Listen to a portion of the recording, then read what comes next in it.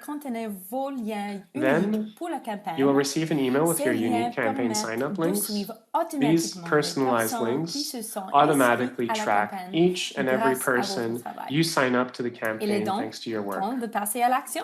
Then it's time to reach Envoyez out. vos liens à Send vos your proches links par to the SMS, people in your life message over privé text, ou courriel. DM, or Partagez-les by avec email. tout votre réseau en les Share them publiant with sur your les whole réseaux network by sociaux. posting your links on Passez social des appels, media. discuter avec des gens en Make personne calls, selon talk to vos people in préférences. person, whichever your Partagez preference ces is. liens Share those partout. links far and Ce wide. faisant, soyez As you're persuasifs. doing so,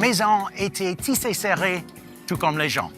David, qui plus tard a été à la tête du NPD, s'est une fois présenté comme candidat ici.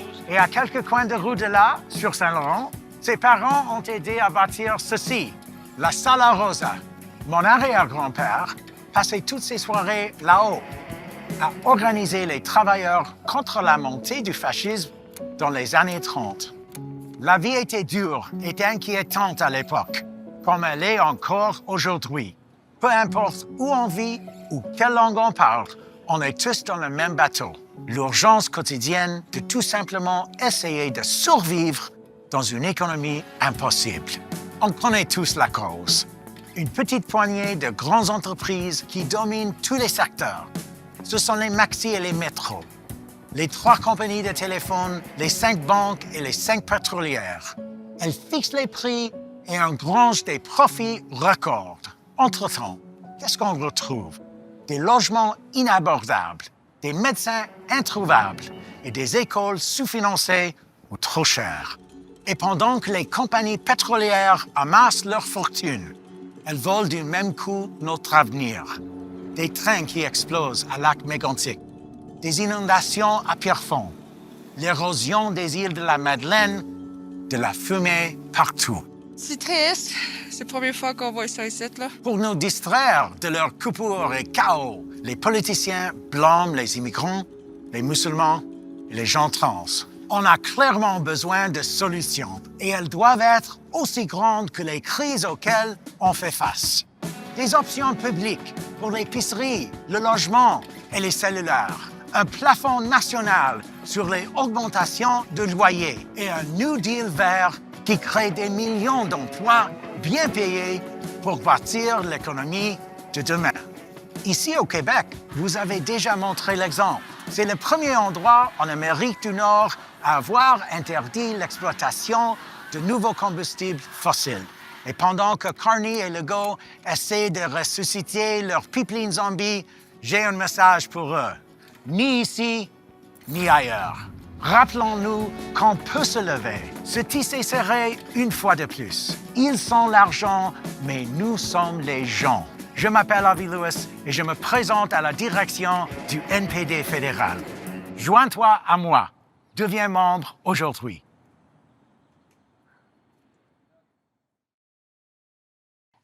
So as we wait for more folks to come in, please feel free to introduce yourselves in the chat. Let us know where you're calling in from.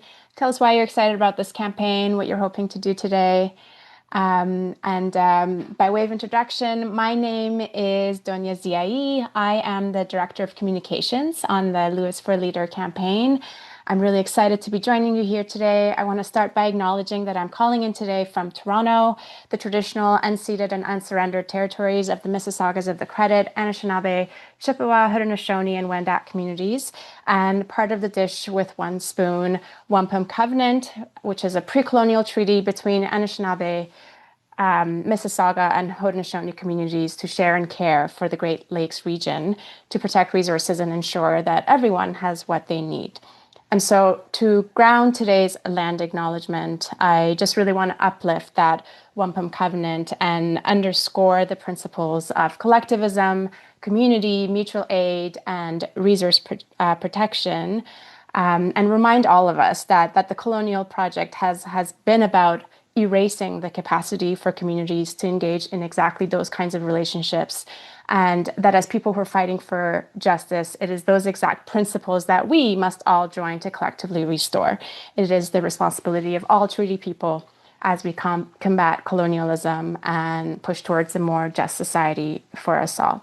So I encourage all of you to let us know where in the chat where you're coming from. And I'm so excited to welcome you to day 2 of our All Out for Avi PHONE-A-THON. We are treating the space like a virtual campaign office until the NDP membership deadline coming up this Wednesday, January 28th. And together we're going to make calls across the country. We're going to invite our neighbors across the country to join our movement, buy an NDP membership, and vote for Avi. Because I don't know if you've heard, but we only have until January 28th to become an NDP member if we want to vote for a leader. So if you haven't joined yet, please do that now. There's going to be a link in the chat for you throughout the event. And I think, yep, there it is right now. So click that link if you yourself haven't become a member yet.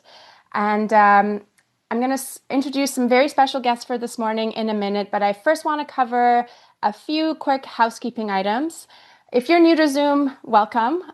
This will be our virtual campaign office, and it's going to let us connect with hundreds of people across the country in this final stretch of the campaign. if you're looking for closed captioning throughout any of the day's event, there you can hit that CC button at the bottom of your screen. And you'll see that we're in a meeting today, not a webinar, which means that we can all see each other's faces and hopefully maybe see some faces we recognize or meet new ones. But to be able to keep background noise to a minimum, we have muted everyone, and you will not be able to unmute yourself until given permission. As far as your cameras go, feel free to do what you're comfortable with. You can turn them on and off by clicking the video camera button at the bottom left of your screen. You know, you're encouraged to come in and out throughout the day, turn your camera on and off as you need. Just make yourself comfortable. The Zoom link will be active throughout the day, so you can leave and come back as you wish throughout the day as well. It's going to be a long but very exciting day, and we're so excited you're here. Before I pass it over to our guests, I want to just give a very quick shout out to our Toronto crew who organized an amazing event last night. We had almost 600 people lining up in the cold, packing the venue, amazing performances, wonderful speeches, so much good energy. And it really just all speaks to the momentum that this campaign is continuing to build and really underscores the need for me to keep spreading the word, because this campaign is built on really popular ideas. And we're finding that more and more as people hear about it and get excited about it and want to join. And wouldn't it be terrible if people who would otherwise be excited have to experience serious FOMO because they missed the membership deadline and they don't get to vote? So let's not let that happen. We're going to make so many calls today and bring people on board and spread the word about this campaign. And let's do this. Without further ado, I'm going to introduce our first two special guests. The first one will be no stranger to any of you here. We're bringing on in a minute, I think. Hopefully, is Avi ready? The man of the hour. I'm here. Hi, Avi, Tanya. hello. Hi. Good to see you again. Avi Lewis needs no introduction. He's a journalist, educator, and activist with 35 years of movement building experience. I had a media request yesterday that referred to you as a veteran, and I didn't know how you'd feel about that. Yeah, I'll take it. But we'll take it. 35 Yeah, years is a long time. Yeah, I'll take it. As we all know, Avi's running to be the next leader. He will be the next leader of the federal NDP, especially if we work really hard today. And Avi's calling for a party that serves the 99%, that is not afraid to name capitalism as the culprit of the crisis we're facing, to call for democratic socialist politics, and to unite working people by bringing not just much needed policy, but really hope and joy to our politics. So we're all so glad to be part of this campaign with him. Welcome, Avi. Hi. What a night last night. Thank you. It was bringing just that. incredible. Yeah.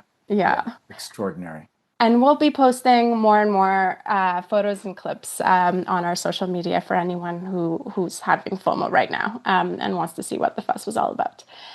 Okay, I'd love to bring our next special guest on the screen, the one and only Billy Bragg. Hi. So for those who don't know, and I don't know how many of you that would be, but Billy has been a fearless recording artist, a tireless live performer, and a political campaigner for more than 45 years.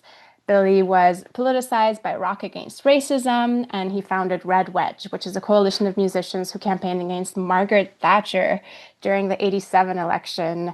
And in recent years, Billy has also become an author, and his most recent book is called The 3 Dimensions of Freedom. Billy, so nice to have you. Welcome. Thank you very much for that introduction, Donya. Really appreciate it. Great to be here.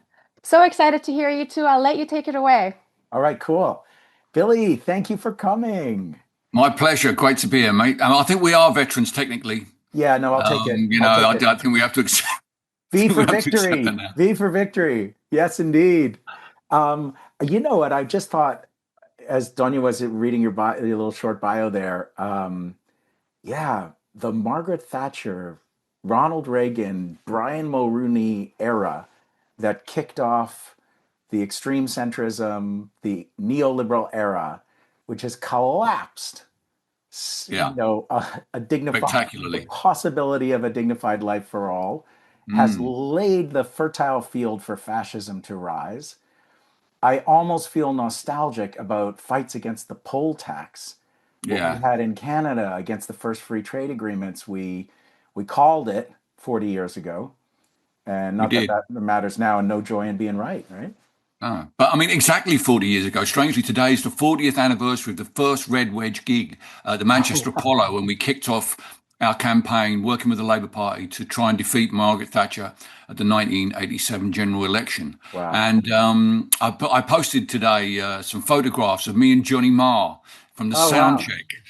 You can tell it's a sound check because we've got our big jumpers on. It was freezing cold in there in January in the Manchester Apollo. But we had an amazing campaign leading up to the election in 1987. And although Thatcher won the election, we managed to galvanise a generation of young people. So even without the result that we wanted, we still had the effect that we wanted, which was to get young people to engage in democratic politics. Because my analysis of the situation with punk rock and the failure of bands like The Clash, who I really thought were going to change the world, they failed to change the world in my analysis is because they would not engage with mainstream politics. And I think that's what the importance about what you're trying to do is really something that I've always supported. We have to engage. Yeah, we are, as artists, we are working in an abstract. You know, music doesn't have agency. You have to accept that. But it does have the ability to make people believe that the world can be changed. And the only way it can really be changed in a positive way, in a way that engages with people, is through democratic action. So that's why I'm really pleased you're running for this office, mate. And it's really, your commitment. It's above and beyond anything I've ever tried. Well, I don't know. I think we definitely see people. Last night was so extraordinary, Bill. I know you played Lee's Palace a bunch of times over the years, and you've been to other people's gigs there. Lee's Palace is a place where I took David Bowie to watch an experimental music night in the mid-90s with his bodyguard and makeup artist. And we sat in the back and people left us alone, and it was kind of amazing. And there was someone in the room last night who had been at that gig that I took Bowie to in the 90s. I've met him in the lineup outside in the minus 30 degrees. But the way that music speaks to these moments. And yesterday, I mean, horrifying, another murder in Minneapolis, marauding masked gangs of thugs, killing an ICU nurse, this very apparently very kind and compassionate person who was just trying to protect neighbors. And the mixture in this moment of grief, dissolution, like we feel the world cracking open, and possibility, political possibility. We're in a race which is kind of off the mainstream radar. I mean, we're with a party that lost party status. We're supposed to be on life support, and instead we're packing venues night after night. During this call, we may pass $1 million in fundraising in less than 4 months. And amazing. Yeah, for Canada, that's a lot, right? It is. There's something going on, but I feel like this is. I don't know. We needed music last night, Bill. Well, it's funny you should say that, because I did a gig last night. Where I live in Dorset is where the Tolpuddle Martyrs come from. I don't know if you ever heard their story. I know the story, but you got to tell it for folks. Yeah, they were agricultural workers in the 1830s in England, and they tried to form one of the very first labour unions. And as a result of that, they were put on trial for sedition and transported to Australia. There was a huge outcry, and ultimately they were cleared and allowed to come back. But they're the kind of foundation of our labour movement. And the courthouse in which they were tried and convicted still stands. It's an 18th century courthouse in Dorchester. And unbelievably, they put on gigs. And they've been asking me, it's called the Shire Hall. I mean, you actually perform from where the judge sat. It's a very strange gig. And I was hoping I would have some hecklers, because we could have had them taken downstairs to the cells. Take them away. But the point is, they asked me to do a fundraiser for them. And because of the context of it, I did a night. I have a gig I call A History of Protest Songs from William Blake to Elvis Presley. Yep. And I did that show last night, and I felt incredibly fired up by music. Although the actual context of the set is that although music can't actually change the world, as I've already said, it doesn't have agency. It does have the power to make people believe the world can be changed. And that power itself is really, really important. And in a context like Red Wedge 40 years ago, and now, both in America, with what's happening with Trump and with what you're doing in Canada, I think music still has that, although it no longer has a role as the kind of like a vanguard role in youth culture. It still has the ability to bring people together, to inspire one another, to express solidarity, and to send everybody home feeling as if they can make a difference, because they can. But society throws so much against you that says you can't. There's so much cynicism and negativity out there about the possibility of making a better world. And I think for those of us who do want to make a better world, cynicism is our greatest enemy. And I feel it as much as everybody else. We all have to fight it. But I'm fortunate. I get to go out there in the dark with everybody, sing my songs, and everyone, my angry songs, everyone applauds. I come off stage with my activism recharged and my cynicism temporarily kicked to the curb. And I feel my job is to make the audience feel like that as well and send them home like that. And I hope you did the same for your audience last night. I mean, there's no question. And it does feel like a moment when, we're so disconnected from the possibilities of politics, and yet I think even naming those limitations has been emancipatory for this campaign, because we say to people night after night, electoral politics is part of the equation, a space that we can't abdicate and we can't leave to the forces of regression and even of politics as usual, the extreme centrism which is collapsing. But actually, it's just part, and we need surging social movements, and we need militant trade unions, and we need a common front against fascism. And part of that is we need to bring all parts of ourselves to the struggle, and that's what I felt happening last night. I feel a shift happening in our political culture.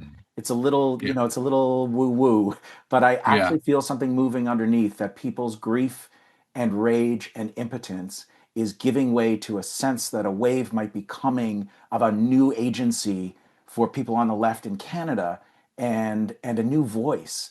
It feels scary. I feel a tremendous sense of responsibility. There's a huge group of us on the campaign, and we really see every single part of the base as equally important, right? Like, it is not about me. It's about what we do together.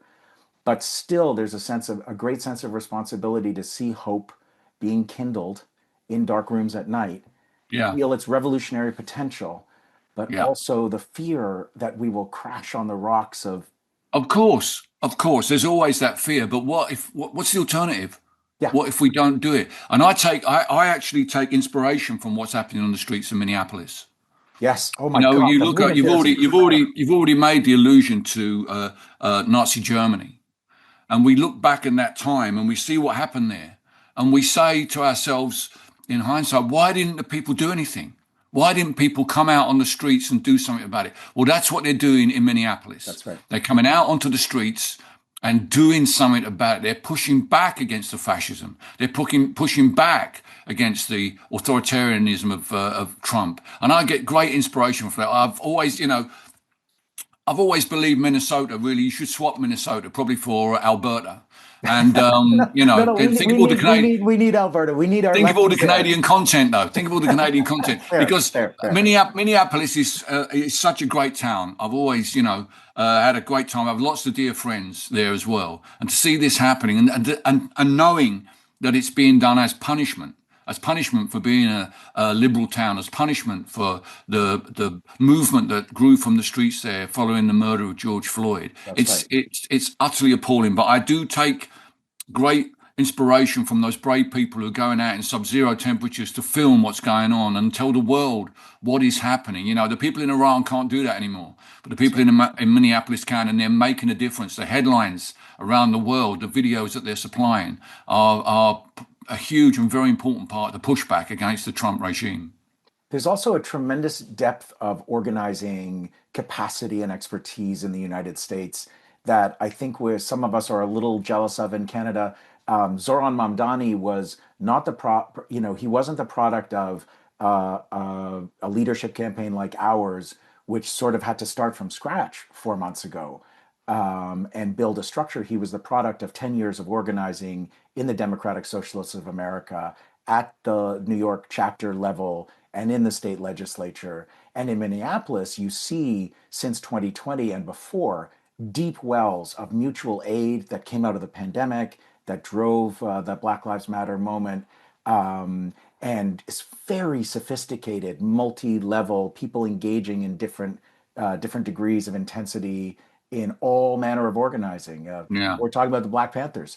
of course. Milo's just said that in the chat, that this is also connected to historic organizing in the States. I know what is the state of that kind of activism in the UK right now? Because you do have an echo of all this crap going on in your country as well. We do have an echo of that. The sort of battles that we fought in the 1970s against the fascists, with Rock Against Racism, the Anti-Nazi League, Two-Tone was part of that, Artists Against Apartheid, and Red Wedge as well was also involved. That's really coming back now in the form of a party called Reform, who are a far-right party.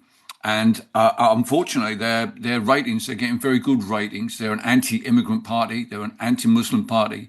And we're really, really concerned that the next election, they're going to make a breakthrough in those areas where people feel as if they've been left behind by neoliberalism, which is understandable. But more worrying than that is the Labour Party are really not doing anything to challenge reform. And if anything, they're aping their policies. They're trying to crack down harder on the people who are coming across the channel on boats, the small boats people, when really they should be making the case that, we need immigrants to help our economy run and our society more cohesive. And unfortunately, Starmer and the people around him are not getting into that. And just today, we've had a development where Andy Burnham, who's a Labour mayor of Greater Manchester, where he's done an amazing job working with the whole community, apart from Reform. He doesn't work with Reform, but all the other parties, and they've brought real change. In some ways, he's been the kind of opposite of the tech bro maxim, because he kind of works fast and fixes things. And I think that's a much better slogan to go to people, isn't it? Move fast and fix things. That's what he's been doing in Manchester. It's been really encouraging. But he can't stand for leader of the Labour Party unless he's in Parliament. Right. And last week, a vacancy came up in Manchester for an MP. Andy threw his hat into the ring. And today, the Labour national executive has barred him from standing. And this is a real big issue. It's a huge issue over here now, because it suggests that, Starmer is not willing to take on any other ideas. It suggests he's weak. It's a real shame. And Andy's a really good guy. I've worked with him before with my Lord's Reform ideas back in the early years of the 21st century. So it's a real problem for the Labour Party. It's going to be, we could do with some fresh ideas. We really are. We have 3 years to go to the election, but we really need to get our stuff together in order to take on Reform. They are a real neo-fascist threat. Yeah, I mean, we have something similar with the Conservative Party. Because of the collapse of the NDP in the last federal election, the Conservatives made breakthroughs. I think Poilievre got more votes than Harper did in his majority, but because the NDP collapsed, the Liberals were able to salvage a razor-thin minority. But we have a conservative movement in Canada, which in Alberta is flirting with this kind of separatism, which is a US-driven fossil fuel fake movement, which can still do tremendous damage. And at the national level, Pierre Poilievre has flirted with extreme neo-fascist figures. And so it's not quite the same dynamic, but what we are hoping is that we can channel a kind of a Zach Polanski energy here, right? Yeah, It's like a renewed straight talk, solutions as big as the crises we face, actually naming the 1% as the source of our problems and proposing things that the government could actually be doing right now to lessen the suffering of the 99%. Yeah, for sure. Yeah, the arrival of Zach Polanski as leader of the Green Party here in the UK has really invigorated progressive politics, left-wing politics. He's very, very good online. He's very good on TV. I'm very impressed with him. The Green Party is starting to build up a head of steam as an alternative to the Reform vote, because I think what we're seeing, and I mean, I think this is quite a common thing around the world, is voters are looking for ideas from outside of the governing bubble. In our case, it's the Westminster bubble.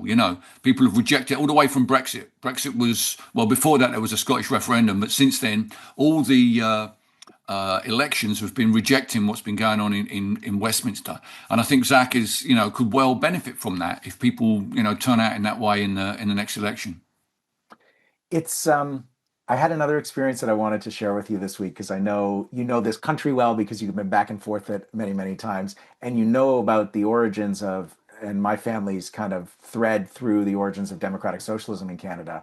I was in the room in Calgary, which is now called Legion Number 1, so it's a Legion Hall, Yeah. which in 1932 was known as the Labor Temple, and it was the very room where the founding meeting of the CCF took place, the Cooperative Commonwealth Federation, Yeah. our predecessor party, which Yeah. is famous for the Regina Manifesto, which was the later that year, and the kind of the founding document of the CCF. But the actual meeting was in Calgary, and we had a packed out room there, again filled to the rafters, and a really diverse crowd, lots of young folks, lots of retired folks, everyone in between, from every conceivable community.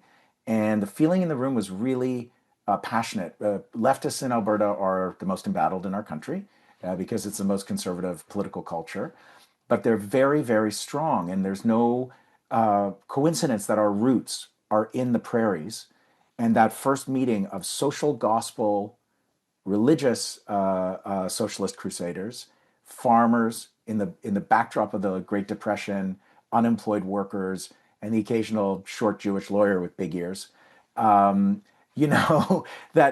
came together to form a kind of a movement party. Yeah. And it's there are similarities and differences with the fascism that's rising today. Naomi's working on this book called End Times Fascism. She's just on her final deadline for the first draft this week, which is about, in a way, what's different about these misanthropic tech billionaires. Yeah.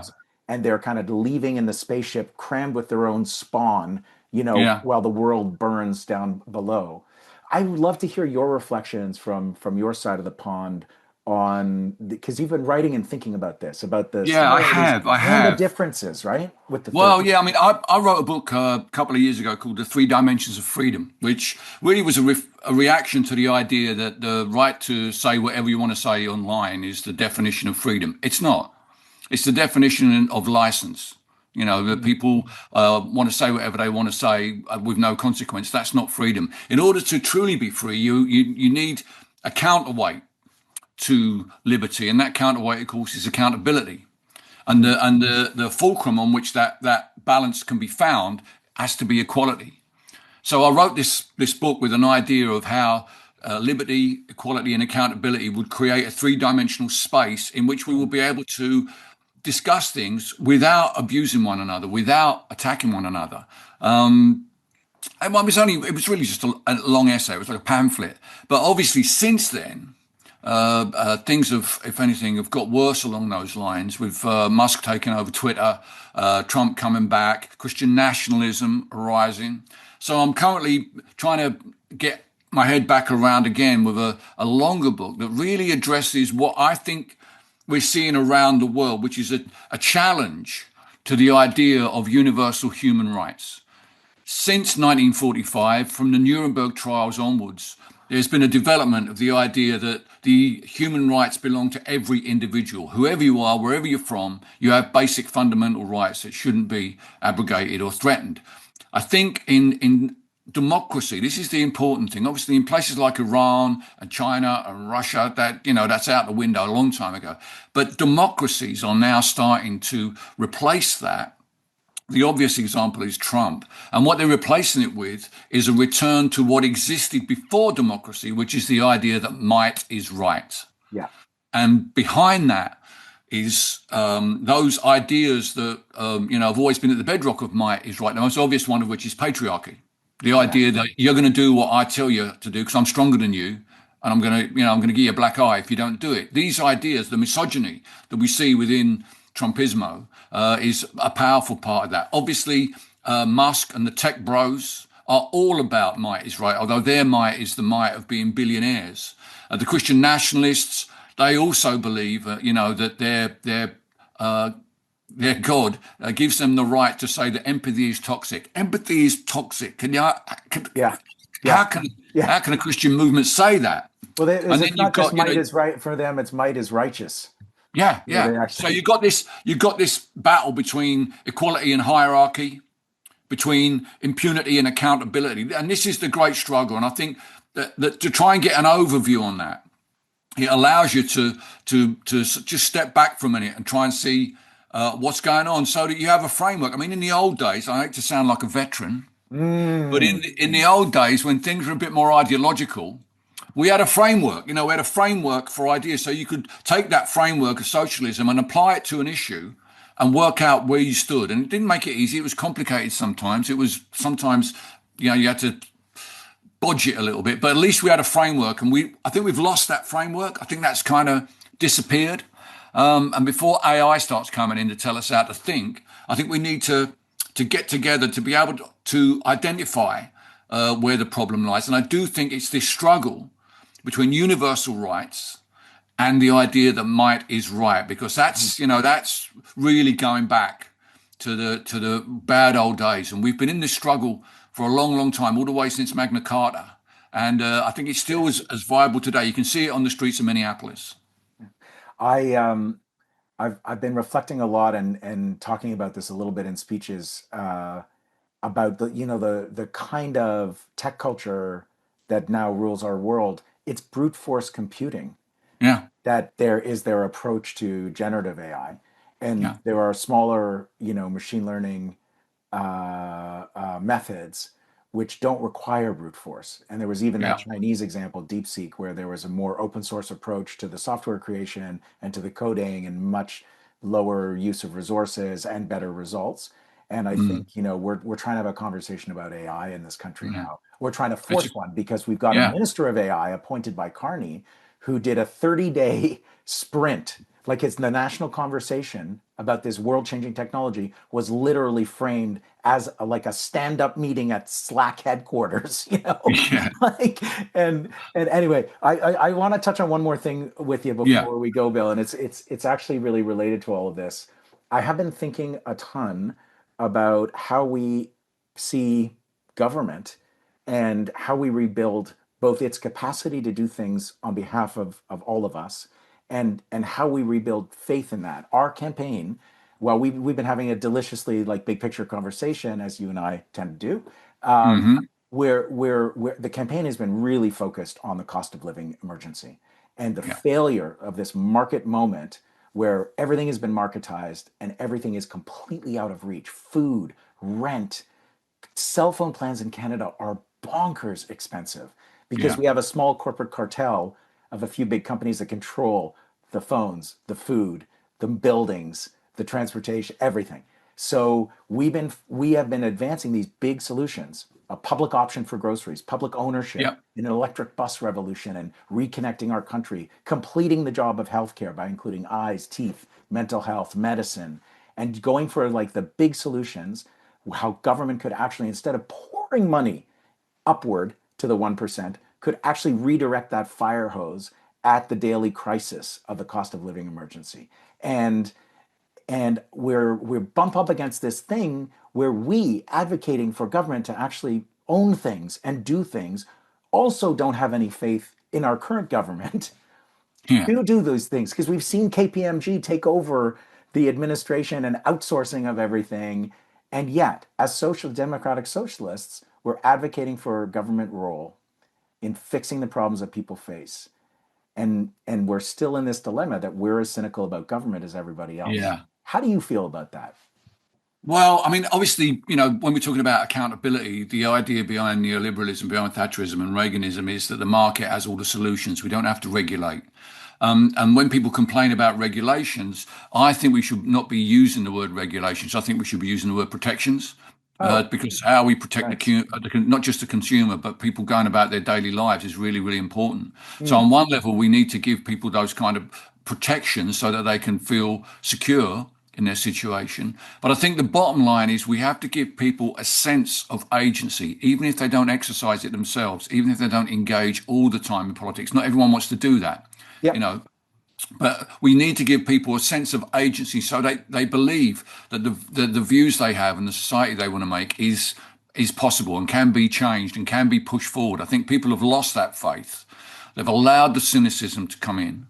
And so consequently, they really need to find a way to reconnect with people and make them believe again that, you know, democracy does matter. This is how we got to where we are now. Democracy does have an ability to engage people, to bring people together, and to make genuine change. Music doesn't. I wish it did. I wish music did change the world, but trust me, for trying for 40 years, it doesn't go all the way. It goes so far, but not all the way. We'll take it as sung.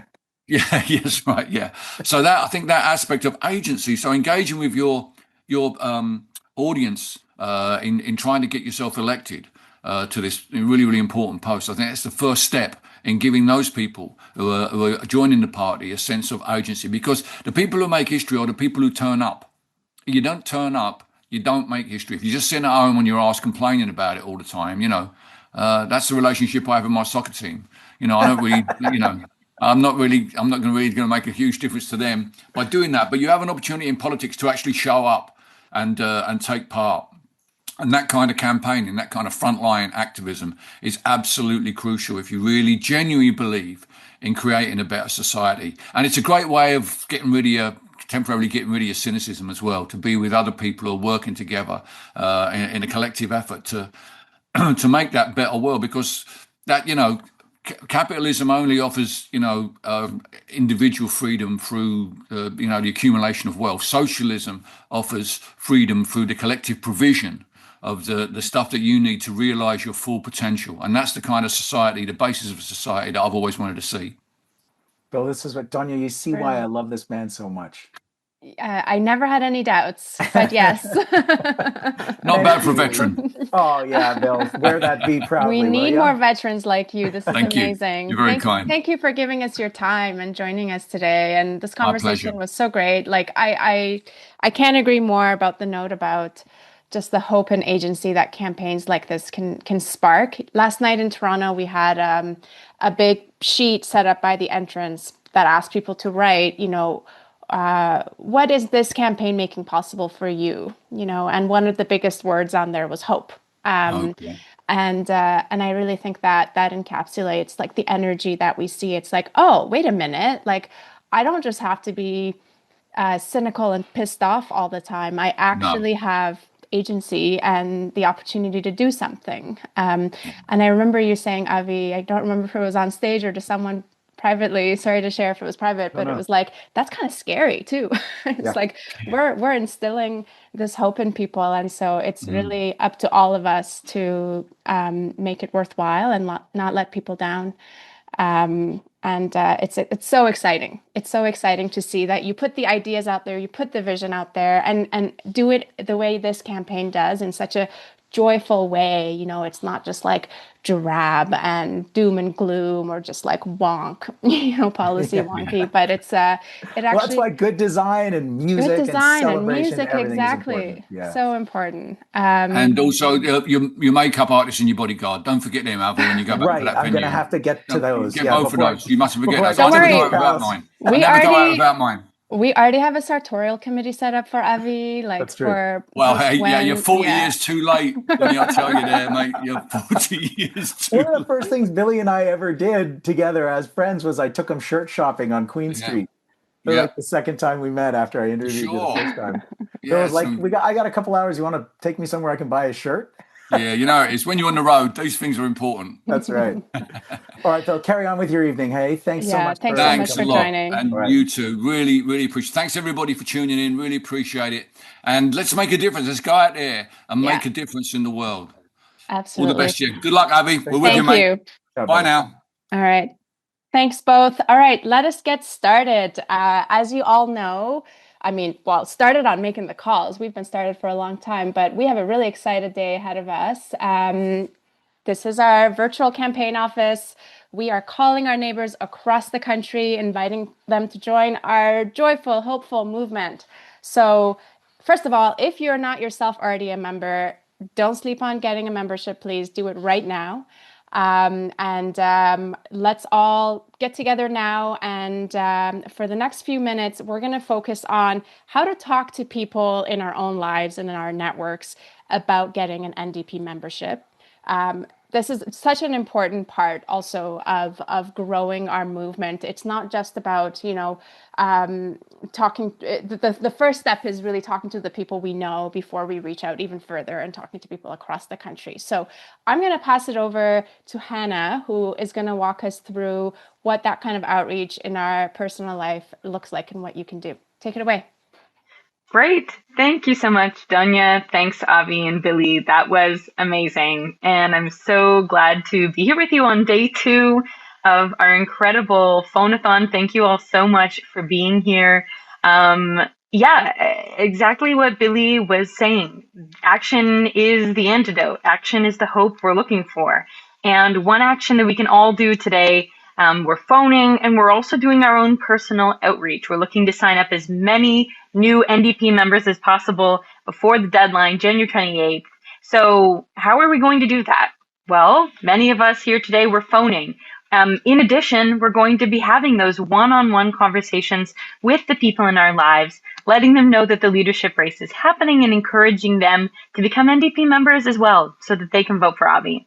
And you're sending each and every person your unique campaign sign-up link so they can turn their action into, turn their excitement into action and join the NDP so that they're eligible to vote for leader. So let's get started by getting your unique campaign sign-up links.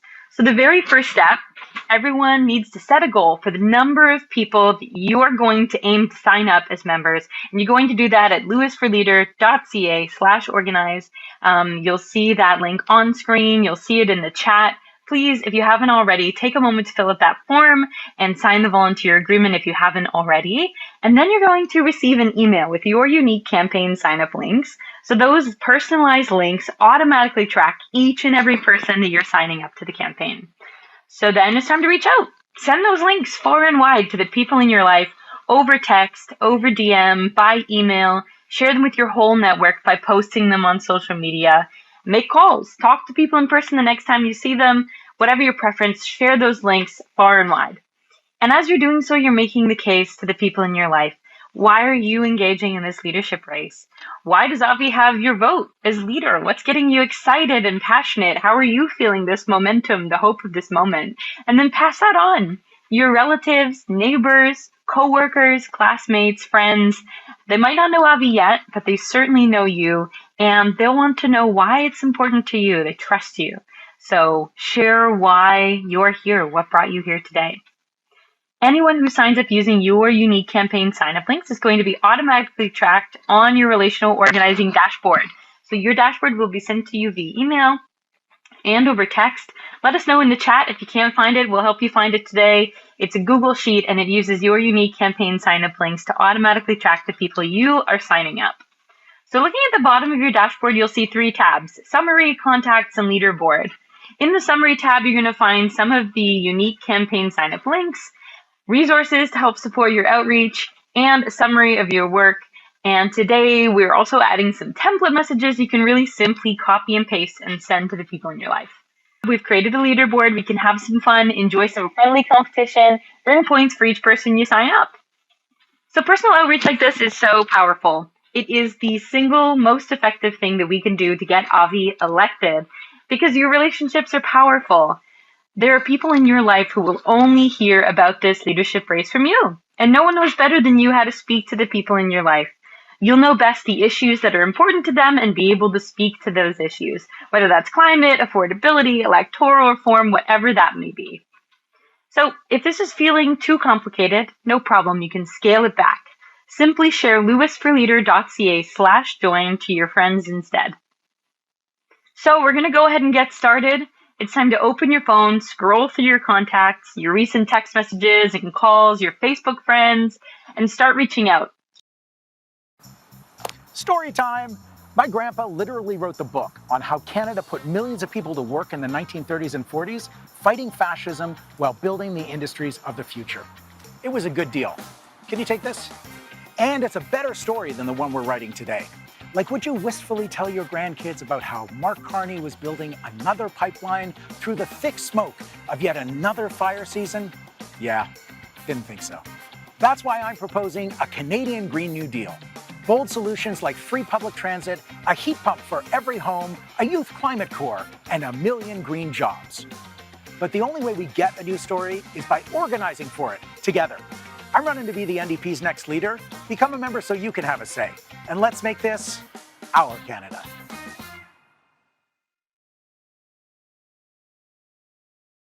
Welcome, Seth. Hi, Emma. Can you hear me? Yes, I can. How's it going? Yeah, that's very cool. I'm great, and I think I just want to say thank you to everybody who is doing this. I'm also all in, just so people know. I have been daily sharing of these things on socials, reminding people how many days are left to sign up. And I did my own kind of personal email message about why I'm supporting Avi, which I think I sent to between 400 and 500 people of just personal friends and contacts a couple of times in the course of the campaign. So this organic stuff is definitely how it happens. Totally. And I think we're seeing that. We've seen so many people that are coming in these sort of like final few days. Yeah, and so just welcome into our virtual campaign office. I've been watching people on the phone. Ben's been on the phone. Leslie Ann's on the phone. Awesome. And it's just so exciting to be able to actually reach out to all of our people together. You've been a longtime supporter of the campaign. I remember, you were with us for our very first solidarity session, which we did on tackling the climate emergency. I was thinking back, it feels like years ago, but it was only a few months ago. It was my birthday, actually. Right. So November 17th, we talked about what an Avi-led NDP would do on the climate emergency. I've been at this a lot longer than that, Emma. I mean, look, full disclosure, in case anyone on this call doesn't know, Avi is my brother-in-law, and I have been waiting for him to do this for years. Yes, totally. But that call in particular, it's interesting because we actually got together on Zoom, and that was a few days, I think, before we had formally launched the Green New Deal platform. Yes, that's right. And so, we don't have much time, and I know that you can nerd out on climate policy for hours. So shocking. I would love to just get right into it, because one thing that I've heard, even from people joining us yesterday, there are a lot of people who are coming on to this phone-a-thon in particular who maybe don't know yet, what Avi's offer is when it comes to tackling the climate crisis. And there are also tons of people who are reaching out to their friends, who are on these phone calls, and who, luckily, fortunately, I think this is a great thing, are hearing from people for whom climate is their top issue. And they want to know, well, what's his commitment? What is he going to do when it comes to tackling the climate crisis? So maybe let's just start with the Green New Deal. You want to walk us through, what's in the Green New Deal policy?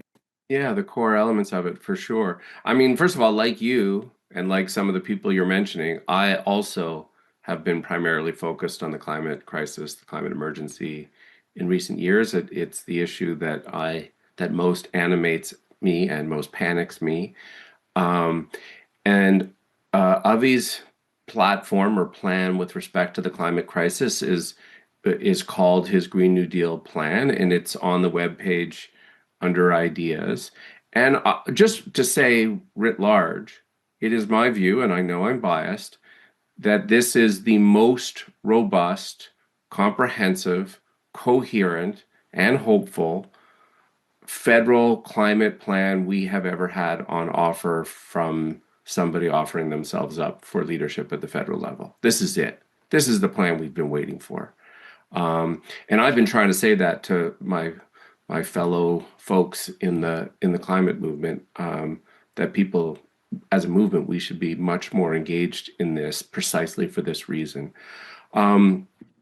It's called the Green New Deal plan. It's that which is obviously close to Avi's heart, because that's the sort of focus. It obviously draws inspiration from the Green New Deal movement internationally, which itself was sort of rooted in this New Deal idea from the 1930s. But part of what is attractive about that is, first of all, its ambition, and secondly, that it marries the climate crisis with the economic and affordability crisis, which was true in the Great Depression and is true again. And so it brings those two things together. I mean, part of what's been challenging for us in the climate movement is that climate's dropped down a bit in public attention. You know, the truth is people remain very worried under the surface, but it's natural that people will always prioritize the crisis most proximate to them in space and time. And the point is not to ask people to choose, but to connect these things, which is what this plan does. So first of all, it leads with jobs, with the creation of a million jobs, and it's unlike the Carney liberals who are trying to incentivize our way to victory with price signals and tax credits and this kind of thing, which has very modest impacts. It's actually spending what it takes to win. The climate movement has long said we need to spend 2% of GDP on the climate crisis. This plan commits to do that, spend 2%, which in Canada is just shy of $60 billion a year.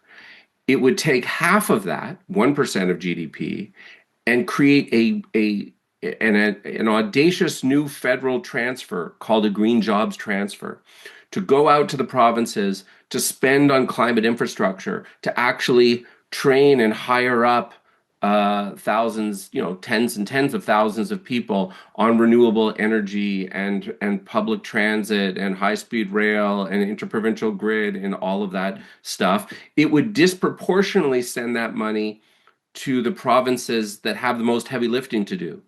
Alberta, Saskatchewan, Newfoundland. So it really just tries to dispense with this trope, this ridiculous trope that, we're anti, Alberta or whatever. It's actually sending more money to the places that are more fossil fuel dependent to help them make that transition with this foundational commitment to leave nobody behind. Another piece of this is this huge build out of the Youth Climate Corps.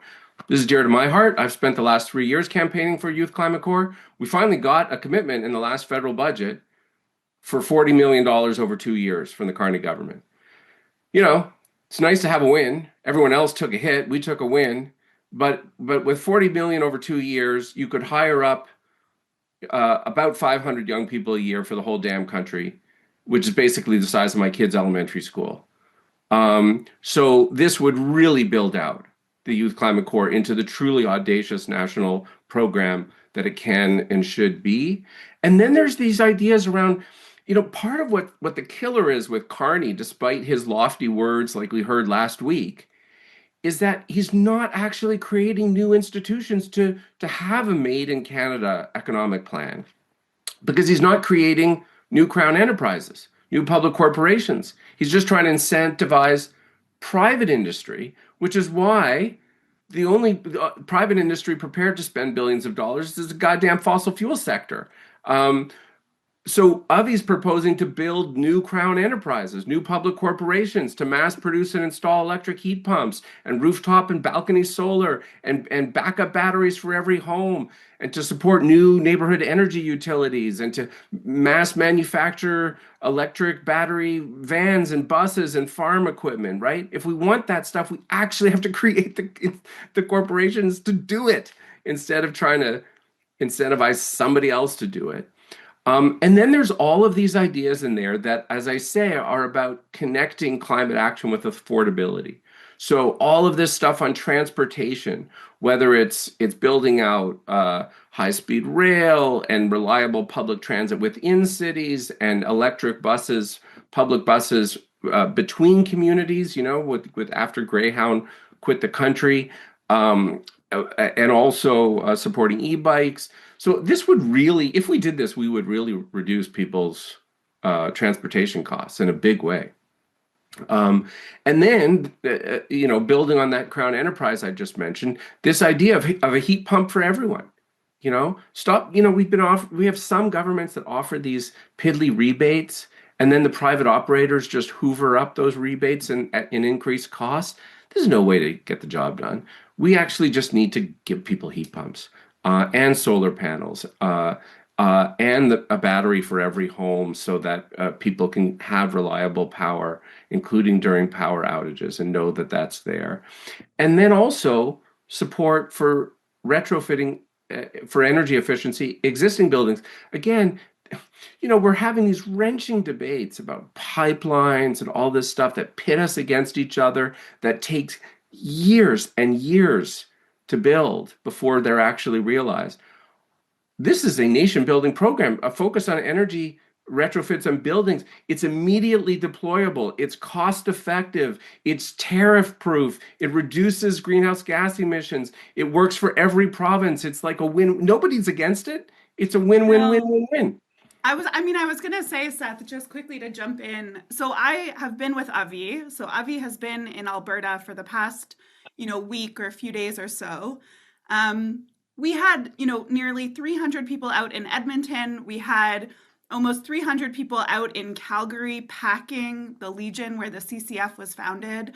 And to just witness, to hear Avi say, and I think something so powerful that he's been saying, not just in Calgary, but across the country, is we can't transition fossil fuel workers to an idea or to a slogan. It is up to us, it's up to the federal government to step in, to act, to use public ownership in order to make sure that the jobs are there. There's no shortage of work to be done. And I think, you have lifted this up incredibly well and put it into kind of public consciousness around the fact that when we treat the climate crisis at the speed and scale that's required, there's no shortage of projects that can help us to then make sure that those jobs are there, that they're really caring for the planet and caring for people.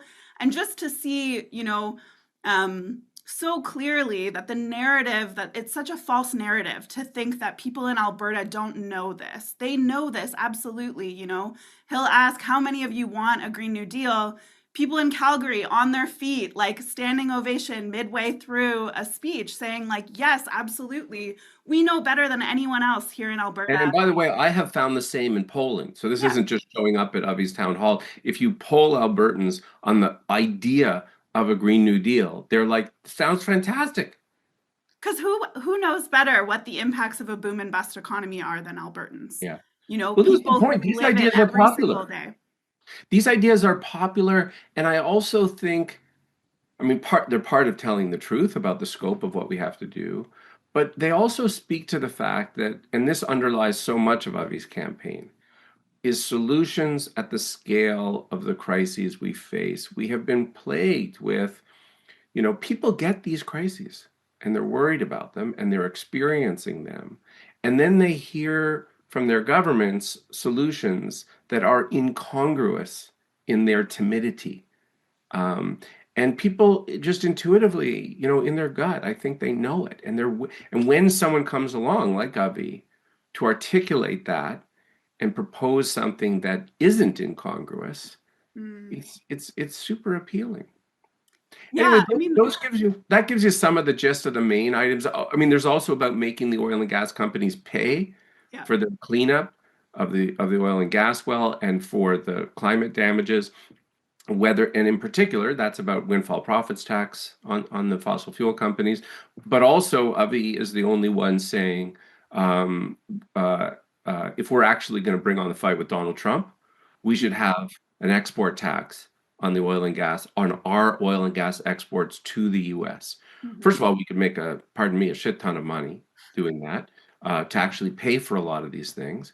But also, this is the one area where Trump hasn't hit us. Well, what does that tell you? It tells you, oil and gas has a special place in his miserable heart, and these are his friends. And so that if we're going to actually, get him where he's vulnerable and where he cares, this would be how to do it. And then there's a final piece in his platform about restoring Canada's global leadership. To have international climate finance that is a fair share of what we owe to developing countries based on our own wealth and our own outsized contribution to this crisis. And also having a country like ours join with the emerging group of countries saying, let's have a fossil fuel non-proliferation treaty. Yeah, I'm so glad you moved to this, Seth, because I think one thing, that we commonly hear throughout this race that I hear, and I don't blame people for this at all, but there is this sort of narrative of like all of the candidates agree with each other, their platforms are sort of indistinguishable or their commitments are indistinguishable. And I think people have a hard time sort of teasing apart sometimes those distinctions. And, both of us, we've known each other for many, many years. Both of us come out of the climate movement. We've worked in the climate movement for decades now. I interviewed you for my book. You did. Yes, exactly. Yeah. And so I would love to talk about, if you want to kick us off, like what do you actually think distinguishes Avi from the other candidates when it comes to climate? Yeah. Why do you see him as really the climate champion in this race? Yeah, this is a really important question. And he unquestionably is the climate justice champion on offer. I mean, first, let me just preface this by saying there's lots to like about all of the candidates. And there are, as you say, broad areas of agreement between all of the candidates. But there are also some important distinguishing points. So first of all is Avi's record.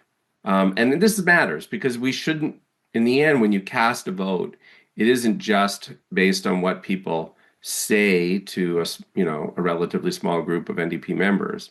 It's what they've actually done.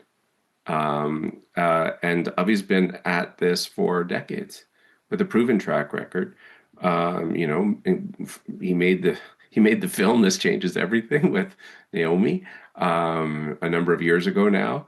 They then led the drafting of the LEAP manifesto. Avi led that team for 5 years. Many people will remember the 2019. This really speaks to the vision of a Green New Deal. In 2019, there was this fantastic video with AOC called Message from the Future. And if anybody hasn't seen it, you should treat yourself and just Google AOC Message from the Future. It's been viewed millions of times. And it's this vision of what the Green New Deal, it imagines that a Green New Deal has actually been implemented and what it looked like. And it's beautiful. And Avi is the creator and author of the script of that video. So he has been on this case for a long time. The other key distinguishing feature among the candidates, Emma, is, there's broad agreement on the yes, right? All the candidates are ready to say, yes, we need an east-west electric grid. Yes, we need high-speed rail. The big public infrastructure projects. That's frankly the easy part.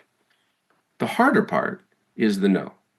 But vital to having a climate plan that is coherent is we actually have to say we have no more room for new fossil fuel infrastructure. That the planet and our shared atmosphere can no longer abide it. And in the case of Canada, the production of oil and gas is in fact our single largest source of emissions. And so you cannot have a coherent climate plan that continues to waffle on this question of new fossil fuel infrastructure. And Avi stands out as being super clear, even when it sometimes means finding himself in disagreement with provincial NDP parties and governments, that we can't do it. And that is not something we're hearing, particularly from the other leading candidates. Absolutely. I love the way that you framed that. And I think it's something that can be hidden a little bit, right? Like it's not obvious, but I think when you read between the lines, when you really parse things apart, it is very clear that there is one candidate in the race. Actually, I shouldn't just say one candidate. I think that Tennille and Tony are also very clear on the no. Yeah, I do too. One front runner in this race who is very clear on the no, that we cannot afford to continue to expand the fossil fuel industry, that we cannot approve new fossil fuel projects. And I think that is a really, really clear and really important distinguishing factor. And he's put it in writing. It's in the plan. No new fossil fuel infrastructure in bold letters. But it's also, as I say, it's in his track record. He's been super clear about this for years. I think one little story that I'll add maybe to yours, Seth, because I think both of us have, sort of a history of working alongside Avi.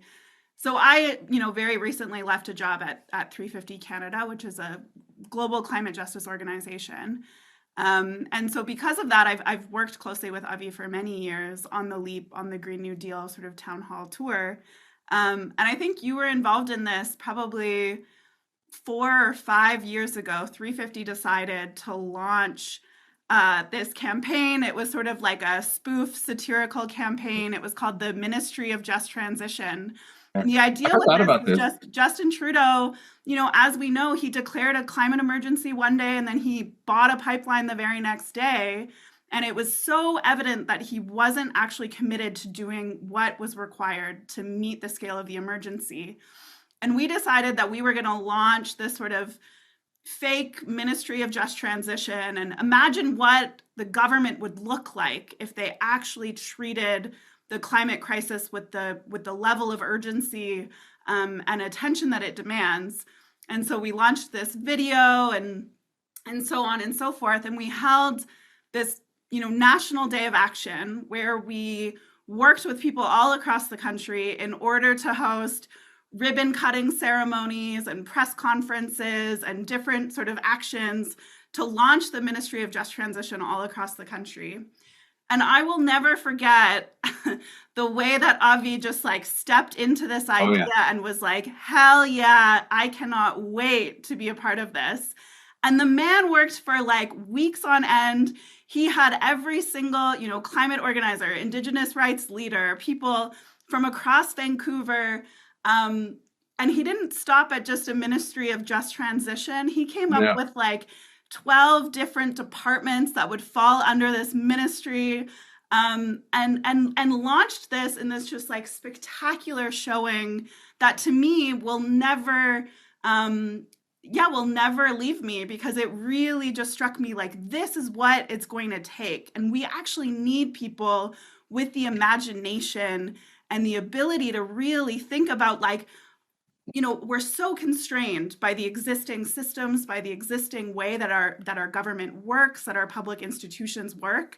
And to have someone who's a dreamer and a storyteller and is willing to really take that and actually, bring in the ideological rootedness, the politics, the critical analysis. It's just so incredible to think about, someone like that leading this country potentially. Yeah, amazing. Emma, I forgot about that. And thanks for that. So first of all, kudos to you folks at 350 for initiating that. I think that was one of the best things you guys did in recent years, that Ministry of Just Transition project. And you put the call out to people across the country to do these kind of mock events with the ministry, and lots of people took you up on that, and lots of them did wonderful things. But Avi took the lead in Vancouver. I was part of that one too. My partner was part of that, and I remember Doreen Manuel and Alison Gu, the Burnaby City Council. There were different people who were pulled in, but Avi was the lead on it, and I think, in all modesty, we really kicked everyone's butt. We blew our budget. Yeah. Well, don't say that. But he imagined not just the Ministry of Future, but all these imaginary government agencies that were actually driving the transition, and we all had different roles to play as basically CEOs of these new crown corporations and director generals of these new ministries, and we all did our thing. And people really, it was hopeful, because what you just said a moment ago, Emma, about imagination is so important. I just wrapped up 5 years with the Climate Emergency Unit. I met with a lot of political leaders across the country. And the thing that I most encountered wasn't that they were bad people, wasn't that they were captured by industry, although sometimes they were, wasn't that they didn't appreciate the severity of the crisis. It was this failure of imagination. And so, in my book, I try to, you just said it, our sense of imagination is contained by what we know. and what we've experienced. So sometimes we fish out these examples, we excavate these examples from history. That's what I tried to do with my book and the World War II story. Or we try to pull examples from other parts of the world to remind us that it doesn't have to be this way. And sometimes, like with that Ministry of the Future and like Avi's video with AOC, the message from the future, we actually try to send an imagination vision from the future. But one way or another, and I went to Avi's event in Vancouver last weekend, and as I sat listening to his speech, I remember what was in my head was, yeah, this finally is the imagination that we've been waiting for. That's awesome. Thank you so much, Seth. If you were Prime Minister, what would you do? Would you pull a carny and burn 5% of Canada's GDP on weapons contractors and foreign wars? Or would you spend that $150 billion a year on things like free public transit, a heat pump in every home, and 1 million new jobs in the green economy? I mean, who would turn down a lower heating bill with air conditioning thrown in, a toll-free commute, and a career in an industry that's just taking off? Instead of printing money for the war machine, we need to go to war for a healthier world that you and your kids can afford. We need a Canadian Green New Deal. We can have nice things, but we got to fight for them together. I'm running to be leader of Canada's NDP. Buy a membership so you can vote. And let me know what a hopeful future looks like to you. To me, it's looking pretty good.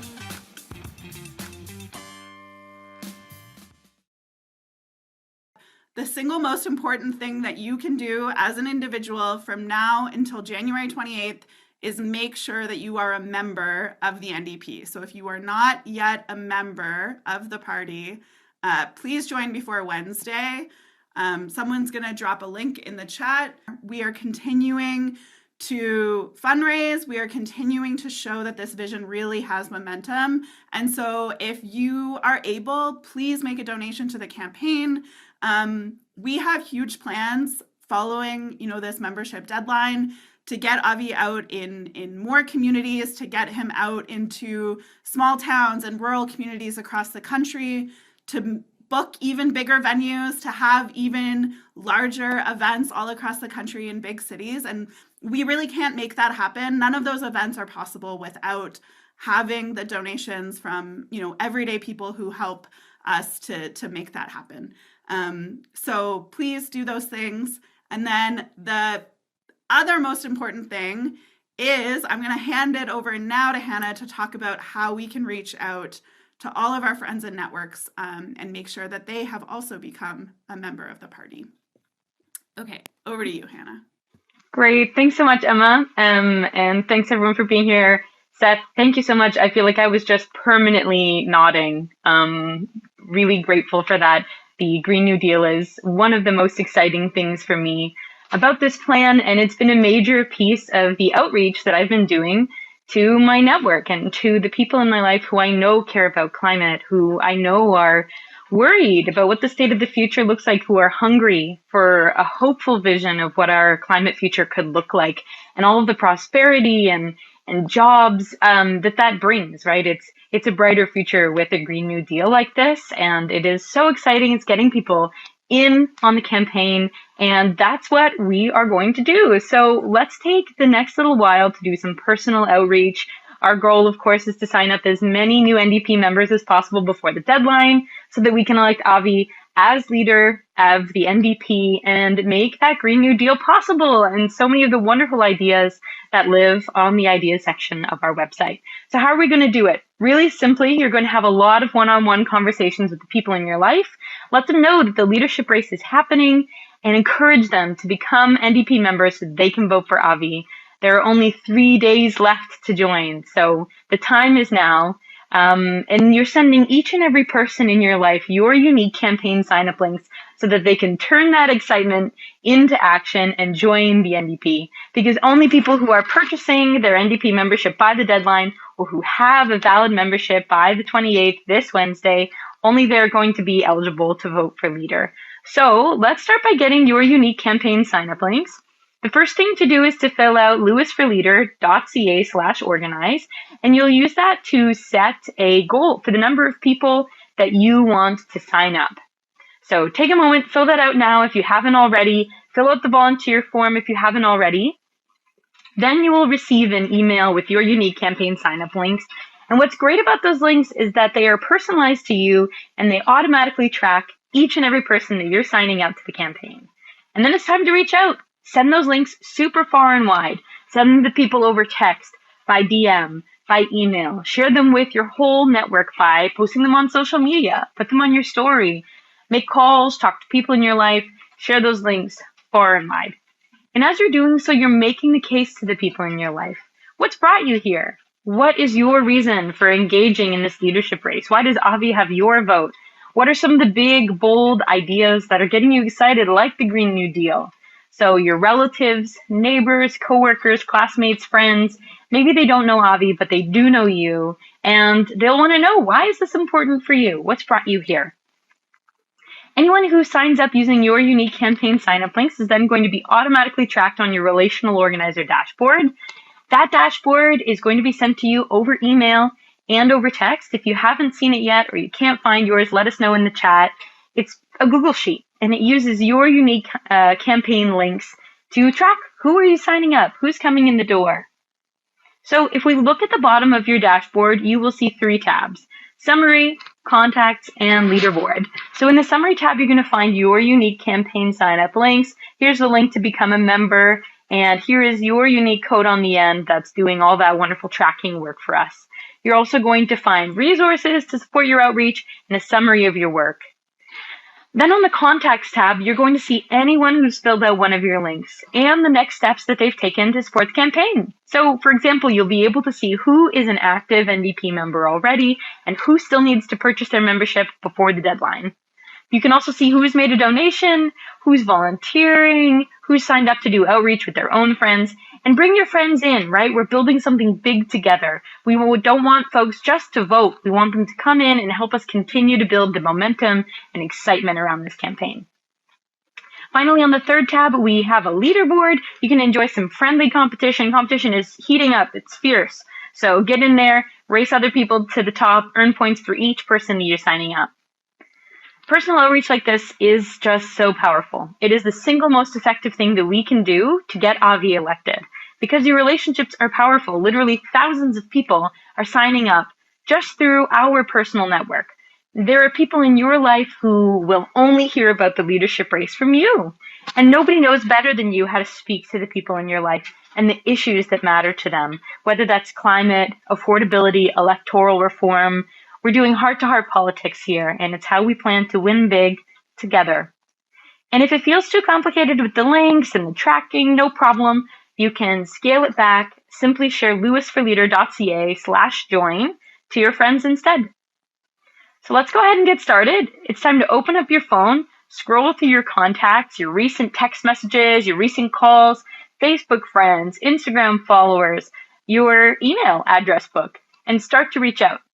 You guys work on Bay Street? Come talk to me about a wealth tax. Tax hurts wealth. We don't like wealth tax. Let's talk about a 1% wealth tax on the 1%. Not wealth. It's not going to make us popular around here, but almost 90% of Canadians agree with it. Buy an NDP membership and let's fight for it together. People are craving honesty and transparency. This campaign can rebuild it for all of us. This party's going to fight the billionaires and stand up for working people. And Avi Lewis can lead that party.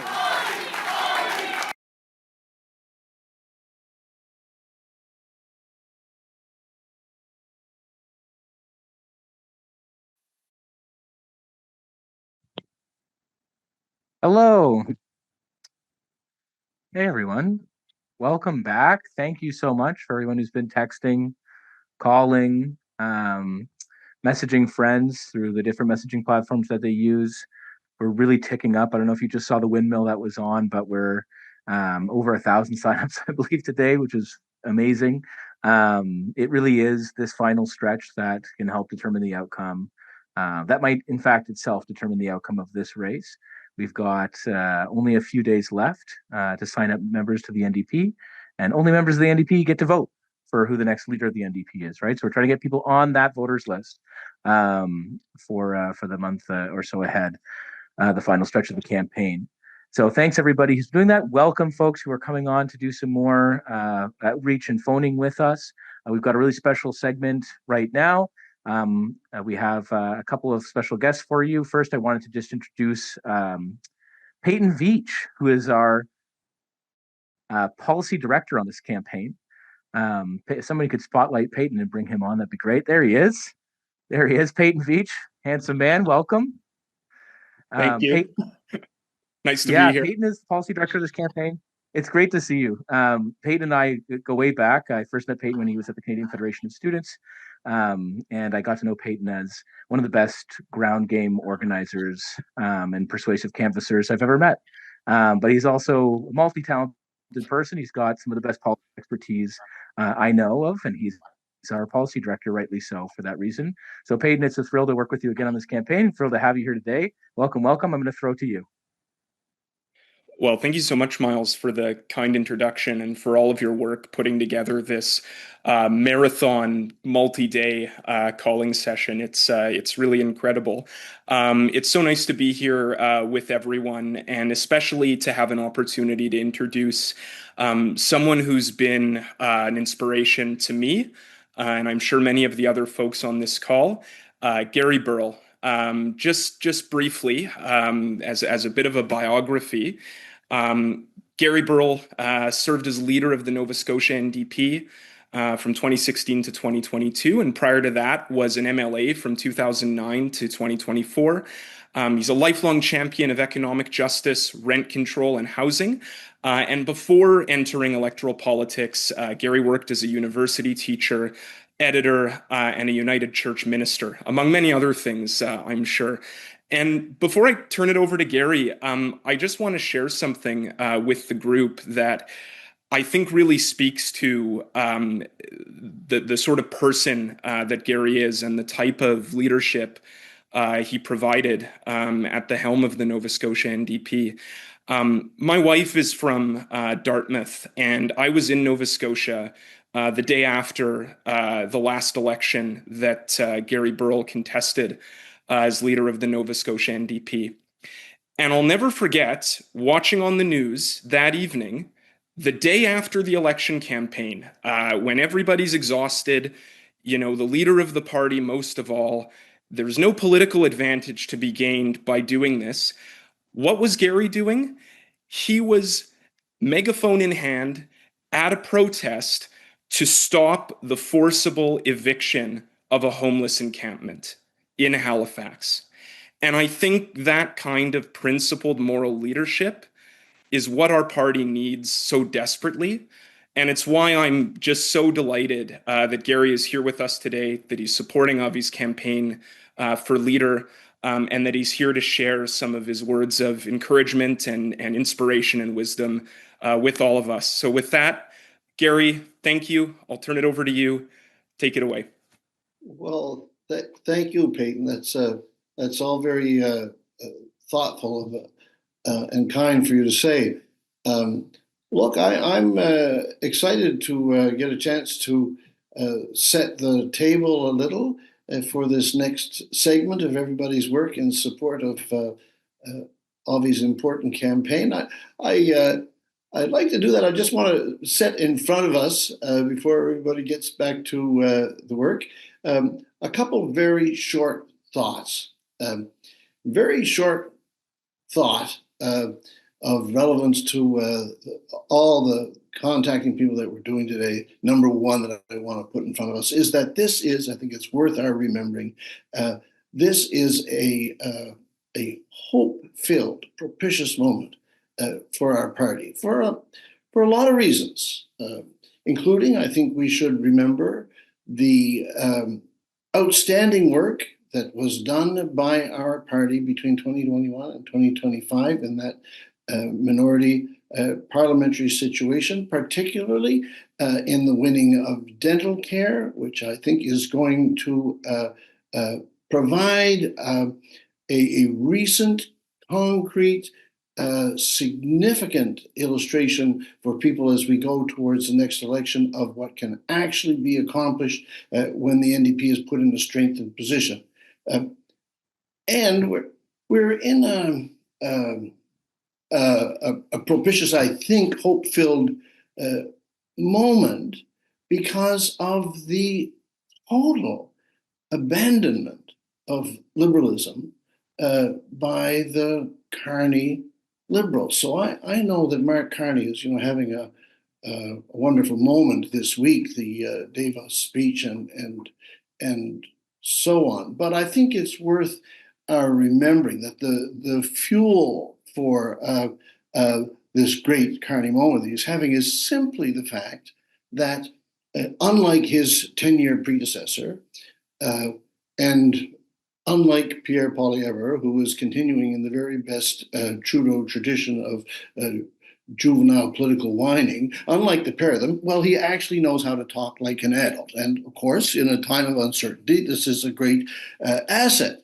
But it is not going to be, I'm persuaded, enough of an asset to obscure in the medium term the fact that his program is as deeply militaristic and as deeply fossil fuel dependent and as deeply austerity driven as it is, which is to say that that very difficult ground on which we have fought the last four elections, 2015, 2019, 21, 2025, in which so many people of NDP sympathies supported the Liberals because they wanted to avoid a right-wing government. That dynamic, that ground is not going to be the dynamic and the ground, hallelujah, on which we are going to be contesting the next election. So that's thought number one, is that it's a moment that is full of hope for us in the NDP. And very short thought, number two, just before this important work resumes, is just to underline how very significant and important this work of one-on-one contacts with people, which is, the heart and soul of political organizing, how key this work really is. I find one very encouraging thing about our overall leadership campaign in the party in the last couple of months is the broad light and emphasis and consensus that there seems to be around how important it is for our party to recover a sense of the priority of actual political organizing, person-to-person political organizing of the sort that through the CCF had space created in the political culture of Canada, which is a very significant part of accounting for the difference between this country and the United States. So it was true 50 years ago, 75 years ago. It's true today that the core unit of political and social change is the one-on-one connection. So this work organizing really matters. That's a very, very short thought. Number two, and my final very short thought is just to draw on and reiterate what it is that has brought us all here together. That is our conclusion and our conviction that Avi is the best person to be taking our party forward. One of the big things that has happened over the last 2 decades is the enormous number of people who have simply turned away from the public, the political sphere, because they have been repulsed quite reasonably by the cliched, empty, flat, manipulative, blah, blah, that political discourse has become. And our capacity in the NDP to open up the political possibilities of this present moment depends on our ability to register a public voice of resonance and authenticity, and hence of power. Well, Avi Lewis is just this voice. And it's for this reason that it's a privilege for me, and it's a privilege for all of us to be associated at this important moment and to give of ourselves to this important campaign. So, Peyton, that's what I wanted to say, and thank you for the opportunity.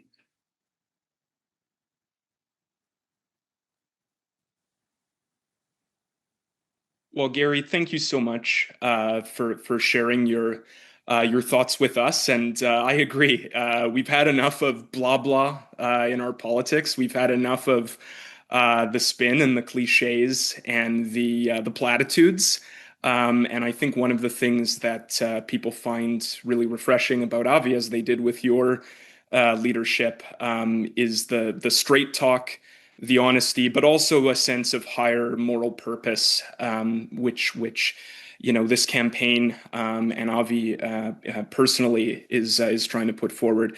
And I think you hit the nail on the head as well about the importance of the one-on-one organizing that we're doing. It's what wins campaigns, and it's a great reminder for all of us. So thank you so much for joining us tonight. We really, really appreciate it.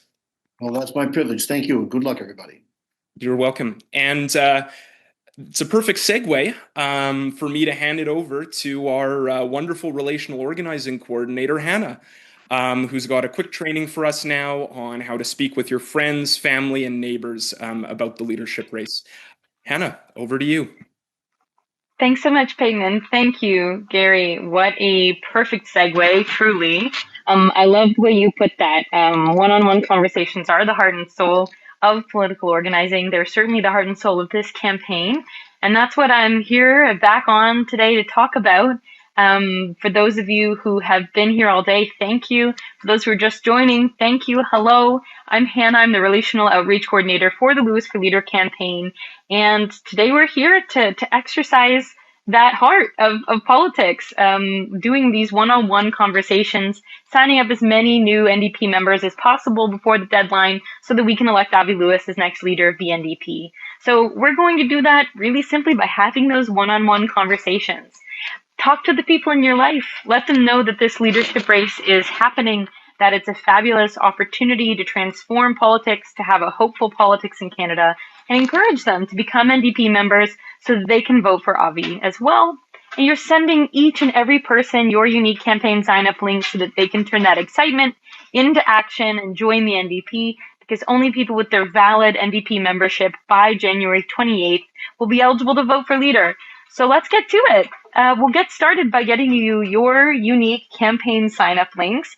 First, everyone needs to go to lewisforleader.ca/organize if you haven't already, and set a goal for the number of people you're aiming to sign up. So take a moment to fill out that form now. Fill out the volunteer agreement that follows. What's going to happen next is you'll receive an email with your unique campaign sign-up links.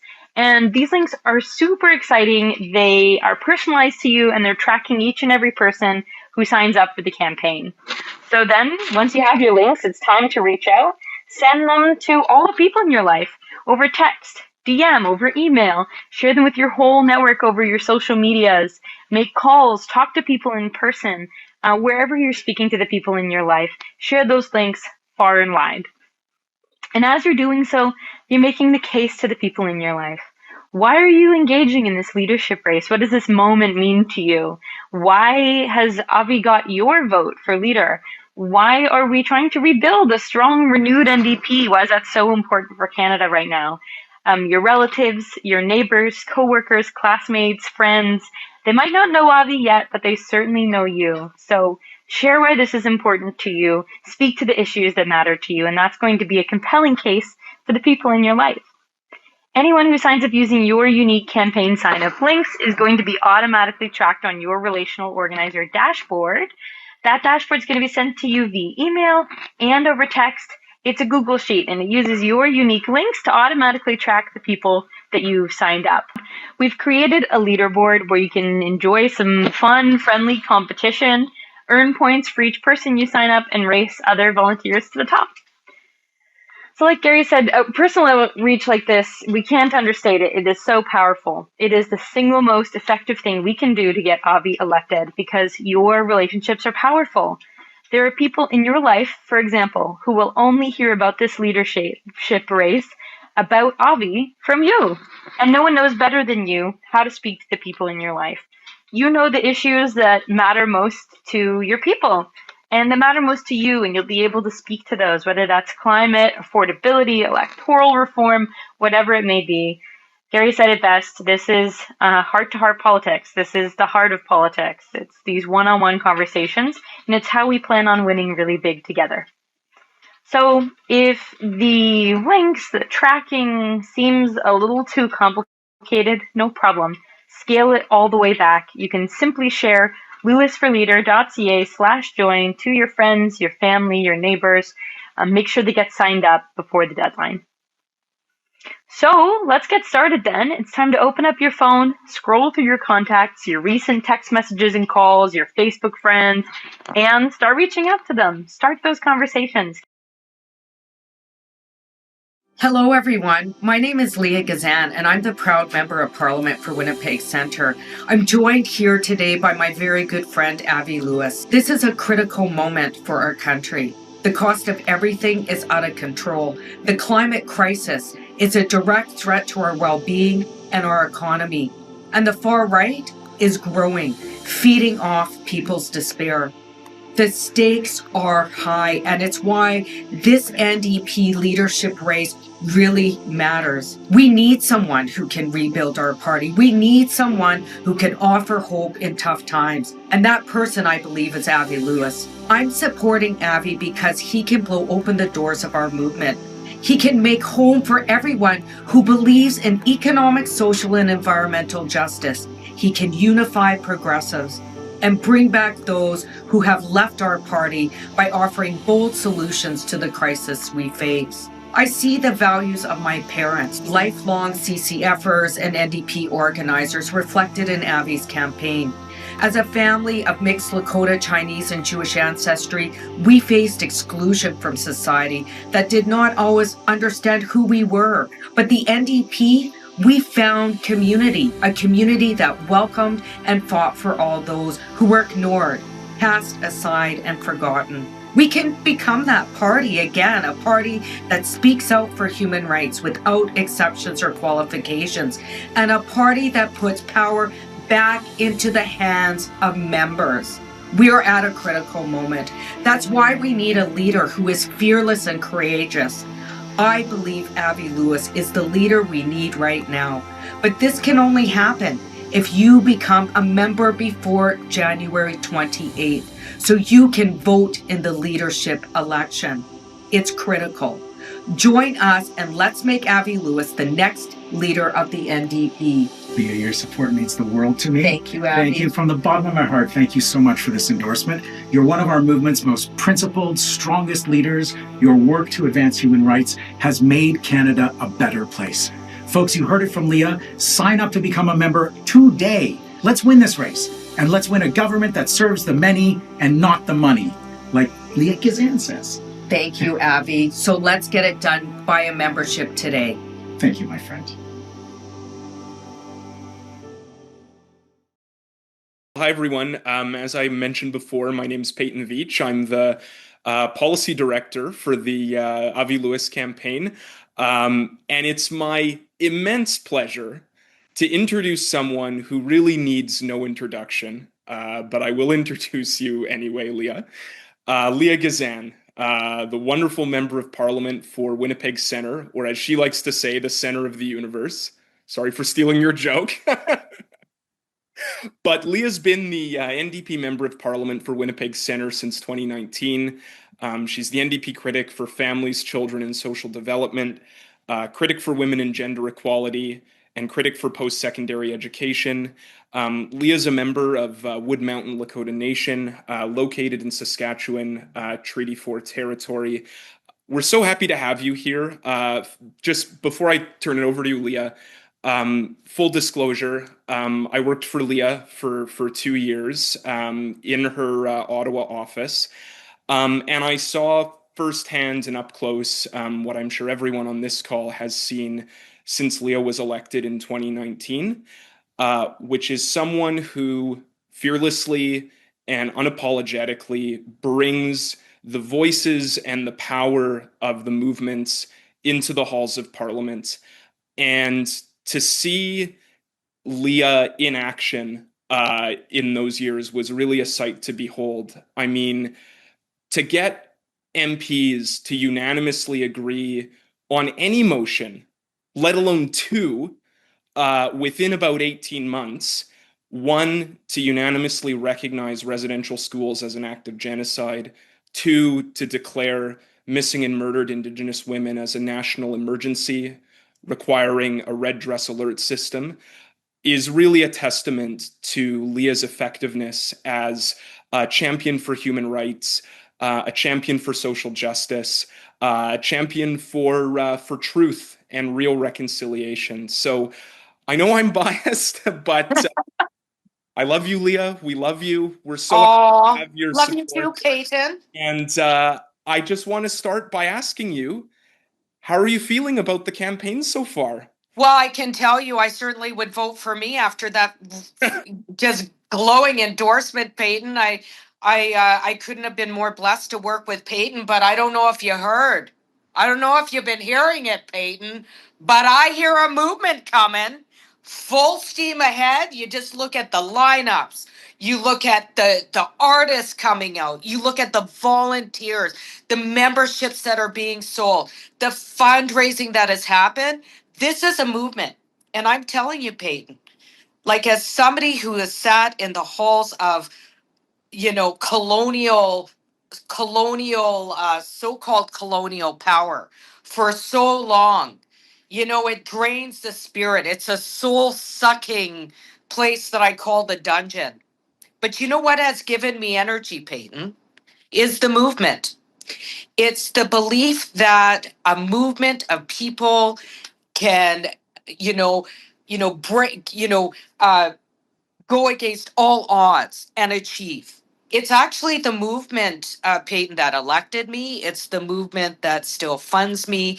It's the movement that, although I get the credit, has allowed for things like getting the genocide motion passed, getting the MMIWG recognized as a Canada-wide emergency. And that's why I'm so excited about Avi and the campaign team and all the volunteers. It's a really dark time, Peyton. Like I'm not, I sit in my house watching the news south of the border, but also here in Canada, and the rise of the right, the rise of extremism, the rise of racism, and the focus on going after the most marginalized. To us LGBTQIA community, migrant workers, immigrant communities, women, reproductive rights, gender affirming care. The fact that we're trying to build or push for more projects of national interests on the backs and without the free, prior, and informed consent of Indigenous peoples. And where's the voice? Well, in the campaign and watching your campaign, to see a leader unapologetically fight for human rights, fight for Mother Earth, fight for rights of all people, and not just here in Turtle Island, but across the world is refreshing. And I see it. I'm not the only one that sees it, Peyton, because I have been watching online, sometimes very late at night, because this campaign, I read the news, I watch this campaign, and I feel hope. And I'm not the only one feeling that way, I know, because I see people joining together in a movement. We're going to elect Avi Lewis, but look we have 2 months left. We have 3 months left to sell memberships and to fundraise. If you haven't bought a membership, I'm telling you, join the movement, buy a membership. If you have 10 friends that you can talk to in the next 3 days and say, you want to be left out of the movement party? No? Then buy a membership for Avi Lewis. Do you want to rebuild the party? Do you want to fund the movement? Make a donation, whether it's your time or money. $5, $10, 700, $1,750, whatever you can afford, or maybe you can't afford it. Donate your time, donate your energy, donate your spirit. Go Team Happy. Keep it going. You're keeping me up at night, but for all the right reasons. That's how I'm feeling, Peyton.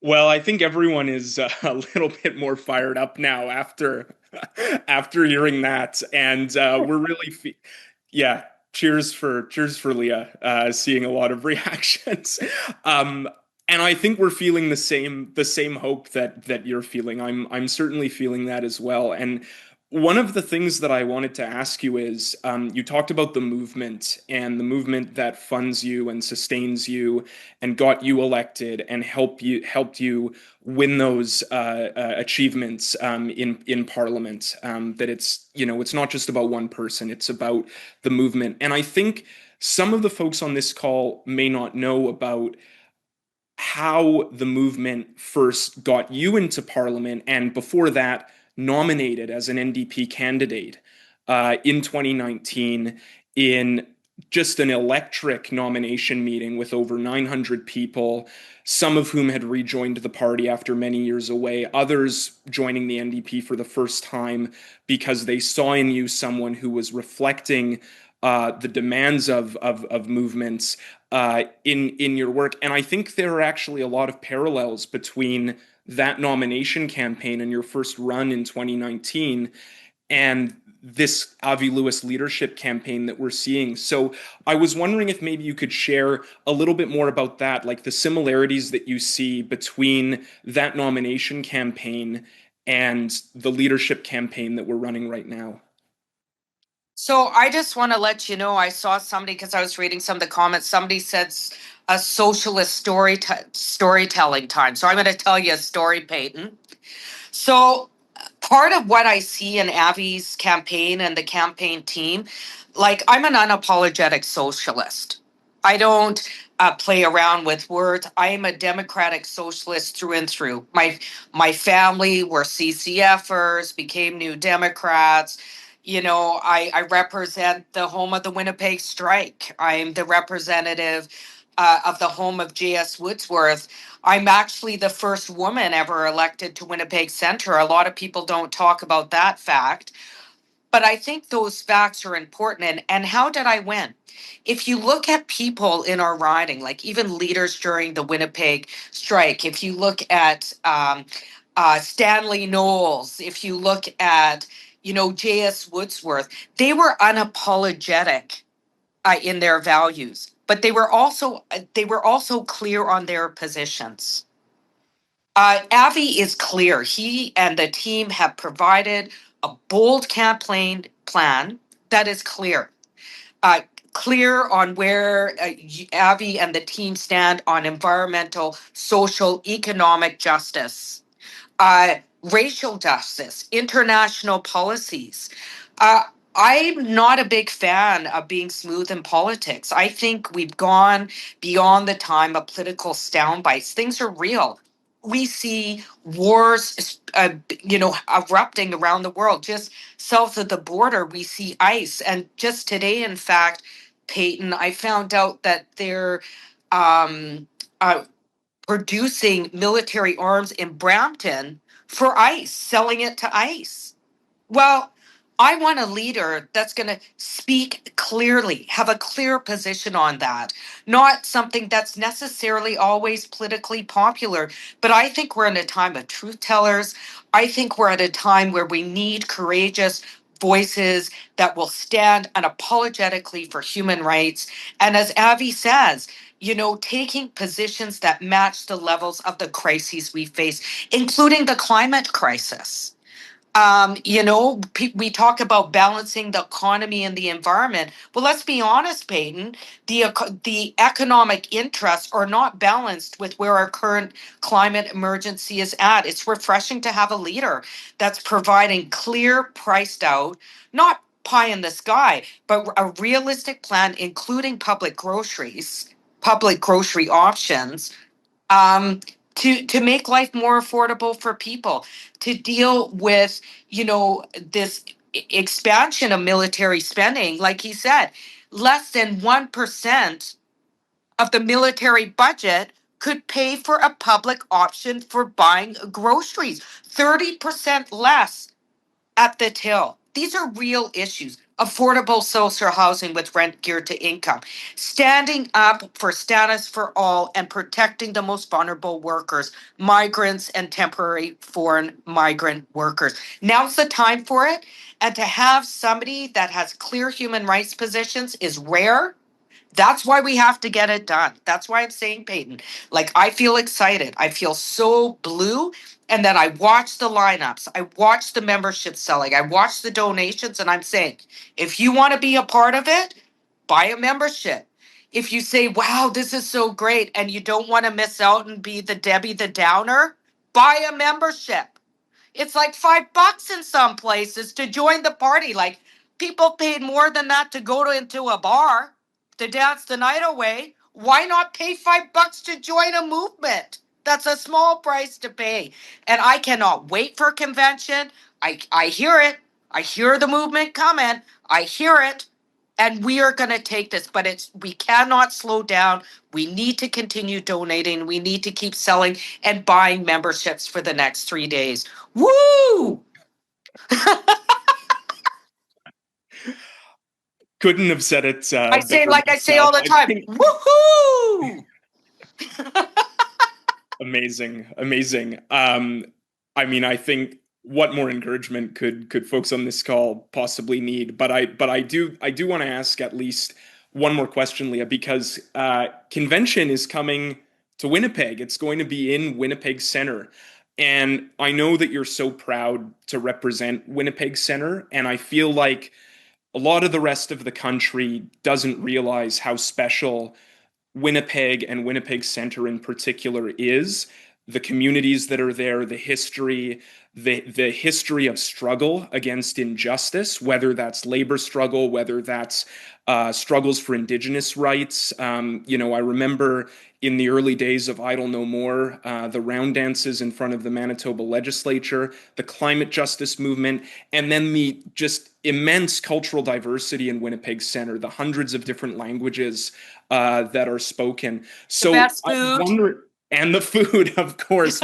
Yeah, we need to have a Winnipeg food tour. Yes, we do. For the people coming Buy to a membership, Winnipeg food tour. Just kidding. But I was wondering if you could share with folks, including those who are going to be coming to Winnipeg, what's so special about Winnipeg Center, and I think Winnipeg Center and sort of the history of Winnipeg Center in many ways is the history of our movement, the history of the NDP, and the history of the CCF with J.S. Woodsworth and the general strike. So I was wondering if you could share more about that with folks who are on the call. Well, I live in such a cool place. I mean, it is the center of the universe. Like, we're the home of OAS. You want to come see firsthand what it looks like? Come to Winnipeg Center.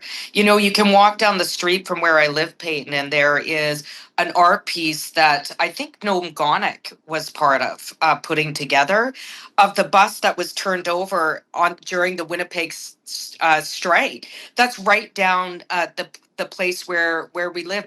We've also been the home of everything progressive, including the arts. The whole arts community is centered in Winnipeg Center. That's one of the reasons why I was and continue to push for a guaranteed livable basic income. And one of the things that's been inspiring about Avi's campaign is, if we don't, after the pandemic, see artists and art as an essential service, we're in trouble. It is such a breath air to see a campaign on this side of the border that centers art as an important and central part of the movement. We're home of the best.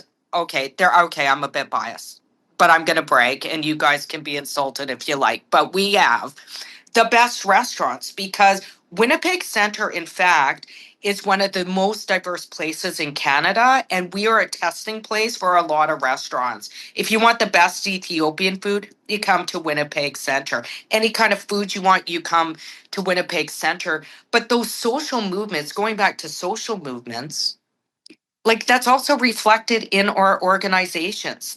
The Women's Health Clinic, you know, it's one of the last standalone clinics where women and gender diverse folks can access things like gender affirming and abortion care.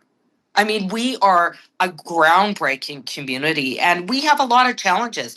I'm not gonna,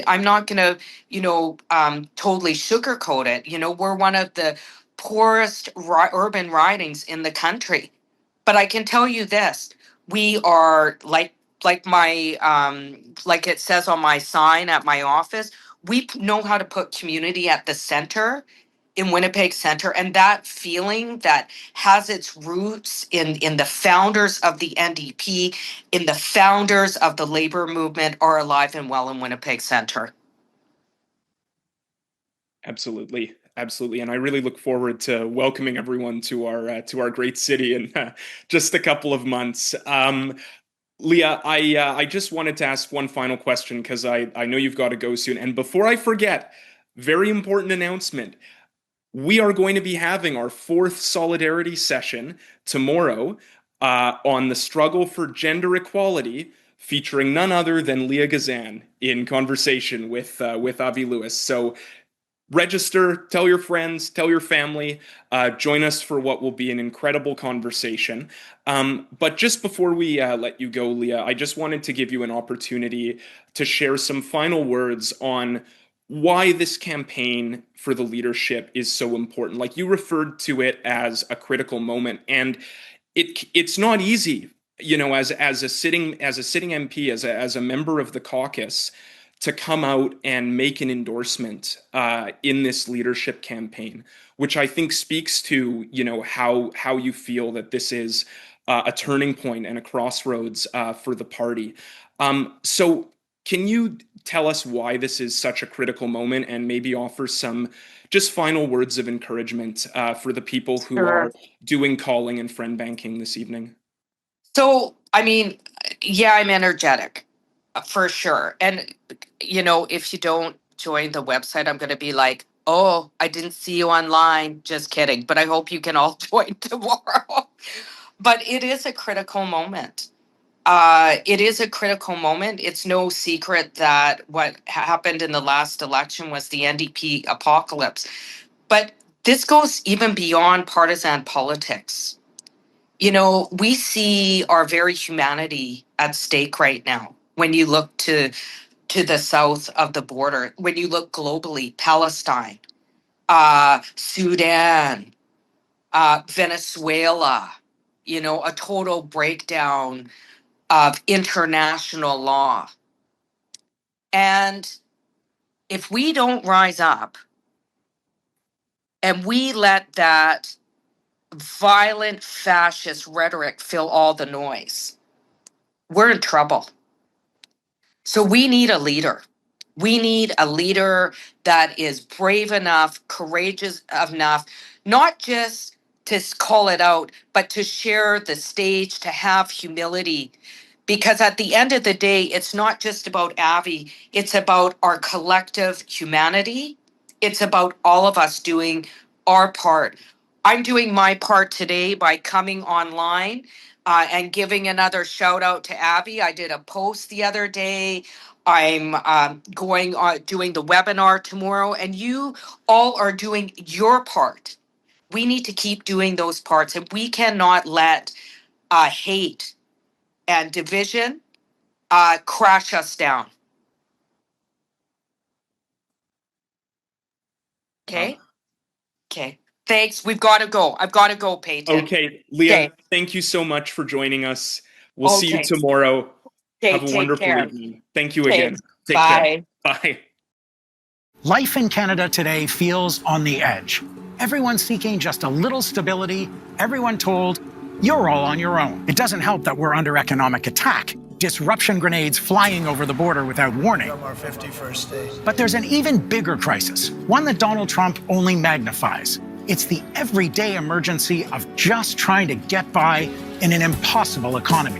Whether you're taking care of loved ones, hustling with multiple gig jobs, or punching the clock 9 to 5, working hard doesn't earn you a living. $100 for a cell phone plan? $300 for a cart of groceries? Several thousand a month for rent or a mortgage payment? These days, every politician claims to be shocked by the costs. What they don't talk about is why. The billions in profits for the tiny group of corporations that control every part of our economy. 3 phone providers, 3 grocery giants, 5 oil companies, and the 5 big banks that fund them. And when it comes to those oil and gas CEOs, they're not just hoarding extreme wealth, they're foreclosing on our shared future. Every summer now, wildfires poison the air, incinerate entire towns we love. And you know why it's happening, because liberals and conservatives in Ottawa let them get away with it. In the 1970s, my grandfather David Lewis, one of the founders of the NDP, said it well. The government and big business both hold hands in your pocket. His generation refused to accept a rotten deal. They want public health care, pensions, the whole social safety net that used to catch people when the economy tumbled. That's the tradition of struggle I was raised in. I came of age in the fight against free trade deals. You remember the ones that killed hundreds of thousands of jobs and made us so vulnerable to US bullying today. Along the way, I butted heads with the powerful. You're going to proclaim NAFTA. Why you say that? Prove me wrong then and abrogate it. I'm telling you, listen to me, Louis, and let's be finished. Hold on, Jason. I want to insist that you answer the question. You told the Calgary Herald that you support private health care. I just want to know if the Alliance Party does. You slashed 62 transit routes. You tried to close libraries. You said you'd do it in a heartbeat. And for 4 decades, I have stood with workers, telling stories of working class heroes, organizing for dignity in factories and fields, classrooms and care homes, shop floors and fishing fleets. Now, I want to stand with you and anyone who believes that the job of government is to goddamn govern. Like with a wealth tax, a national cap on rent increases, public option for food and groceries, healthcare that covers you from medication to mental health, a Green New Deal that creates millions of good-paying jobs. Elites want us to believe that these kinds of changes are impossible. They divide us, turn us against each other, rural against urban, unions against environmentalists, everyone against immigrants. Keep us punching down so we don't look up. But our job as New Democrats is to do exactly that. Bring everyone together. Dream big again.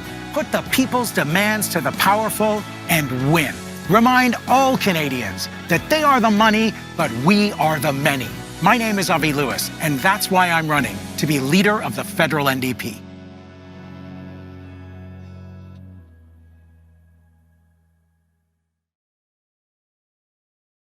Thank you so much for being here, Livy.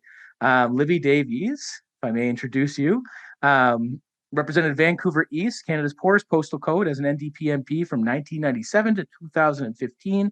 Before that, she witnessed the devastating Liberal austerity cuts of the 1990s from the ground as a community organizer in Vancouver's downtown East Side and as a Vancouver City Councillor and a housing activist. In 1997, she ran for federal parliament and won. As NDP House Leader in 2005, she negotiated a landmark deal, $4.6 billion in restored social program funding, including $1.6 billion for affordable housing. Later, as deputy leader and health critic, she fought the Harper government austerity budgets and corporate tax giveaways. And I will say, Libby, I'm so grateful for the work you've done, not just in Parliament, but in our movement, getting people, helping people get elected, showing up for people. I first met you actually in 2017 or 18. I think it was 2017 with Joel Hardin at in Ottawa. In Ottawa at his campaign launch. And I got to say, it meant so much for you to be there because we were fighting a race where we felt like we didn't really have a lot of support from the usual suspects in the NDP. And that was it was really meaningful for you to show up there. And then I met you again when you showed up for Avi Lewis in Vancouver at the Halloween DP event. And right, and you gave a great speech. You gave a fantastic thank speech you. at that event, Miles. I remember now because I was like, "Who is this guy?" And then they said, "Well, he was the guy in Ottawa on Joel's campaign." And I went, "Okay, you got it." Thank you, Libby. Well, to be fair, I was in costume and in character that night, so I don't know if the real Miles could put on such a speech. I believe I had a cowboy hat and a bit of a southern accent, at least my initial I'm sure it went remarks. down very well in the West End. Yeah, I should bring the show to Alberta, but maybe they wouldn't like it. Libby, I wanted to just hand things off to you. We've been calling all day. We've been messaging and texting folks all day, and this is the last stretch for our long day today. And we're hoping you can put some wind in our sails. Over to you. Right. Okay. Well, thank you, Miles, so much for that introduction. And hello, everybody. It is wonderful to be with you today and to give you, and I hope give you a boost for your phone-a-thon. This is quite amazing what you're doing. And I just want to, I got a few little reflections and hopefully some good words to spur you on for this incredible work that you're doing. When I think about it, I have run in 15 election campaigns. Yeah, 15, local and national, starting in 1976 when I was 23 years old. So if you're thinking of running, start early. It's a good thing to do. I've also worked on dozens of other campaigns over the years. And some of them, some of those campaigns were very sad and some of them were brilliant. And I think I've probably heard 1 million speeches from candidates and leaders. Some of them, well, I want to say kind of the spectrum from fake to inspiring. And I'm here today. I wanted to be here today. And I was so happy I got invited in to come speak with you because, like you, I believe something big is about to happen if we get it right. I've watched and helped Avi over 2 elections now. I've seen him grow and mature, and I've seen him listen better. That's a very important skill for anyone who wants to be a leader. Listen to what people are saying. I've seen his relentless, positive energy, even when everyone else is dead tired. I'm sure you know what I mean. And I've seen him draw people in and show what's possible. A leader is only as good as the people with them. A leader is only as good as what motivates them and keeps them grounded and real. That's what leadership is about for me. It's not about vision. It's knowing what we're all capable of collectively and building the capacity from the ground up to do it. It's not magic. It's hard slogging work. Most of all, I think it's about caring for each other for something better we can do together. So here we are, a few days away from a key deadline. And I just wonder, how is everybody feeling right now? Are you tired? Are you a little bit anxious that the clock is ticking? Because it is. Are you excited? Or even a little bit numb as there is just so much to do? I get it. There is so much to do.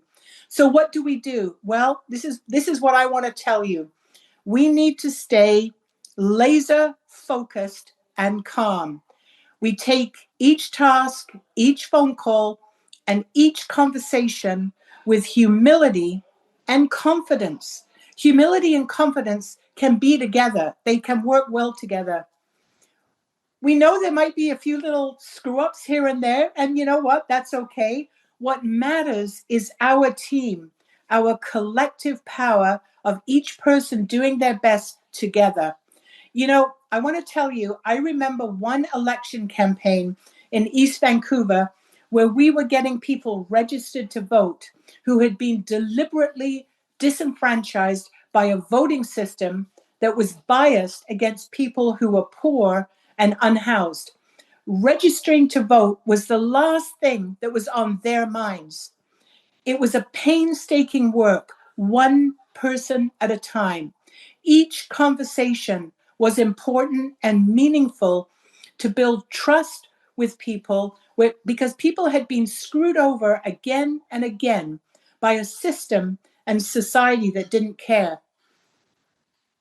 Afterwards, I remember talking to the volunteer lawyers who came from all over the city to help us on the legal side of things. And they told me they had never done such personally rewarding work as lawyers, using their legal skills to help people register to vote by challenging every single rejection that happened at the polling station. And the lawyers told me it renewed their faith in democracy and brought a knowledge that what privilege takes for granted, voting, was a lived reality of exclusion for so many of the people that they were helping that day. Now, Miles and everybody, I only shared this little story to demonstrate that what we do in every small way really matters and really counts. And, where does transformative change come from? Where does thwarting the systems and regimes that oppress us come from? Possibly from many different places and things based on our experience and circumstance. But I got to tell you, for me, there is a common thread. It's that initial step that someone took, a step to overcome the inertia when we are told over and over that we can't change anything. An initial step to trust someone, maybe through a phone call that you're going to make. An initial step to believe in yourself and believe that someone else is here with you. A great campaign, is based on our belief on what we can do. And of course, it's about planning and more planning and organizing so that we can win. But I do want to exercise a note of caution too, that it's really important for us to not get overconfident. Overconfidence is not our friend and will distract us. Momentum is good. Enthusiasm is great. But at the end of the day, it's that one phone call where you connected, where you listened and you built trust. If we do that, and I'm sure you have been doing that, but if we continue to do that one person at a time, then we're doing really, really good. In 2002 and 2003, I backed and helped Jack Layton for leader of the NDP. He was seen as an outlier and the Toronto guy, the guy from Toronto that nobody wanted to trust. He wasn't elected. He was the underdog, but he organized like hell with his partner Olivia and a small team. He signed up masses of new members across the country. He talked to every single person he could, and he said what was possible. That's what he did. He told people and made us believe what was possible. But he also played it low key and had superb organizing. Does that sound about right? Does it even sound familiar? Folks, I retired from politics after leaving Parliament 10 years ago. Avi brought me back. He got me door knocking. He got me main streeting, raising money, and rustling up support, which I'm still doing today. And I came back because I believe in what he is doing. I believe in what we're all doing here today.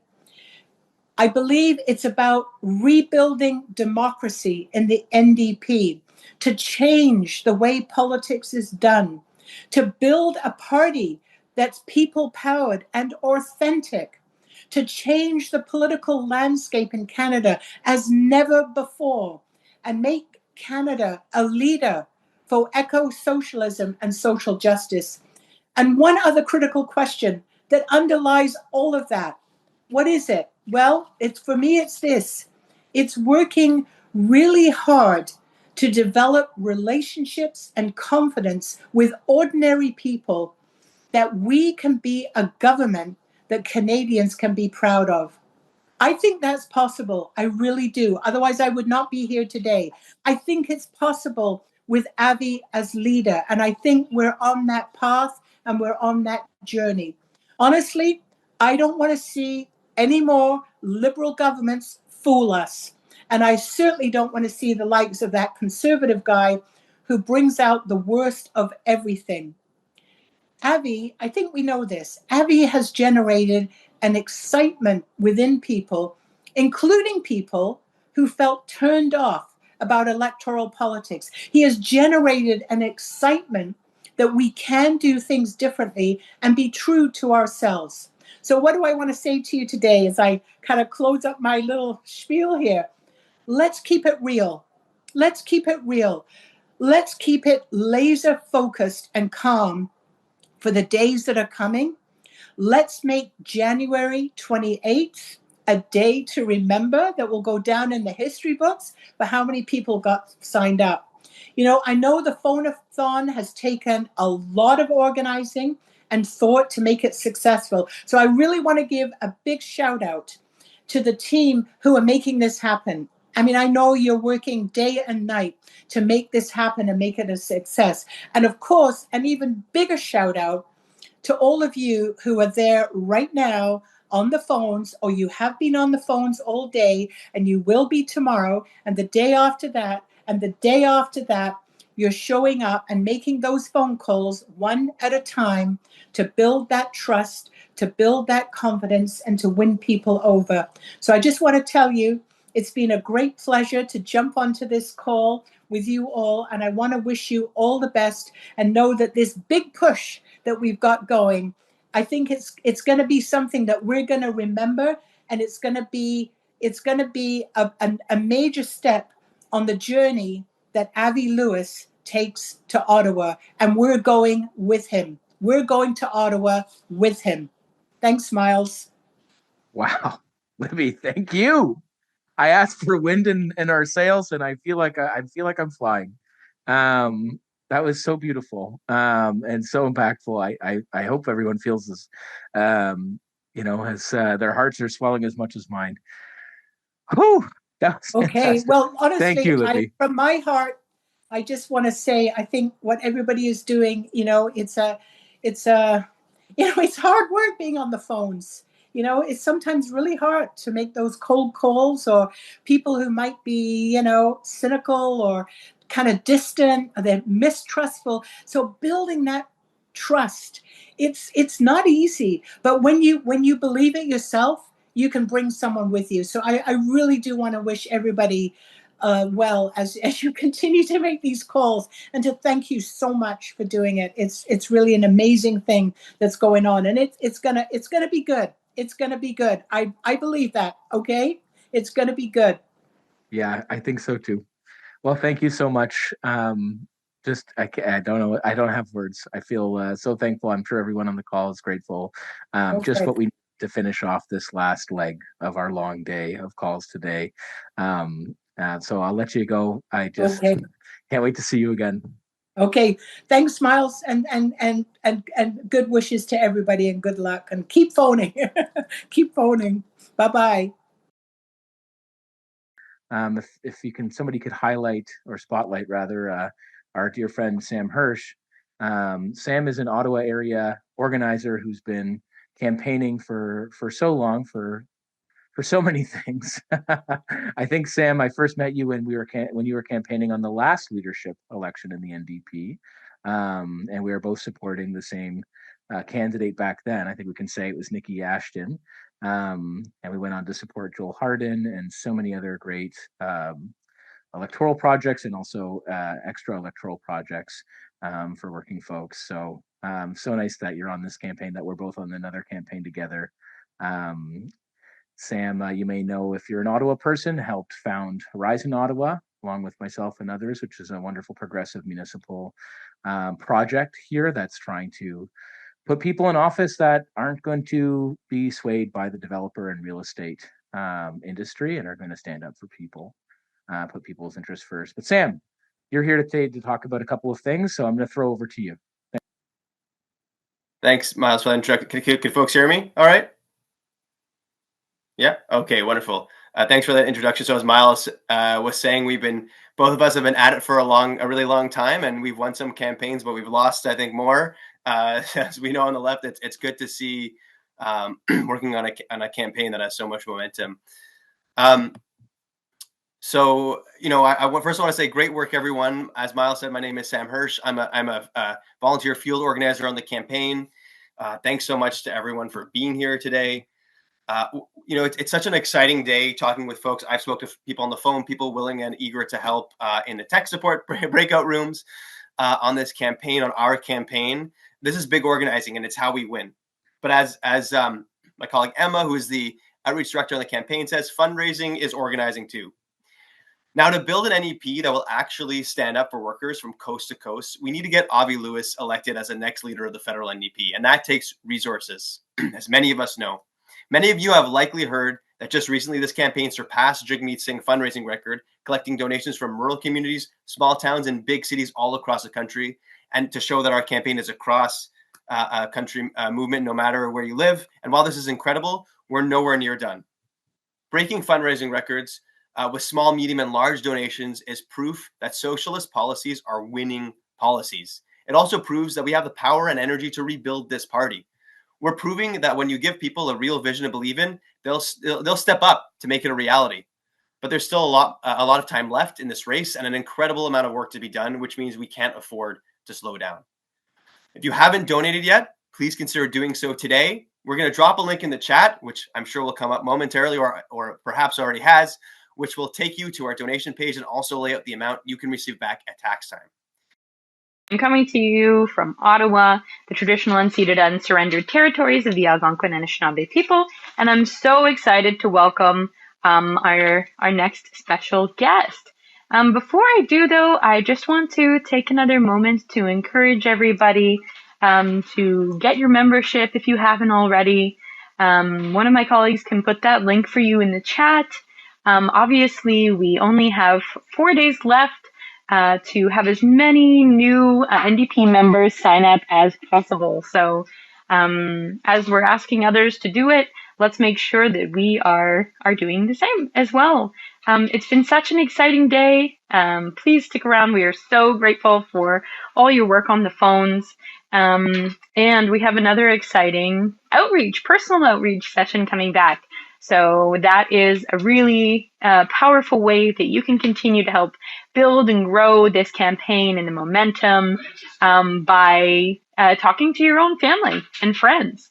So we'll be touching on that in a moment. One thing I want to mention as well is something this campaign will always need is donations, is contributions of any kind and size. It's very expensive to be calling across the country for Avi to meet people across the country. We will always need that support. And this is a campaign for the many, right? Not the money. So we're going to do this $10, $20, $50 at a time. So please do chip in whatever you can. It all makes a big difference. So I'm so happy now to introduce our guest. Welcome to Lance. Lance is a Métis comedian and entertainer and the founder of the Surf Worker Cooperative. It's currently the largest Canadian political show on Twitch and has interviewed the likes of Marianne Williamson, Slavoj Žižek, Hassan Piker, and Brandy Morin. He also produces content for a series of channels focusing on political comedy from a leftist perspective. Lance, thanks so much for joining us. Thank you so much for having me. It's an absolute pleasure to be here. Yeah, I'm so glad you're here. So I'd love to hand it over to you now. We've had volunteers tuning in all day, working diligently, contacting folks across the country, encouraging them to join this movement. I'd love to pass it over to you, and our volunteers would love to hear from you. Some words of encouragement. What would you say to folks who, for the next 4 days, are going to be trying to recruit tens of thousands of people across the country? Yeah, totally. Well, first off, my apologies to anyone who thought they were getting Yanis Varoufakis, and instead you got me right now. So I don't have quite the pedigrees and the ability to give you an incredible speech on the dangers of capitalism and all that. But I do work a lot on covering, I would say, politics and media and social media online, and basically I also do a lot of activism and politics on the ground in the real world as well. So I can see sometimes how horrifying stuff can get in the online space, especially with social media sites like X or whatever remains of it, and then seeing how that translates into the real world. And I've actually worked on a lot of other campaigns, both with Avi Lewis and other local campaigns here with Sean Orr for COPE. We worked really hard to get a far leftist elected into our city council here in Vancouver, and that was really rewarding. I was working on the ads and the designing of those for them, but I know that it can get sometimes really discouraging, especially seeing just how terrible a lot of the news is in regards to the world online. And having worked, I guess, for the last little while, specifically, both trying to help out the NDP in the last couple of elections when it was Jagmeet Singh at the helm. One of the things I really did wish we had was an actual unapologetically leftist voice in these kind of spaces. Not that Jagmeet Singh didn't do a lot of amazing things. I'm not here to say anything bad about the guy. I think a lot of what he accomplished was revolutionary in a handful of ways, and he definitely was groundbreaking for politicians in Canadian history. But at this point, especially with how bad things are getting, I think the moment is really calling for, and you can see the success of other politicians who have done this successfully. People like Zoran Mamdani, for example, in New York, and Sean Orr locally here in Vancouver, are currently having a lot of success galvanizing people with an unapologetic vision for the future, that they understand the politics of normal and us going back to the way the world used to be is no longer the case. And we shouldn't want that either, is kind of the part I try to emphasize on people who haven't thought about this a little bit. But that's one of the most important things I think about Avi and his campaign and what he's trying to do right now as the leader of the NDP, and in terms of all the candidates, and I've seen a lot of their platforms, is that he is accepting of the fact that the old world order and the way the world used to be, especially if you're in the West, was one that I think a lot of people were fine trying to ignore how bad and exploitative places like Canada and the West and the United States can be in regards to the rest of the world. And we were completely kind of fine at a lot of times enjoying the benefits of that. That's honestly just just not going to be compatible with going forward into the new paradigm of the world, in a world in which we have the threats coming from the United States, full-blown fascism rising in a lot of different countries, and there needs to be an actual alternative for that here in Canada. And that's what I really see in right now, the Avi Lewis campaign, what he's proposing. I can also tell all of you, as someone who has done a lot of activism for a lot of failed political campaigns, that sometimes it can be disheartening to want to be involved within politics at all, because I completely understand why some people are getting disillusioned with it. I would say inactivity and not doing anything at all is just going to let the worst possible people on the planet continue to dominate all of these spaces and continue to gain power in areas where they otherwise probably would not have the general consensus of the majority of the population wanting any of this. And so it is really reassuring, and I know a lot of you will probably really start to notice this. The more you phone call, the more you canvass, the more you get involved, and the more you actually get the rest of your families engaged in politics in general, can do a lot to help that feeling of hopelessness that I think a lot of us get dwarfed with, especially online, and just seeing the minutia of all these terrible people and far right reactionaries and all this kind of stuff.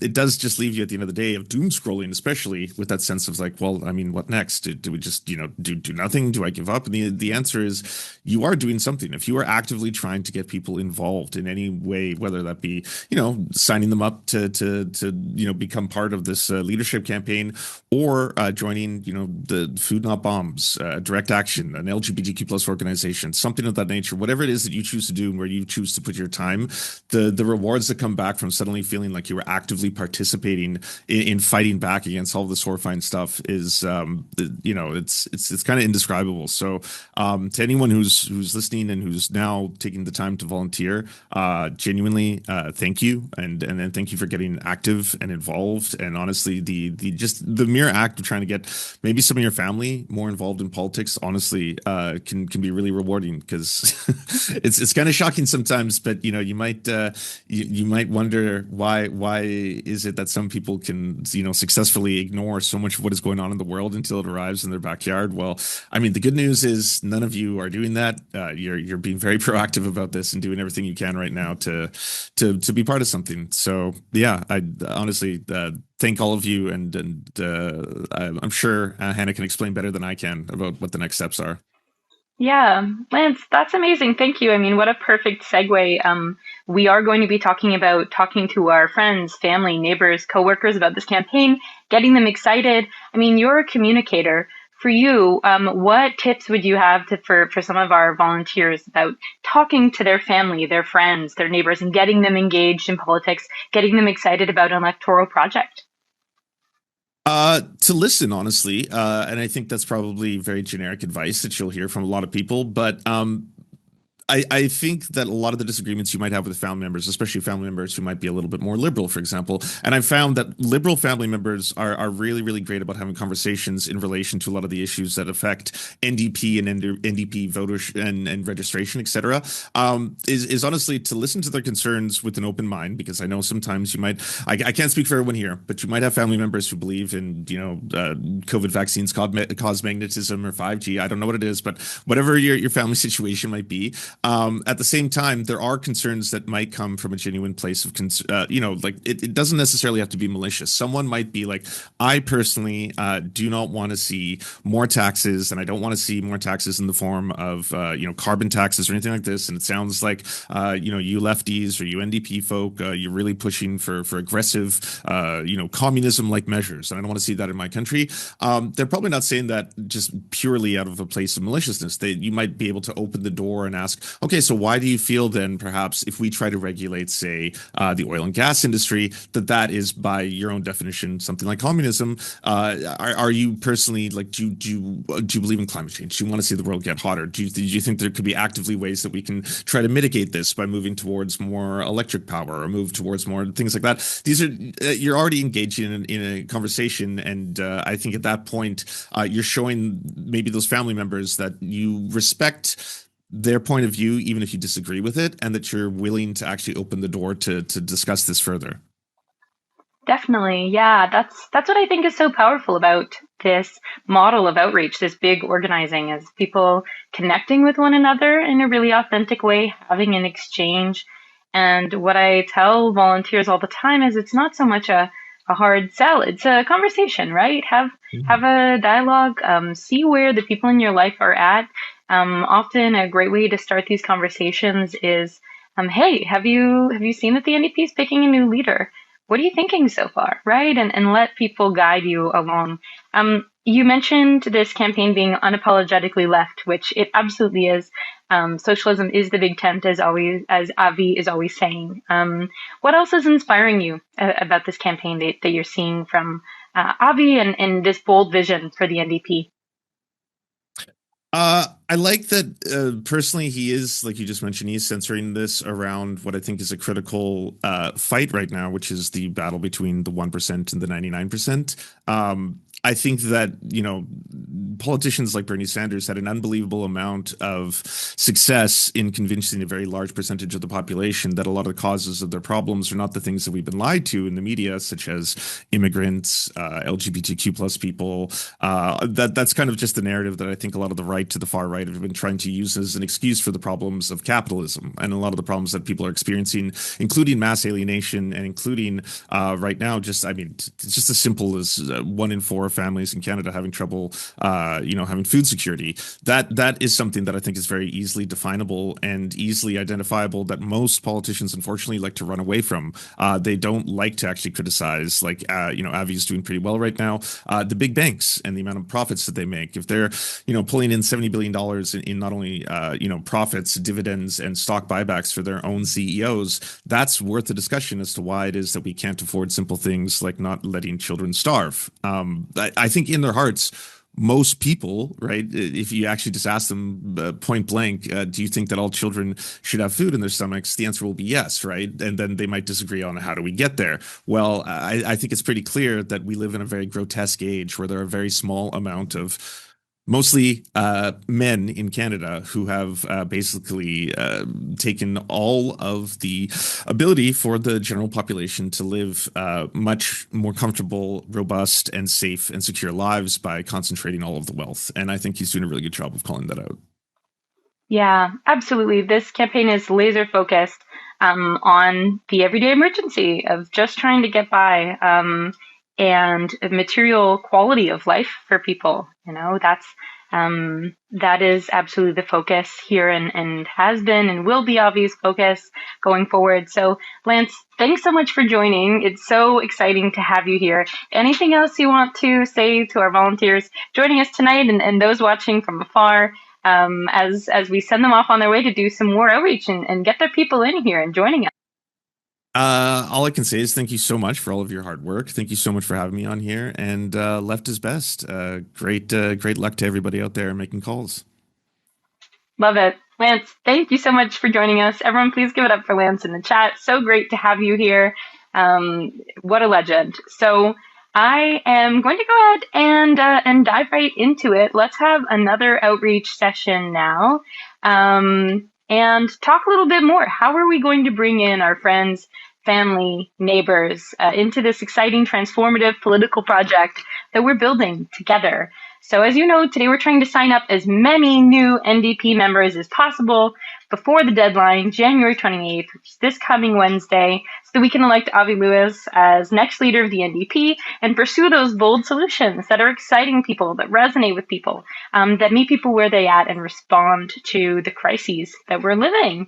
So how are we going to do our personal outreach? Really simply, you're going to have a lot of one-on-one conversations with the people in your life. Let them know that the leadership race is happening and encourage them to become NDP members so they can vote for Avi. And then you're sending each and every person your unique campaign sign-up links so they can turn that excitement into action and join the NDP, because only people with valid NDP memberships by the deadline, January 28th, are going to be eligible to vote for leader. So we just have 4 days left. So let's get started by getting your unique campaign sign-up links. I'll ask my colleagues to put the link in the chat now. The very first thing you need to do is set a goal for the number of people that you'll aim to sign up. The link is lewisforleader.ca/organize. Please take a minute. If you haven't filled this out already, please fill that out and sign the volunteer agreement that follows. And what that's going to do is that will send you an email with your unique campaign sign-up links. And those personalized links automatically track each and every person that you're signing up to the campaign. And then it's time to reach out. So start sending those links. Send them to people in your life over text, by DM, by email. Share them on social media. Put them on your story.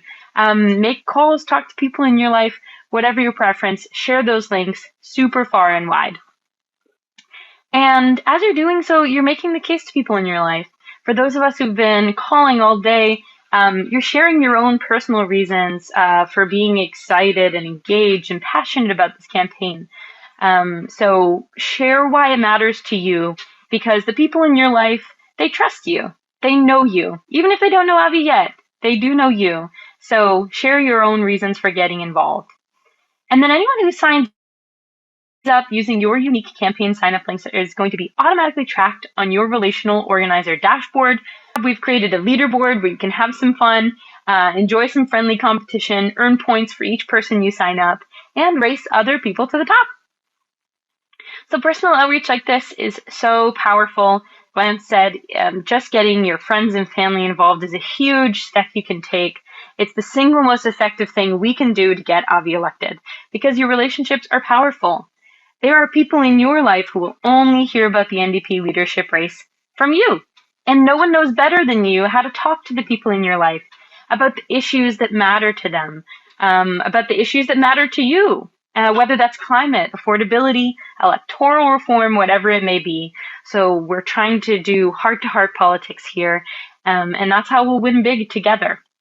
If this is feeling a little too complicated with all the links, the dashboard, scale it back. You can simply share lewisforleader.ca/join with your friends, family, neighbors, co-workers, etc. So we're going to go ahead and get started reaching out to the people in our lives. So take out your phone. Open up Facebook in front of you. Open up Instagram, your recent text messages, your calls, and scroll through the huge network of people that you have in your life and start to reach out. So remember, you can cast your net super wide, speak to anyone in your network, people you haven't reconnected with in years. And let's go ahead and dive in now. I will have my colleague go ahead and share our Avi power line. So every time that you get a new sign up, you'll see your name whiz across the screen from the windmill into the battery of Avi Power. So get scrolling. It's time to text, message, call, email, post on your social media, share your links, tell people about the leadership race, tell them why Avi has your vote for leader, and share your links so that they can buy their membership and so that they can vote as well. It is an absolutely freezing day here on Bay Street. But if you talk to people around here about the fountains of wealth being generated, things warm right up. You guys work on Bay Street? Yeah, but I wouldn't know how the year went. Yeah. It was $70 billion in profits for the big six banks. Yeah. Oh, wow. What do you think of that? I think it's good. Yeah? Yeah. Sounds good. Why do they make so much money? Good at what they do. Yeah. $27.3 billion in like bonuses, performance-based pay in 1 year. Yeah, but I mean, that's natural law, right? I mean, Plato's law, for example, right? So how are they making so much money? Banks themselves manage their own risk in their own way, which is why it's often merited and justified in terms of how that pass-through happens for consumers at the end of the day. I understood not a single word of that. That's fair. There's a big backdrop with regards to what's happening on the technology side in terms of automation, introduction of new tools and such. Introduction of new tools, you mean people getting fired because of AI being replacing them? Potentially. I mean, those impacts are not measured yet. I have to translate with you. Right. You got the bank speak so good. While you're struggling, they are partying. The endless fees they charge you, the steep mortgage rates that are squeezing you month to month, and because Trump's tariff attacks were awesome for them. I buy and sell media companies, media properties. Let's talk about a 1% wealth tax on the 1%. Not wealth.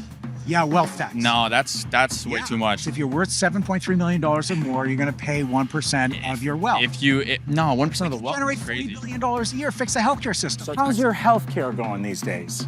How's the transportation system going these days? I don't really live here most time, but when I come back here, yeah, it's definitely not as it used to be. I would love to get your very quick thoughts on taxing wealth, on a wealth tax. What do you think? Tax hurts wealth. I've been waiting for you guys. Come talk to me about a wealth tax. We don't like wealth tax.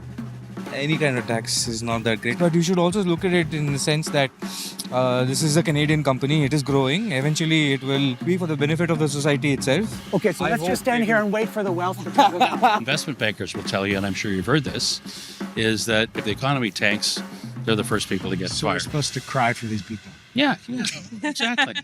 Thank you. That was very Canadian of you. I do have compassion for the people that are struggling. I do. It's Why don't you want to do something about it? I mean, I don't know. What are you supposed to do? Redistribute that wealth, which is generated by all of us. It's going to continue moving downwards until they keep taking more and more of the people's money that they make. So if you just flip that logic on its head, it's how I see capitalism working. The money just keeps going up and up. It does. And up. It's wedged at the top. There's some truth to that. And 1 in 4 parents is skipping a meal to feed their I know, kids. it's and food bank use has doubled since 2019. There'll be a problem with the economy if a lot of rich people leave. A lot of business will leave. There'll be a lot of less towers that are empty. It's gonna. So then we could use them for housing. We desperately need more housing in this town. Thank you for talking to me. My name is Avi Lewis. Avi Lewis. I'm running to be leader of the federal NDP. Oh, okay. That was great meeting you. A wealth tax on the 1% could generate $40 billion a year. It's not going to make us popular around here, but almost 90% of Canadians agree with it. If you're one of them, buy an NDP membership and let's fight for it together. My name is Savannah. I'm the campaign manager on the Lewis for Leader campaign, and I'm very excited to welcome you all to our very first All Out for Avi PHONE-A-THON. This is the first in a series of virtual outreach events starting today and running until the NDP membership deadline, which is on January 28th. So if you are in this call and you are not yet a member, make sure you become a member right this second. We'll be doing some phone calls. We'll be doing some outreach. We're going to have a great few days here with special guests and with an opportunity to connect with each other and to connect with folks who are supporting Avi all across the country. So I'm really excited to welcome you all to the space today and really excited to launch into our first special guest. Before I jump into that and invite Yanis and Avi into the space, I do want to acknowledge that I'm calling in from Toronto, which is the traditional unceded and unsurrendered territories of the Mississaugas of the Credit, Anishinaabe, Haudenosaunee, Chippewa, and Wendat communities, and that it's part of the Dish with One Spoon Wampum Covenant, which is a pre-colonial treaty between the Anishinaabe, Mississaugas, and Haudenosaunee. And the Dish with One Spoon Wampum Covenant is a commitment to sharing and caring for the Great Lakes region to protect resources and ensure that everyone has what they need to not just survive but thrive in their communities. And I want to just ground today's land acknowledgement by uplifting that wampum covenant and really underscoring the principles of collectivism and community and mutual aid and resource protection that erasing the capacity for communities to engage in that kind of relationship has been an ongoing colonial project. And as folks in the space that are fighting for justice, it's our responsibility to combat colonialism and push towards a more just society for all of us in the same ways as those commitments were made millennia ago. So I encourage you all to let us know in the chat where you're joining in from and your name, pronouns, locations. And before I introduce our special guest for this morning's segments, I'll cover a few housekeeping items for the day. So if you're new to Zoom, welcome. We spend a lot of time here on Zoom on this campaign, and I'm sure many of us have spent a lot of time on Zoom over the past few years. This is our virtual campaign office for the day. It's going to help us to connect with people across the country. It's going to help us to connect with each other as we enter into this critical stretch of the final few days of selling memberships to vote for the federal NDP leadership campaign. If closed captioning would be helpful for you to participate better, please hit the CC button at the bottom of your screen, and you should be able to access the closed captioning if that's something that would be helpful. We are meeting today. It's not a webinar, so we can see each other's faces. We can get reacquainted with old friends. We can meet new friends. And we do ask that in order to keep the background noise to a minimum, we're not gonna let folks unmute yourselves until there's a moment for folks to talk. But please do, I invite you to turn your camera on. You can click the video camera button at the bottom left corner of your screen in order to see each other's lovely faces. If that's comfortable for you. Today is going to be a very long but very exciting day, and you're welcome to drop in and out of this Zoom link throughout the course of the day as you're able. So I believe our guests are in this main space. Is that accurate? I can't see all of the things that maybe I'm here. Someone give me there. Okay. All right. Perfect. Hi, okay. Sam. Excellent. How you doing? Hey, great. How are you? I'm good. I got some sleep, and I want to introduce you to my friend Yanis Varoufakis. Hi, Yanis. It's so nice to meet you. Hello. Savannah's our incredible campaign manager, Yanis, and Zoom host as well. You know, we all do everything. Yeah, Well, yeah, exactly. Welcome to the poisoned chalice of electoral politics. Wow. It's Yeah, really got wonderful me that you're doing rethinking. this, but very, very brave of you as well, because I can tell you, it's not a walk in the park. No, it certainly isn't. Yeah, we've sort of noticed that, haven't we, Savannah? Yeah. No, it's not. Sometimes it's a walk in the frigid Arctic tundra of the polar vortex that is Toronto right now. I'll tell you that much for sure. I don't want to take up too much time on the screen, so I'm just going to introduce you to our guests and step away to let you guys take it from here. Of course, one of our special guests is Avi Lewis. Most of you will know by now he's a journalist, a teacher, proud dad, and probably most importantly, the brother of Jenny Lewis, who is the casting director of Heated Rivalry, and that has taken the world by storm. And he's running to be the next leader of the federal NDP. He's calling for a party party that serves the 99%, names capitalism as being at the root of the crises we're facing, and unites working people by bringing a much needed hope and joy to this political project. And of course, our other special guest is Yanis Varoufakis, a academic, economist, leader of the Greek political party Mera-25, Greece's former finance minister and co-founder of the Pan-European Democracy in Europe Movement 2025, as well as the Progressive International.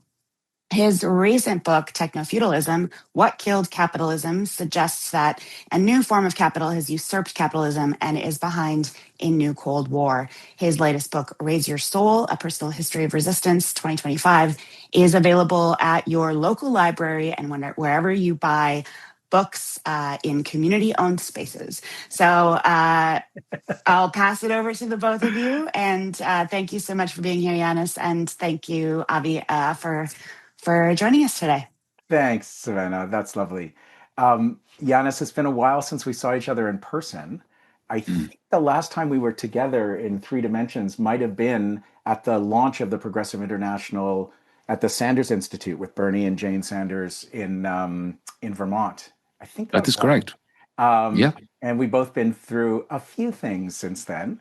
I wanted to, first of all, thank you for your leadership in DM25 and other political movements that attempt to break the constraints of politics as usual. And I think you've done incredible things. You know, your resignation that shook the world from the Syriza government, refusing to go along with austerity imposed from without, maybe put you on the radar of the global left. But you have been hammering away in Greece, in your country, in Europe, in the European Parliament, with electoral politics that is quite to the left of the neoliberal status quo. And so in the Bernie, AOC, Zoran, and now rebirthing itself NDP moment, we have been following you for some years of a braver kind of politics. So I want to start off by thanking you about that. And I know you, okay, let's just start where the news is, because our Prime Minister, Mark Carney, made a speech at Davos the other day, which has gotten a lot more attention than political speeches usually get, especially from Canadians. And I wanted to get your take on Carney's speech and this moment where all of the countries in the world are trying to reposition to a new reality, which I actually think he named well, even if I don't think he has the right answers. I think the rupture is really true. But I'd love to get your perspective on it from outside our Canadian bubble. It was a very impressive speech, very well written, crafted beautifully. And, you know, he did tell truths that no other radical centrist, liberal, has said. Not just that this is not a transition, but it is a rupture. But also something that, interestingly, the centrist media, at least here in Europe, I don't know what happened in Canada, but in Europe, never reported it. Like what, for instance? That when he said that the sort of multilateral, international, rules-based order that all the centrists are crying their eyes out over was fraudulent. The BBC never reported that. The Deutsche Welle didn't report that. Interesting, huh? So, you know, that was a breath of fresh air. It was very well done. I like the way that he talked about the complicity of ordinary men and women to a regime.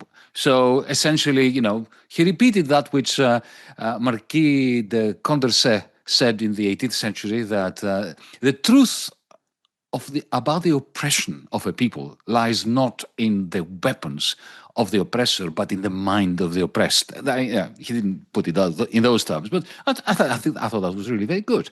Mm-hmm. But then, in the context of a speech which was meant to reveal the hypocrisy of the liberal center, that speech itself was riddled with hypocrisy. And, you know, totally incidentally, not because we were going to talk to one another, this morning I read this for the second time, his speech, for my own purposes. And I made a few notes here, you know, with exclamation marks. He says at some point, he tries to explain why was it that we centrists, I mean him, not me or you, went along with it and it produced this falsity. And he said it was because American hegemony helped provide public goods. And I thought, okay, now what are these public goods? And then I read on. Open sea lanes. Really? Has he talked to the people of Cuba? The embargo of a whole people by the West, not just by the United States, who are being suffocated simply because they don't accept the Miami mafia to go back and run the casinos and the brothels. Then the next thing was a stable financial system. What? I mean, he was the central banker of Canada when the stable financial system provided by the United States went belly up. And, you know, he wasn't a bad central banker by the standards of centrist central bankers when that happened. And that is what made him rather palatable. And then he was given the job of the central banker of Britain and so on. But to describe the financialization cabal as a stable economic system, financial system. My goodness. Then, what's the next thing? Collective security. Did he ever talk to the people of Iraq, to the people of Afghanistan, later on to the people of Libya? Or is it that these people are brown and, they are far away and we don't care about them? We care about the Danes. Maybe that's what he meant. And then he said, it supported, that is the international rules-based or the American hegemony, it supported a framework for resolving disputes. Has he talked to the Palestinians? Yeah. My goodness. So, in a sense, he comes up with, I think, a brave admission to the falsity behind the idea that up until Trump, we all lived in a beautiful, wonderful system with public goods being provided. Okay, so he says this is false, but then he repeats as an excuse for what were the reasons for him going along with that, all the falsities that he was supposed to be undermining. And then when it comes to, what should we do about that? His great idea is that the middle powers should get together. Now, what are the middle powers? Canada, Britain, France, Australia, right? I mean, that's what he wants. He was in a coalition of the middles. I might have put Brazil and South Africa in there, but yeah. Yeah, but is he going to go along with the South African case I think that's why genocide against Israel? Exactly. I mean, the British are now killing people in prisons because they had the audacity to spray paint an aeroplane that was participating in the genocide of the Palestinians. And he's going to go into bed with them in order to make amends for the falsity of the international rules-based order. Yeah. Is that what he means? And in the case of, take Canada, right? What is he going to do about... Yanis, we're trying to take Canada. That's the whole project. Yeah, exactly. Exactly. But, he's not talking about an alliance with the Canadian working class, with the Canadian minorities, with all the people that the ruling class that elected him are despising. And they are condemning to the dustbin of history. He wants to have an alliance with the ruling classes of Germany, of France, of Britain, who are subservient to American financial capital, who are subservient to the American military-industrial complex. That doesn't work. That doesn't cut it. Yeah. That's why you need to win. Well, okay?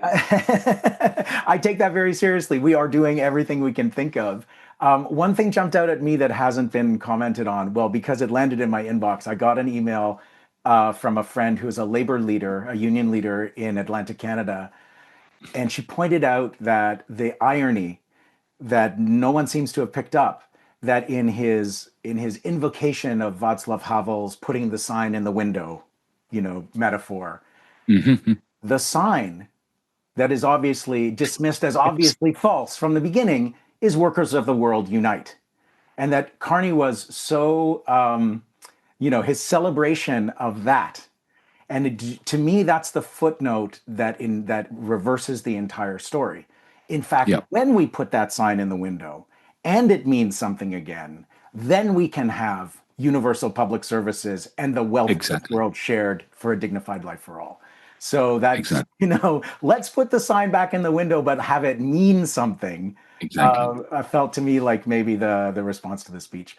What about the middle powers thing, though? I mean, it is, I agree with completely with what you said, but the I think invoking the international law and the international rules-based order, a lot of air quotes in that, right, sentence, is very difficult in the midst of a genocide which is ongoing.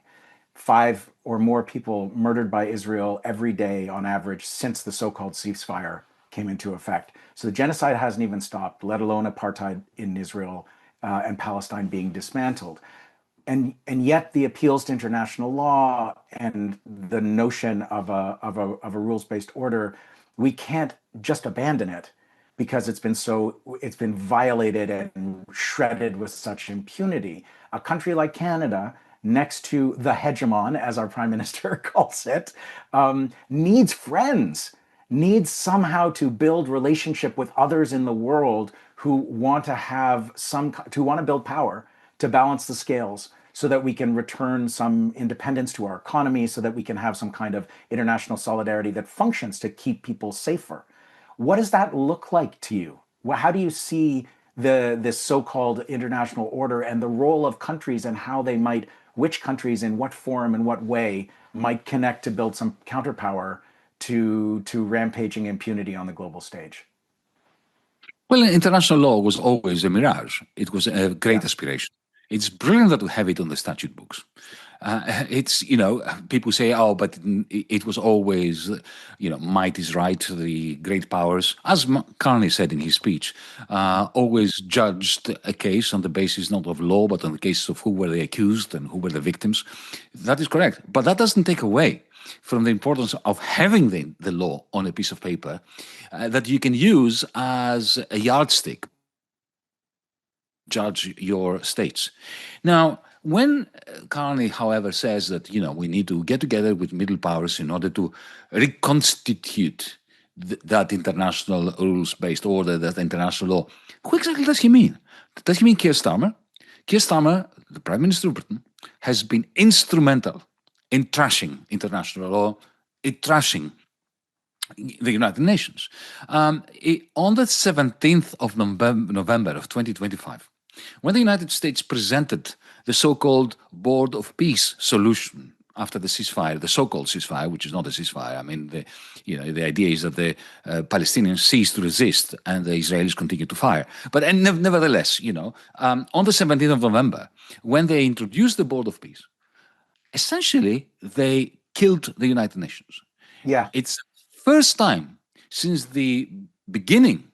Since the inception of the United Nations, the Security Council is agreeing to annul the history of the United Nations. It turns Gaza into a terra nullius, in the same way that the British considered Canada, Australia, New Zealand to be an empty land, a land without a people for a people without a land. Right? Yes. This is also the founding Zionist myth, exactly. Exactly, which of course harks back to the British Empire and to the Dutch Empire and to the German Empire. Okay, so they approved of that. Keir Starmer, President Macron of France, they all approved this. The Australians, they are in bed with the American military and industrial complex. So is this going to be the new alliance with these people who are responsible for the trashing of the international law in order to resurrect international law? If you want to have an alliance, you should have it with, the millions of demonstrators in the streets of London, of Paris, of, Lisbon, and so on. He wants an international alliance with the middle powers. Yanis, with the people in Minneapolis. Yeah. Indeed, but he doesn't think of it. He's a central banker. He can't think of an alliance with the, workers of the world, with the precariat of the world, with the minorities of the world, with the, with the people who are his natural allies if he really wants to fight the hegemon. Can you, as an alternative, and it's not an exact solution in this moment, but can you tell our audience a little bit about the Progressive International and the role that you think it can play in this moment? Well, when you and I, Naomi and Ava Colau and others were in Vermont, when was it? November 2018? Yes. The whole point of inaugurating the Progressive International was to say that, folks, the world is being crushed between two authoritarianisms. The authoritarianism of the radical center and the fascist authoritarianism, the nationalist international, as I used to call it, the Trumps, the Orbans, the Le Pens, and so on and so forth. So, and these are effectively, they present themselves as two opposites, two mortal enemies, the Clintons and the Trumps, but they're not. In a sense, they may hate each other personally. That's not the issue. They are feeding off each other. The Clintonites would not exist without the Trumpists, and the Trumpists would not exist without the Clintonites. What Bernie Sanders and I, in the pages of The Guardian, did at some point, totally spontaneously, without much of a plan, and that gave rise to the Progressive International and to our meeting in Vermont, was to say that, folks, the bankers are internationals. They act with solidarity. You go to Davos, and it doesn't matter whether they're black, white, there can be Nigerian bankers, German bankers, Greek bankers. They are brothers in arms. Okay, the fascists are brothers in arms. I mean, look at Milei and Trump and all these nasties. And Steve Bannon and Stephen Harper going around the world connecting these far-right governments. Well, isn't it time that progressives go together and to create our Progressive International? I mean, that's what we said, right? And this is what we've been doing ever since. Now, the problem is that we do not have behind us the ironclad power of big business, of big tech, and of big finance. The fascists and the centrists do. And we also have, we are carrying in our DNA the disease of all progressives, of all rebels, from the proto-Christians onwards, of, dividing and multiplying and turning against one another and undermining each other. And so that, in a nutshell, is what the Progressive International is trying to overcome and to achieve. We one of the features of our prime minister is that, bankers of the world unite. He's part of that fraternity. Of course. And he came, of course, in his corporate incarnation from Brookfield Asset Management, which has $100 billion AI fund, an AI play. And Carney appointed a guy named Evan Solomon to be the first minister of AI in Canada. And we saw something remarkable. A new minister, a broadcaster, like me, with some shared background there and some shared history, fighting about things on television. But Evan Solomon did a national consultation on artificial intelligence that he called a national sprint.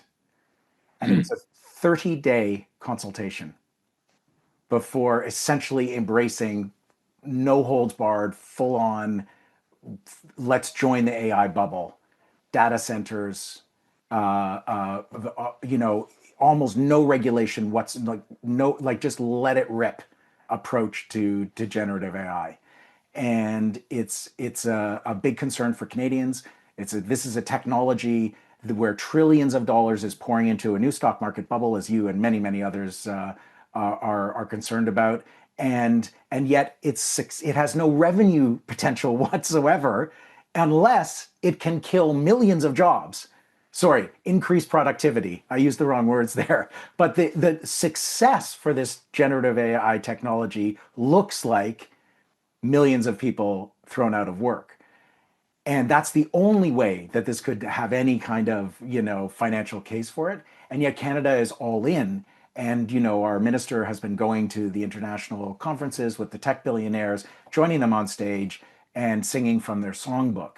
We issued our own campaign work and jobs and AI policy just in the last couple of days. And we're calling for a pause on data centers. That's already, so that our regulation and our democratic conversation can catch up with this world-changing technology that our government thinks 30 days, and adopting the terminology of the tech industry, a sprint, is enough to come to terms with this world-changing technology.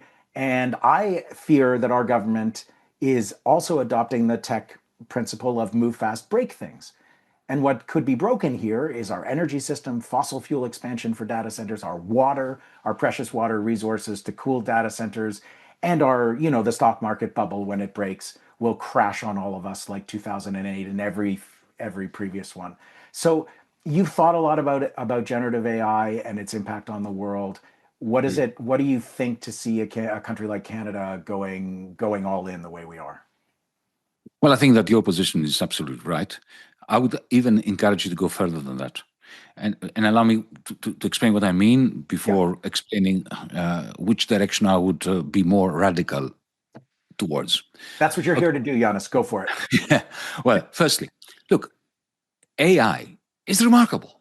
I mean, we're not anti the technology. I mean, think about it. I mean, there are programs that can actually map out proteins and design antibiotics in a space of a few days that would take a century to design, and these antibiotics can kill bacteria that are killing, our friends in hospitals. Yes. That's, a celebration of the human spirit.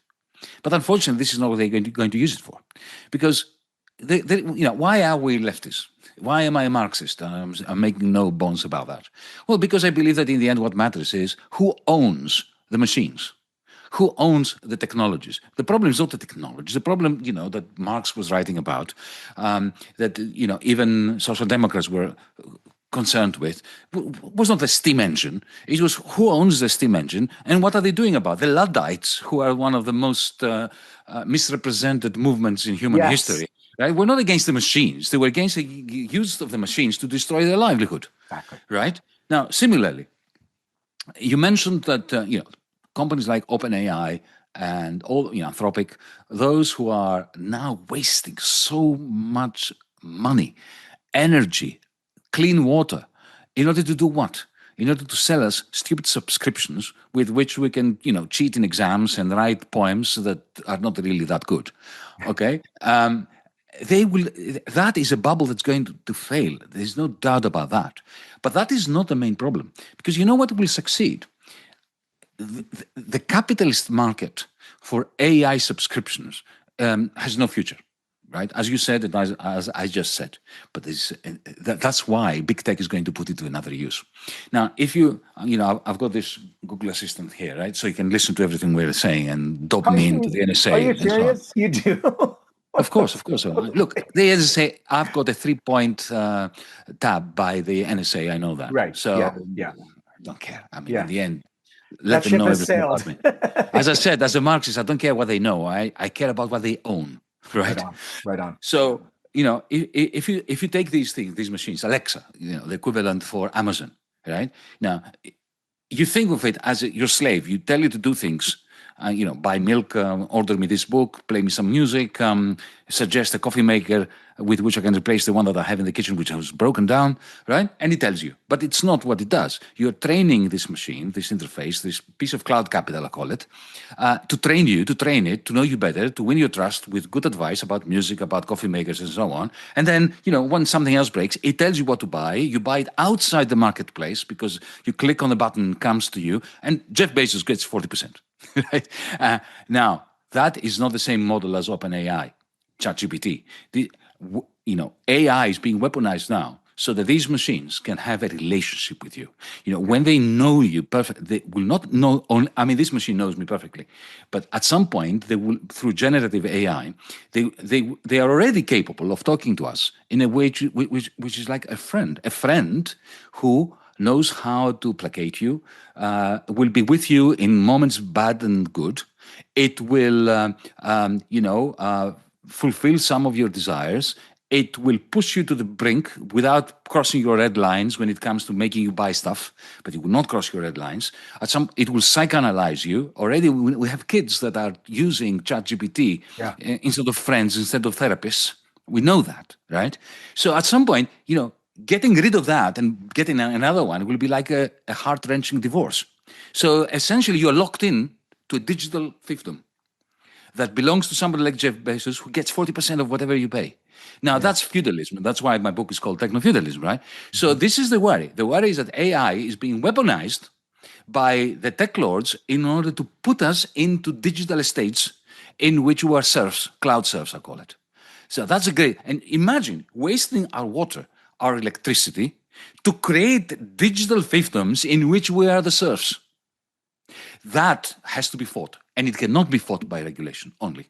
Now, it is important. There are regulatory steps we can take, like, for instance, introducing interoperability. That is, if I want to get out of X or Twitter. I can go to Blue Sky and then, take Elon everything Musk's, with you. Yeah. not take everything away, but let's say that, I go to Blue Sky. I've gone to Blue Sky. I have very few followers there compared to Twitter. Imagine if Elon Musk was forced to convey anything I post on Blue Sky to my followers on Twitter. Exactly. He wouldn't like that. That would really, reduce the switching costs. It will reduce the height of the walls, the digital walls that encase us in those cloud thieves. There are things like that we can do. And there is a Canadian, an amazing author and a friend of mine, Cory Doctorow, who has, talked to him about ideas on how to regulate. Cory is brilliant. He's a fantastic writer. He's a friend of the campaign and another endorser. And he's a great friend of mine. And I really, everything he writes, I benefit from. Yeah. But I go further because I'm a Marxist, right? For me, what matters is who owns those damn things. Yeah. And the Chinese have proven that ownership is the beginning of emancipation from the authority of the tech lords. So, for instance, in China, when the equivalent Amazon started having huge rents, much, much greater than what was consistent with Chinese development, the government came in and quashed them. But that's because they had a political system that could rein them in. Now, I don't want to have the Chinese Communist Party telling us what to do. I want a democratic system. Thank you for saying that, because I was about to say that. But the idea of having the political power to rein them in. Yes. And to socialize the means of communication, not just of production. Yeah. Right? To socialize them. To have, citizens' juries doing the job of the Communist Party. Where you have sortition, you have random selection of jurors that will be reining in the activities of these, cloud fiefdoms. I think that is absolutely essential. And we have a lot of lessons to learn from China. Don't fall into the mindset that whatever the Chinese do is authoritarian, it's terrible. No, it's I don't think they that's do true. a lot of good things. It's much more complicated than that. Yeah. Interoperability has been registered in China today. Yeah. Okay, yeah. So they're reining in the capacity of the owners of cloud capital to do stuff.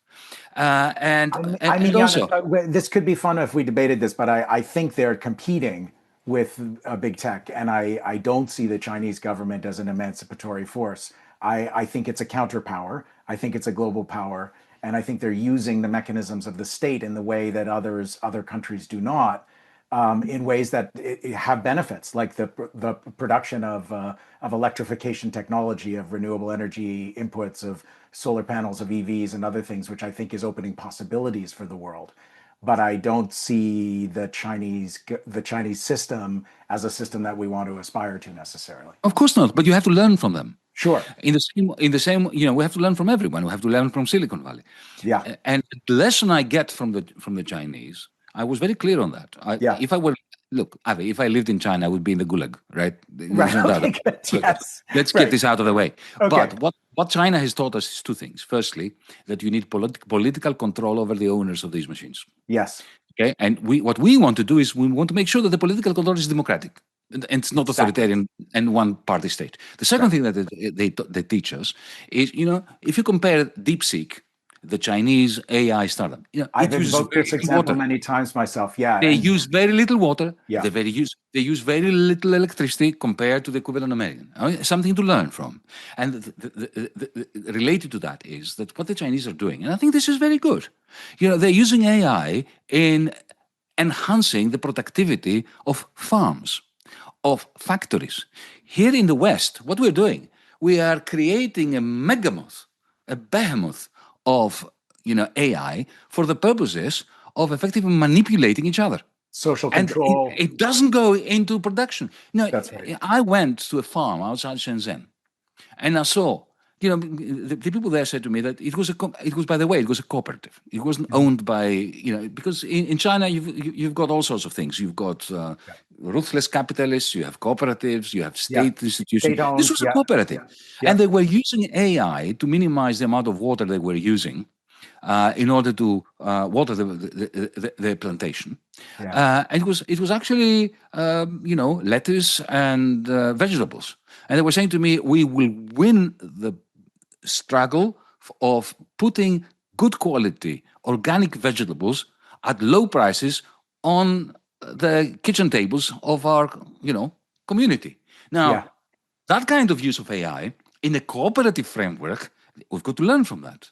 Yeah, I agree, and I think our policy and the public education that we're trying to help support in Canada, there is generative AI, and there's also lots of other smaller scale machine learning where garbage in, garbage out. If you're hoovering up the entire internet in order to develop new instruments of social control and capital accumulation, that's one thing. If you're using technology, clean data, and smaller machine learning models to develop drugs, like you were saying, to teach a solar panel how to track the sun across the sky.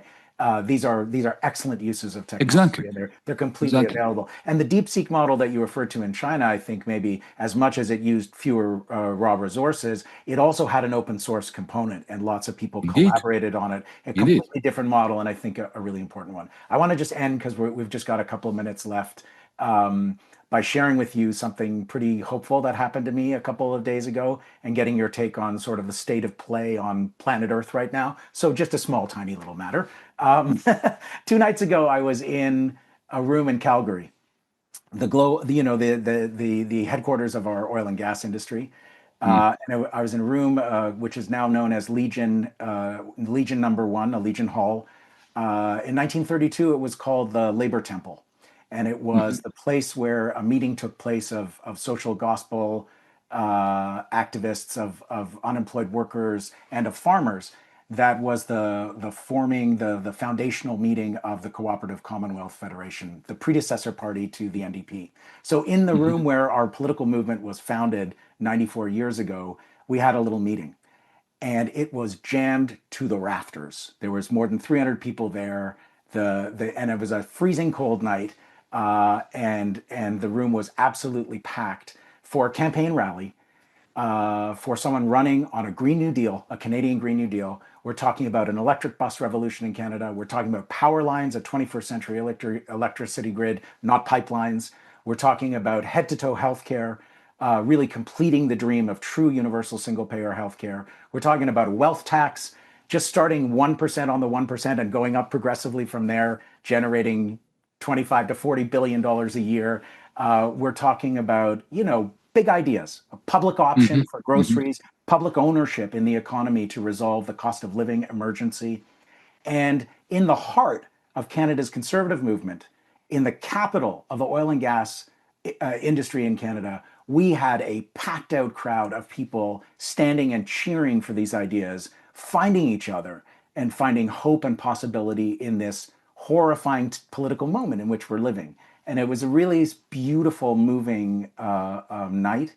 And I found, as we've been going across the country, that people are really hungry for an alternative, especially in Canada, where we elected Carney to protect us from Trump. And he has largely placated the Trump administration and gone very far and very fast to the right.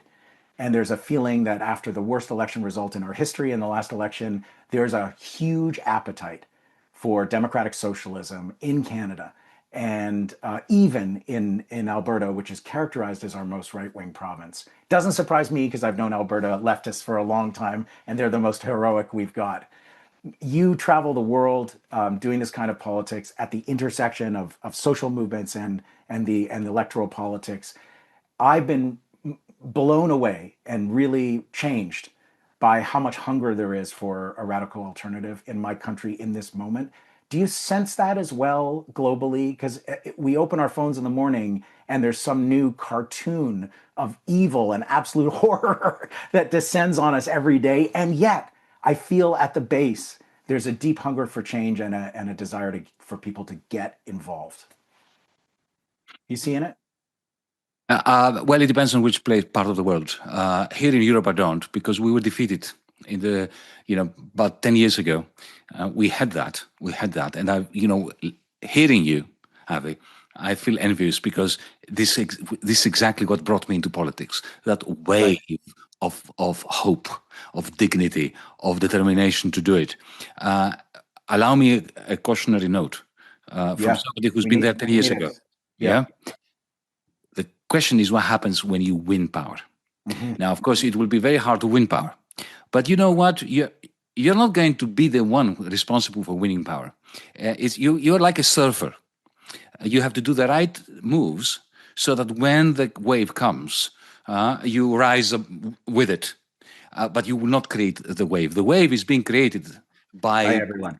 Forces, social forces, real human hope that is, creating that in the face of the discontent, in the face of the Trumps of the world, and the capitalist accumulation and all that. But your responsibility is not to betray those people, because when we managed to get into the ministries and into the prime minister's office back 10 years ago, we betrayed the people. I tried not to. That's why I resigned. Yep. But I saw how quickly my comrades can become enamored of oligarchic power, and how easy it is. I saw some of the most remarkable human beings being converted into stooges of the establishment. Now, that crushed my soul. My soul remains crushed as a result of that, but it refuses to stay that way. Yeah. And what I'm saying to you is, a lot of your comrades are going to have this temptation to push back the ladder and to throw it down once they've climbed into the ministries, into the offices of power. So my message to you is, well, I know you are not going to do it, but make sure that you understand that the temptation is great.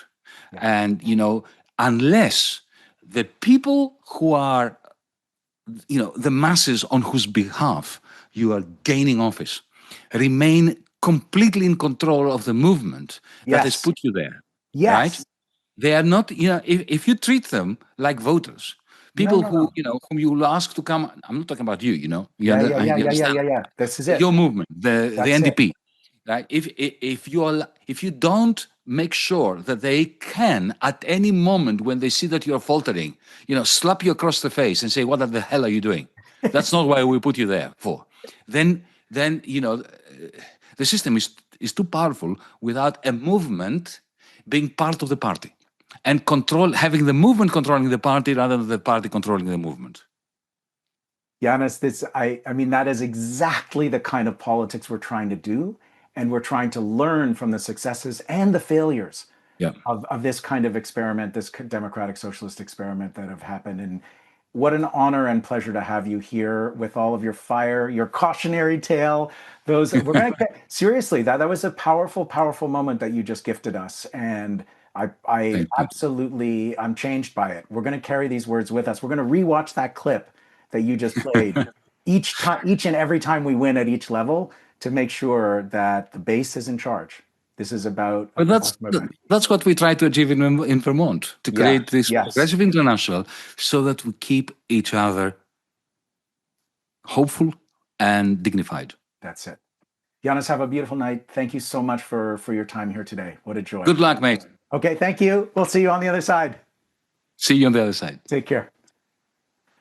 Thanks, both of you. Thanks, Yanis. Thanks, Avi. That was a great conversation. And it's just so fitting, a final message, because it's so written into the organizing work we do. This idea that, to paraphrase Eugene Debs, we're coming up with everybody else, right? Because we can't afford to win an election only to be up against all of these forces from without. We need people behind us, ready to stay true to the horizon that we've campaigned on. So that's built into the organizing work we do. We need to shift politics beneath our feet. So thanks so much. What an inspiring conversation. Yanis, Avi, thank you both. So please don't go anywhere, folks. Yes. I'm here for you. Whatever you want. Bye, guys. Well, I want publicly owned smart home devices, I think, at this point. Yanis, that's at least one thing I want. That's it. All right, see you guys later. Let's sign up some memberships. We can get to work now? Let's do it. Yeah, Yanis, we'll let you go. Thank you. January 28th is the deadline. We have until the end of day that day. Technically, that's in Pacific time. So we have until midnight Pacific time on January 28th to sign up members. And it is all out for Avi now.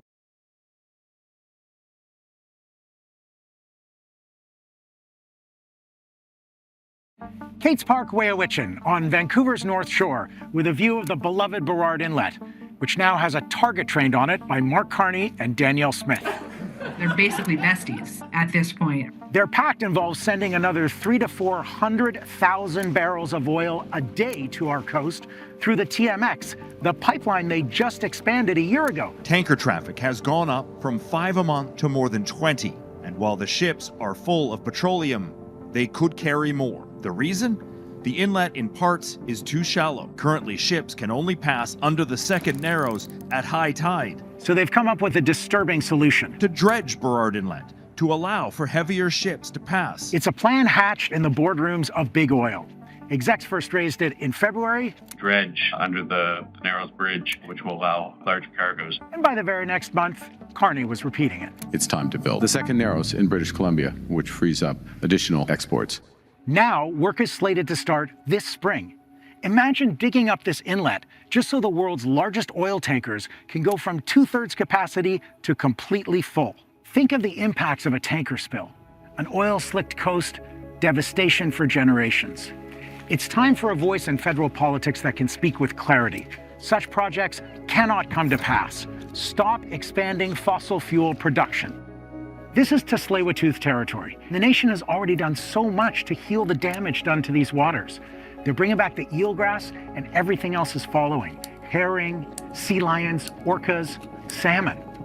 We've got to protect this precious part of the country, along with all the places we love, from coast to coast and everywhere in between. But we can only do it together. That's why I'm running to be the next leader of the NDP. Become a member and join us.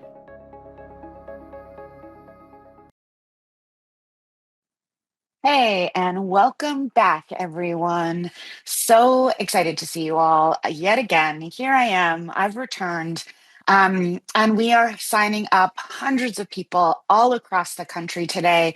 I'm so excited to see these numbers rolling in. We've got amazing folks all across this incredible country and all across this incredible movement that we're building together, reaching out to their communities, connecting to each other, saying hi to folks, reminding them that this campaign is happening, giving their ideas about why they're supporting Avi and why they're so drawn to the work that we're all doing here together. So I am so thrilled. I want to, just take this moment to just profile and amplify my gratitude to the entire Lewis for Leader staff team as well.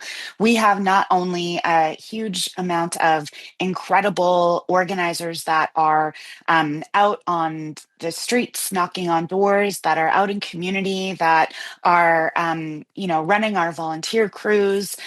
We've got incredible staff that do our comms. We have amazing people that are organizing this. We have one of the greatest group of directors I've ever had the chance to work with in my life. It's just truly been an incredibly special experience working with everyone and getting to know all the folks that are coming into this space to organize together. We've built an amazing team, and I'm so proud of the work that everybody does. It's the thrill of my life to be able to do this organizing work. I'm so excited to be able to do it with everybody, and I'm so happy that they're all here.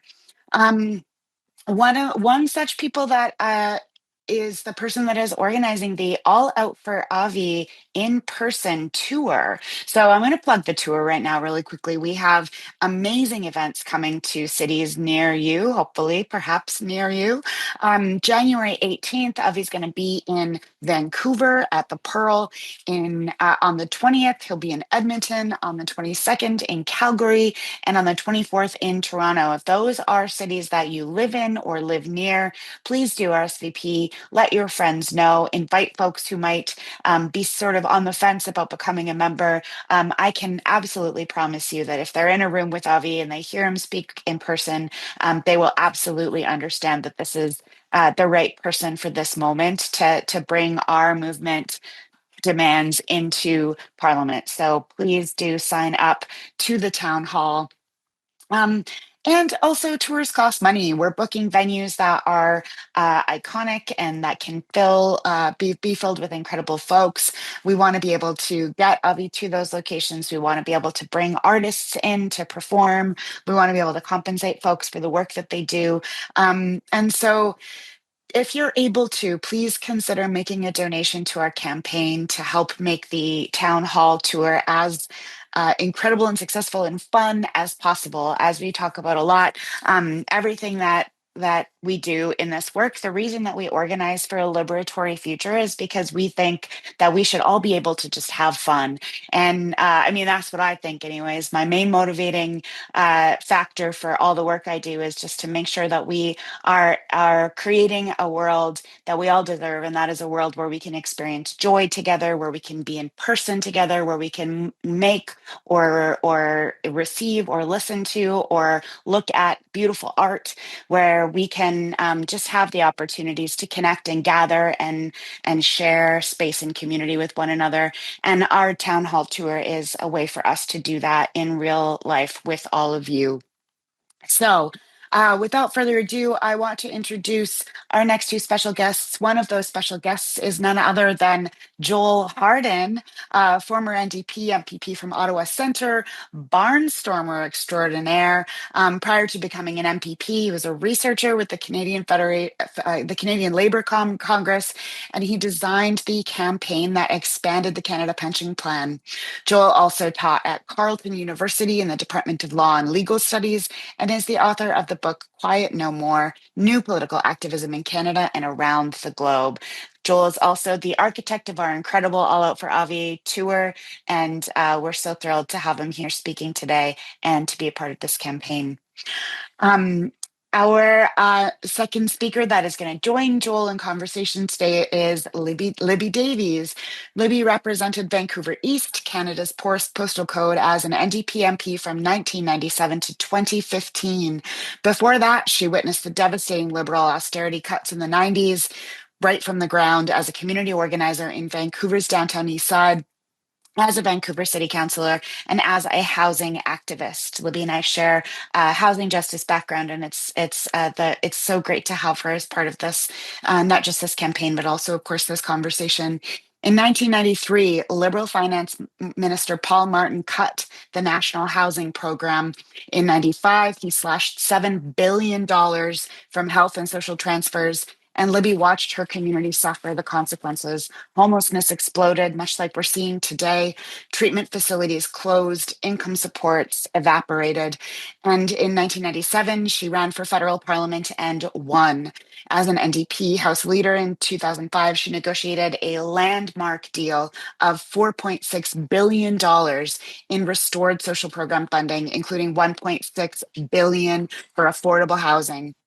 As deputy leader later and health critic, she fought the Harper government's austerity budgets and corporate tax giveaways, and has been a champion for ensuring that people receive the supports that they deserve all throughout her career. So welcome, Libby. Welcome, Joel. I'll pass it to the two of you to start this conversation, and thank you so much for being here.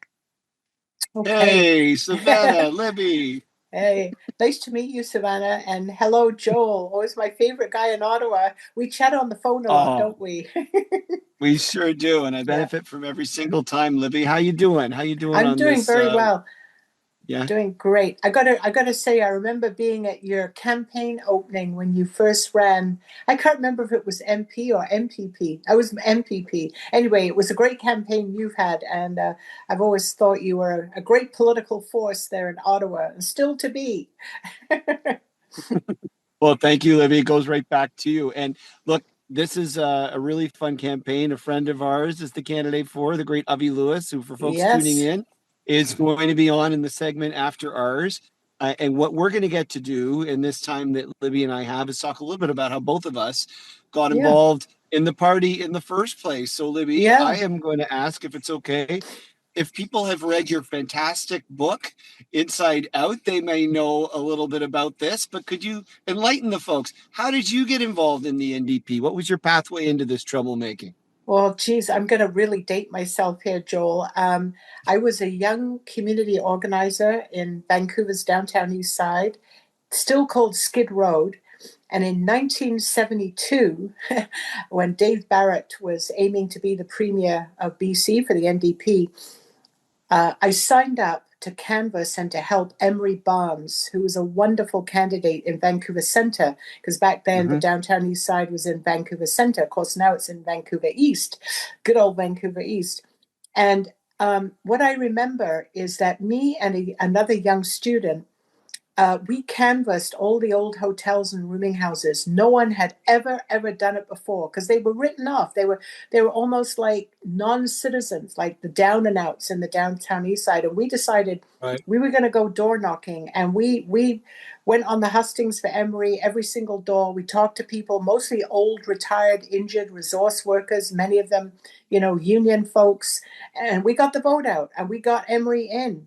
And I think what really came back to me, Joel, in just thinking about this today, is that I realized that I joined the party because of Emery. I joined the party because I really believed in this guy who was going to fight for us. And because we were, transforming the downtown east side. We were saying, this is a community. It's not Skid Row. These people are not non-entities. This is a community that's got rich history and deserving. And Emery understood that.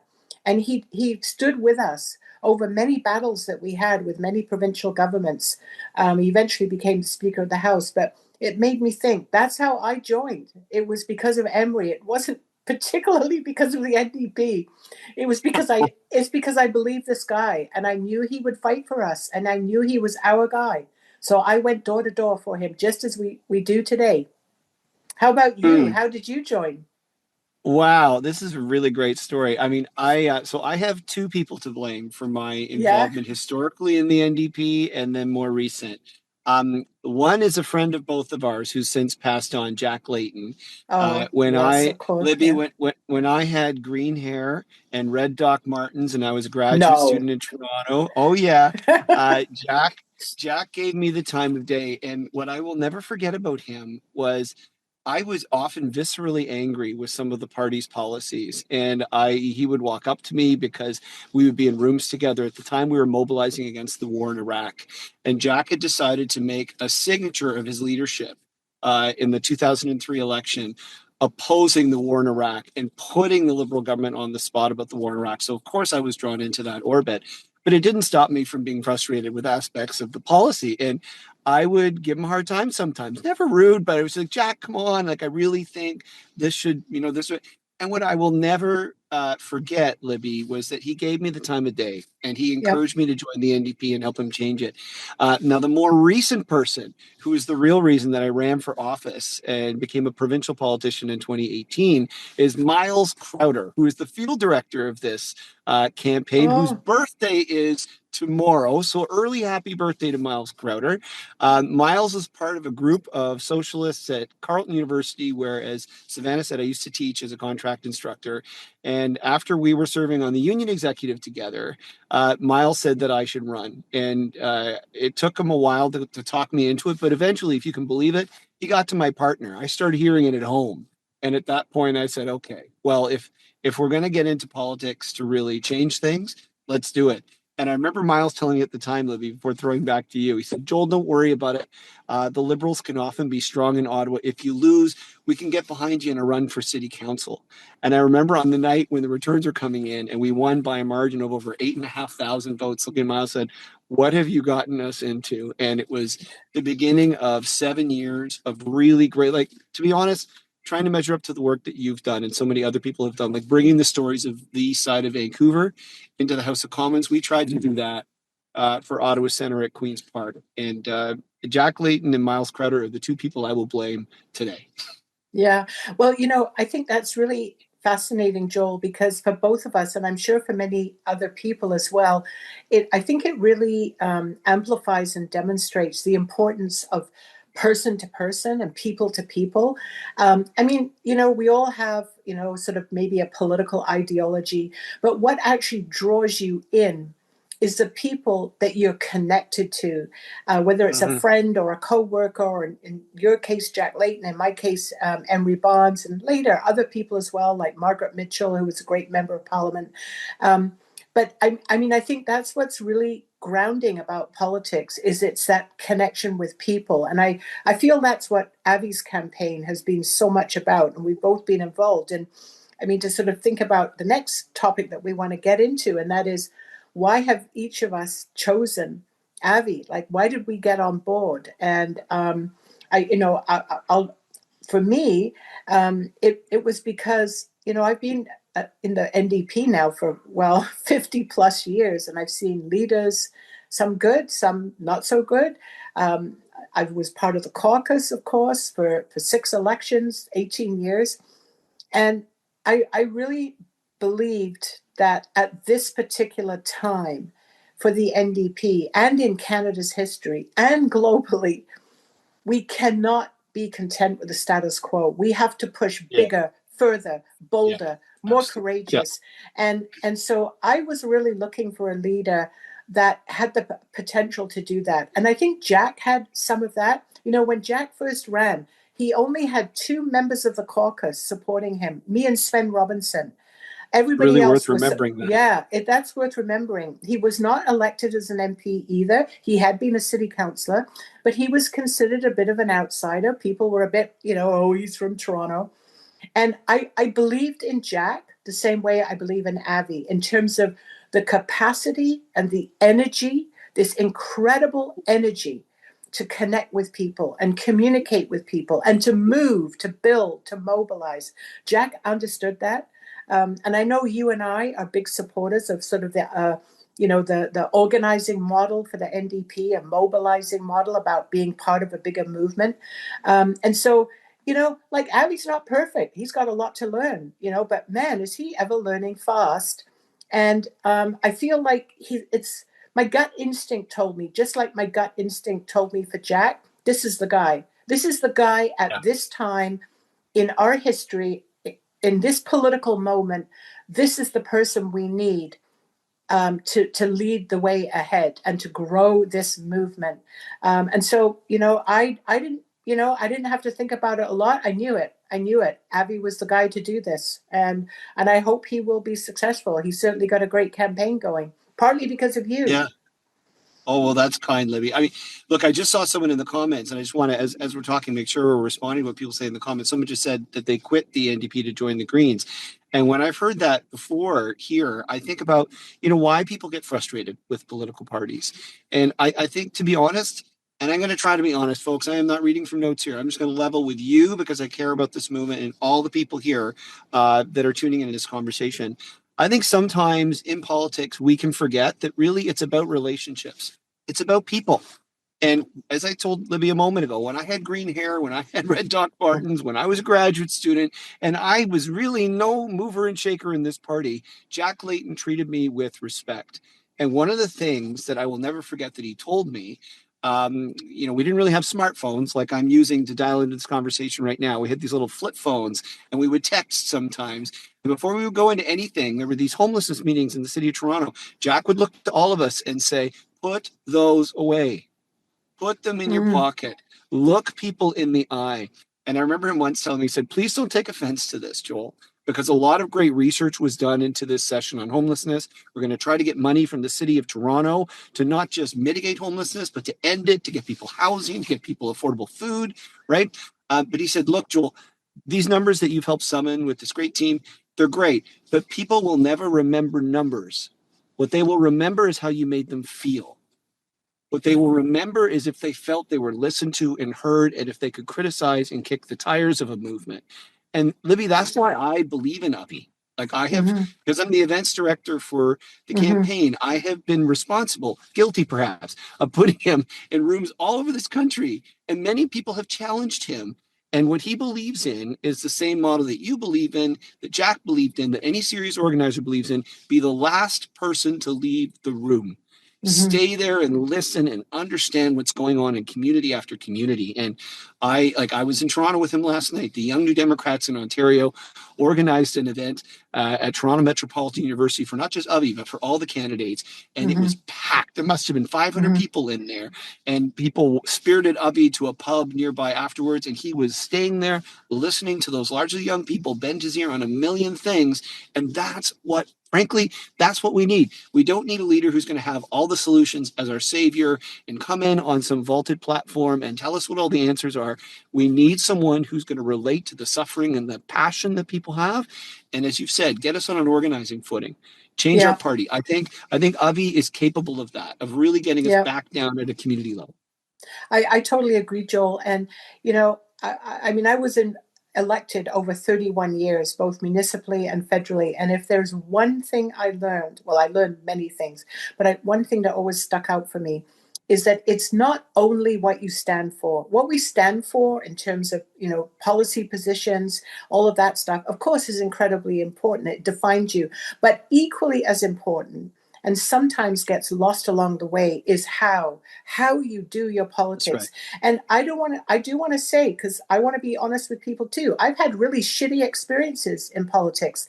I faced sexism, I faced homophobia, because people were nasty, and that's even more so today. It's a very toxic environment. So how you treat not only your allies, but also your adversaries. I learned that. Very true. You have to learn how to reach across the aisle and find where you can work to get something done. Jack was a big believer in that, and I think Avi is too. The idea of actually moving things and getting things done. So how you do your politics, to me, is really important in a leader, that characteristic. Do you listen to people? Are you humble? Are you willing to learn? Are you willing to know that you don't know it all? That you've got good people around you, and that you treat people with respect and dignity, no matter who they are, whether they're famous or a celebrity, or whether it's like the new voter or, the young person who's just figuring it out. And I think the green-haired graduate student. Yeah, and I think Avi is really getting that. I do think it's been a learning for him, and I think he's really getting it. I've actually seen him very much mature in his political kind of approach and how he's learning. And I find that good,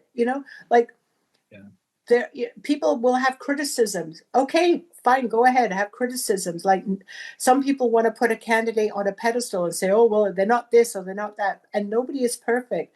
If somebody is doing their darndest and is inclusive and open and trusting and building those relationships, that is a very good sign of who they are. And I agree with you. Avi has those qualities. And I think it's showing through this campaign and how he's bringing people on board. So I think that's a very good sign. I mean, maybe we could talk a little bit. I mean, I think we've both spoken about why we've sort of want to back him and support him, and we're actively working for Avi as a person, but also for what he stands for. I think that's really important, Joel. I really like Avi's very big, bold policy ideas.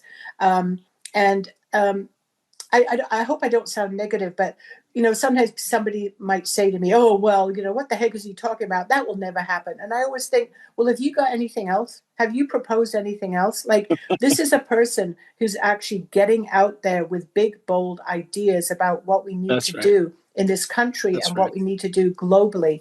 And we may not achieve it all, but my God, we're gonna give it our best shot, and all of us collectively. And so I think his policy initiatives as well have been very important in this campaign.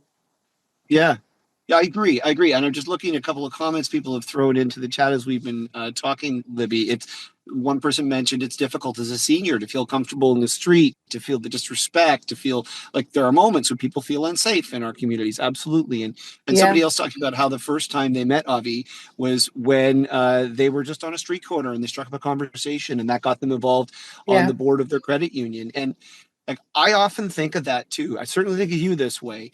Was that person there for me when I was in a struggle?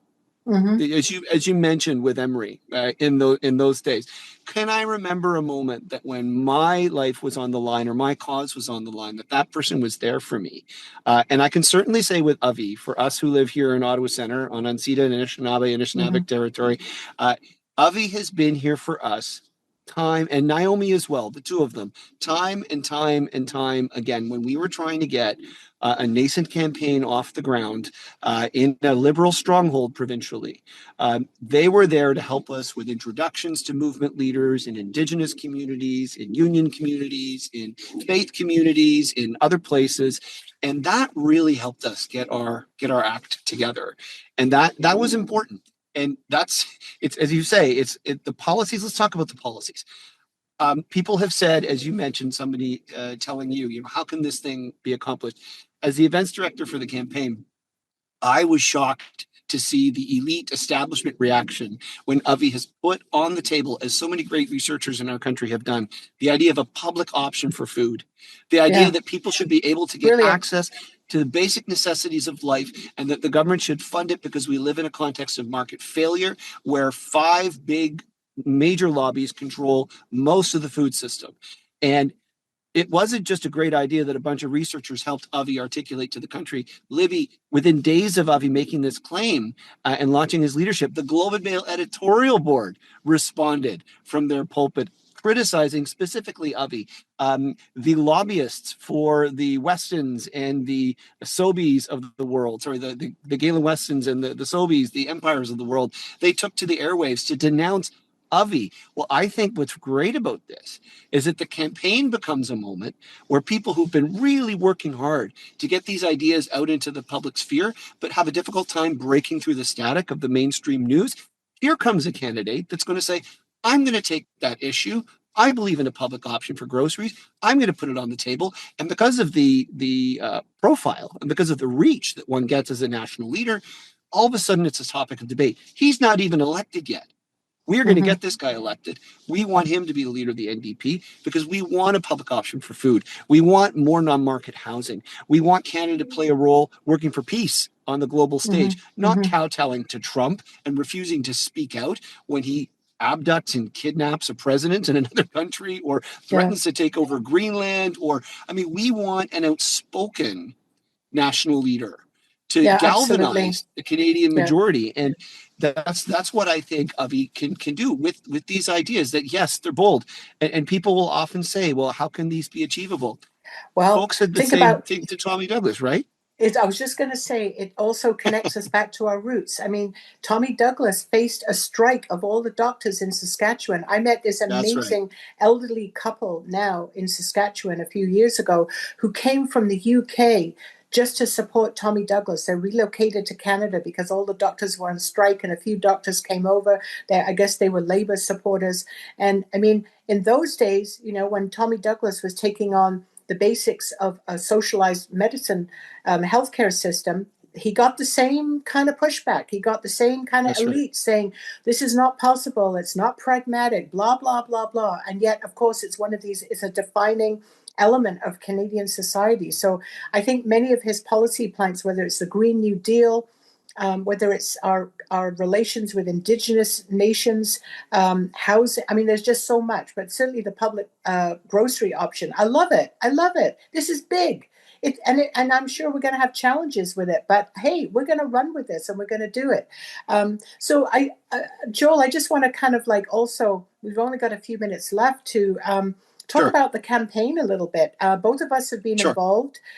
You doing an amazing job with your event direction and organizing. I've been sort of more doing outreach and talking to people and helping send out messages and find supporters and talk to people about why Avi is a very good leader. How have you, we've both been involved in quite a few campaigns. How are you finding it now as we approach this big milestone of January 28th?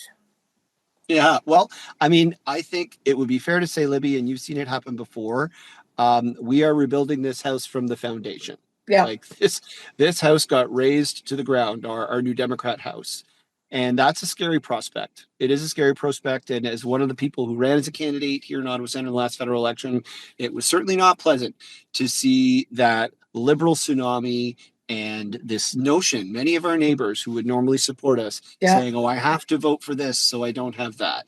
Well, I think what is going to be really important in this moment is that we pick a leader who can confidently say in English et aussi en français that we have a choice. We have a choice. We don't, and the problem is if we keep picking the lesser evil, we stay within the domain of evil. Like we say, and I'm not calling liberal friends evil. Don't get me wrong. What I'm saying is, if we really want to make life affordable, if we really want to take on the Galen Westons of the world, the corporate oligarchs in the real estate industry, the fossil fuel industry, which is basically playing games with our future and taking the future away from our children, we have to get serious and we have to be outspoken. And there is a role for the NDP. The Liberals may think they can span all across the political spectrum, but you and I both know that standing in the middle of the road is not a wise strategy. You tend to get run over by the powerful. You've got to stay in that left lane confidently and make the case that Avi is making. So what I've seen in town after town, and most recently, I see our wonderful creative director, Adam Warner, here. Adam can tell you, as someone who was in Nanaimo just a few nights ago, we had a packed house at the White Sails Brewing Company. We had the honor of being graced with the presence of Elder Lolly Good, and we delivered on a campaign night that allowed people to hear from Avi, but also to ask questions and to pull him aside and say, Avi, I really want you to be thinking about this. And when Elder Lolly Good talked about the Suwemuk message and the tradition and the legacy of looking after that land and the history of caring and how much that resonated with everybody in that room, you realize the potential for a new democratic message in this moment. We don't have to compromise with the powerful. We don't. Yes, we have to really, I think, I always call myself a pragmatic socialist, like we live in the real world. We have to be pragmatic, but we have to go for big stuff and we have to work hard at it. This campaign has had many levels. You've outlined some of them. I would add another level that I think is emerged and has been very important. We've gone through the official party renewal and review process that Emily Taman led, and she produced a very good report. I'd like to give a shout out to Emily. Yes, Excellent report with fantastic. She really listened to people, and there's some really good ideas in there. And so I think another level of the campaign that's been particularly important, particularly for people who've been in the NDP for a long time, may not, not for new people necessarily, but or people who left because they were unhappy, is the whole question of the democratization of the NDP. And I think this has been a very important element in Avi's campaign, to understand that what does it mean to get back to our grassroots? What does it mean to go beyond just being an electoral machine and asking people for money and sign-ups and a sign on election day kind of thing? What does it mean to have a party that is fully active and organized at the grassroots and providing real resources to their EDAs, that the sort of the fundamental building block of the party? And I think Avi has really tackled this question. There's a lot more to come on this. You and I have had a few conversations about this. There's a lot of discussion to have within the party about democratization and what it means. We have to listen much more carefully to people and not let it get lost. I remember Rebecca Blakey, who was once the president of the party, did a fabulous job after an election. Yes, she did a great report, and the report got buried. No, it never got worked on. So we have to, in a way, we're the memory of the party. Many people are, and we have to make sure that what people have said and what people believe does not get lost and put on a shelf, that it has to become active. So to me, the democratization of the party is a really important element of Avi's campaign and what we're all doing here. I totally agree. And if it's okay, Libby, I want to bring back, and I don't think Jack would mind, an argument actually I had with him often. Yeah. And back in my student days, because many of my friends went on to work for Jack, really smart people who are still really active in the party. And they have incredible skills, incredible capacity to share with our party. But I remember telling Jack, I don't see the riding associations. I don't see enough community engagement. I don't see enough investment in riding associations so they can field candidates well ahead of when writs are issued, so they have the resources to be present. And I'm blessed to live here in Ottawa Centre, where we have some resources. We have the presence. But 343 ridings in Canada, Libby, I think that the NDP, we should be shooting for every single one of those riding associations to be active in the community. And my argument with my friend Jack back in the day was we're using a lot of our resources around your office because people love you and they support you. But we need to take some of those resources and bring them also right down here to the grassroots level so we can amplify you, so we can frankly disagree with you sometimes because that's part of being in a party together, and we can execute the work done for the party. Avi has been saying this time and time again. Let's turn our riding associations into organizing hubs. It's very much what we believe in Ottawa Centre. Let's not take the vast majority of our resources and spend it on the leadership branch. Let's share the wealth. We're socialists, right? Let's share the wealth and let's get people active everywhere. Yeah, I think it's definitely been a theme that's emerged in some of the criticism from that review process is how leader focused we've become in terms of allocation of resources during campaigns. And I think we have to rethink that, and we have to get ahead of the game. Voting is just an outcome of people being involved upstream and feeling like their voice counts. And if you don't have that, then people become rather cynical and they become turned off. And so making those connections early on and being where people are at and hearing what their issues are and working with them as allies in every level possible, whether it's in the national level in Ottawa, but most importantly at the grassroots. That's where transformative change takes place, when you do it on all those levels. So yeah, there's many good things happening on this campaign. We've got a ways to go yet. But I feel very optimistic, and I feel very hopeful that what's being generated here is powerful, it's democratic, and it's visionary. It's like taking us forward in a really big way, and that's what we need at this moment. So I'm very glad you're there, Joel. You're doing a fabulous job on the events. Keep it up. Don't get too tired, okay? Impossible. I have Savannah to help us steer this whole thing. I see his back. Savannah, we got to throw back to you, it looks like. Yeah, you do. Thank you both so much.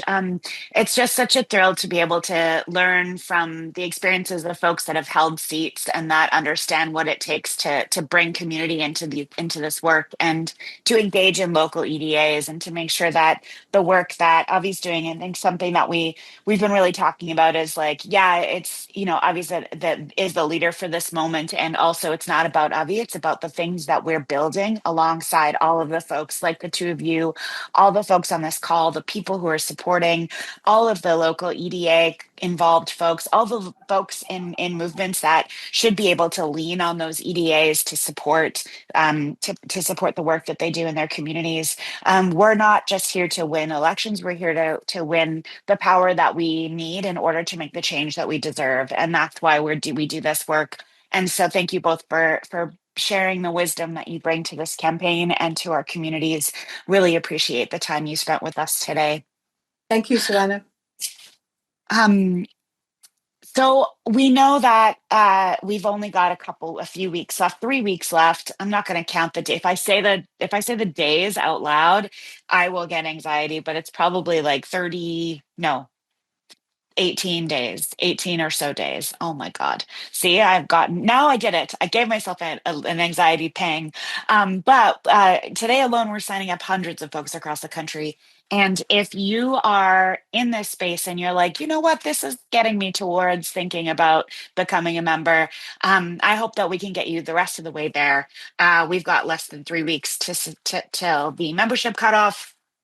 And we want to be packing the town halls in person. If somebody wants to plug the town halls again in the chat, we're coming to a community near you. We also want to be able to have as many folks as possible who are engaged and involved in community work sign up to become an NDP member so that they can vote for Avi and bring our demands into the national stage. We're so grateful to be able to have these conversations with folks and to be able to take this moment to amplify leaders from across the country. That's what today has been all about. That's what our campaign has been all about. That's what our solidarity sessions are all about. We want to platform and offer space for leaders to speak to the issues that matter to them. So please become a member, sign up your friends, and we've got a ton of work to do. We also have thousands and thousands and thousands and thousands of people to talk to. So if you are interested in volunteering for one of our national phone banks, please sign up. There's going to be a link in the chat, I'm sure. We've got volunteer shifts all across the country. You can sign up for a phone bank. There's some communities that are hosting in-person phone banks. If you've got a handful of friends and a living room, you can host an in-person phone bank of your own. Please do reach out to our volunteer crew, get involved, host a phone bank, help us to contact the thousands of folks across the country that we want to be able to connect with one-on-one. Speaking of connecting one-on-one, our resident face-to-face connector expert, Hannah, is going to come back onto the stage and talk about what it might take to connect with folks one-on-one with Stefan. Yeah, so thanks so much, Savannah. And I am going to hand it over to Stefan. Stefan's one of our national outreach leads for this campaign. So over to your very capable hands, Stefan. Thanks so much. Thanks, Hannah. Thanks, Savannah. Howdy, everyone. My name's Stefan. As Hannah said, I'm a national outreach coordinator for the campaign. And yeah, today what we're hoping to do is sign up as many new members as possible before that anxiety-inducing January 28th deadline. So that we can make sure Avi Lewis is the next leader of the NDP. How we're going to do that? It's simple. It's leveraging exactly the sorts of things that Libby and Joel were talking about, which is to say those sort of interpersonal relationships, those one-on-one, face-to-face conversations, and those can be in-person or digital, to let folks know that the leadership race is happening and encourage them to vote and become members of the NDP so they can vote in the leadership campaign. After that, well, to do that, we're sending each and every person your unique campaign sign up, and we'll explain how to do that. So that they can turn your excitement, their excitement into action. And because really, this needs to be reiterated, only people who purchase their NDP membership by that deadline of January 28th will be eligible to vote in the leadership campaign. So with that all being said, next step is going to be this personal outreach. So first thing you have to do is click this link or follow this link at lewisforleader.ca/organize and set a recruitment goal. And no one is sort of keeping your hands to the fire on this recruitment goal, but we would recommend or would advise you to be ambitious here, right? As many people as you think you could get, reach for it, right? No bad things will happen if you don't hit the limit or hit the goal, and only good things can happen if you really strive. So that's what we're aiming for. So everyone needs to set up that goal through that link. So if you can, take a moment to fill out that form now, and you'll also get a sort of volunteer agreement that follows afterwards. Then you'll receive an email with your unique campaign sign up links. So you'll find your personal referral links in the email inbox that follows.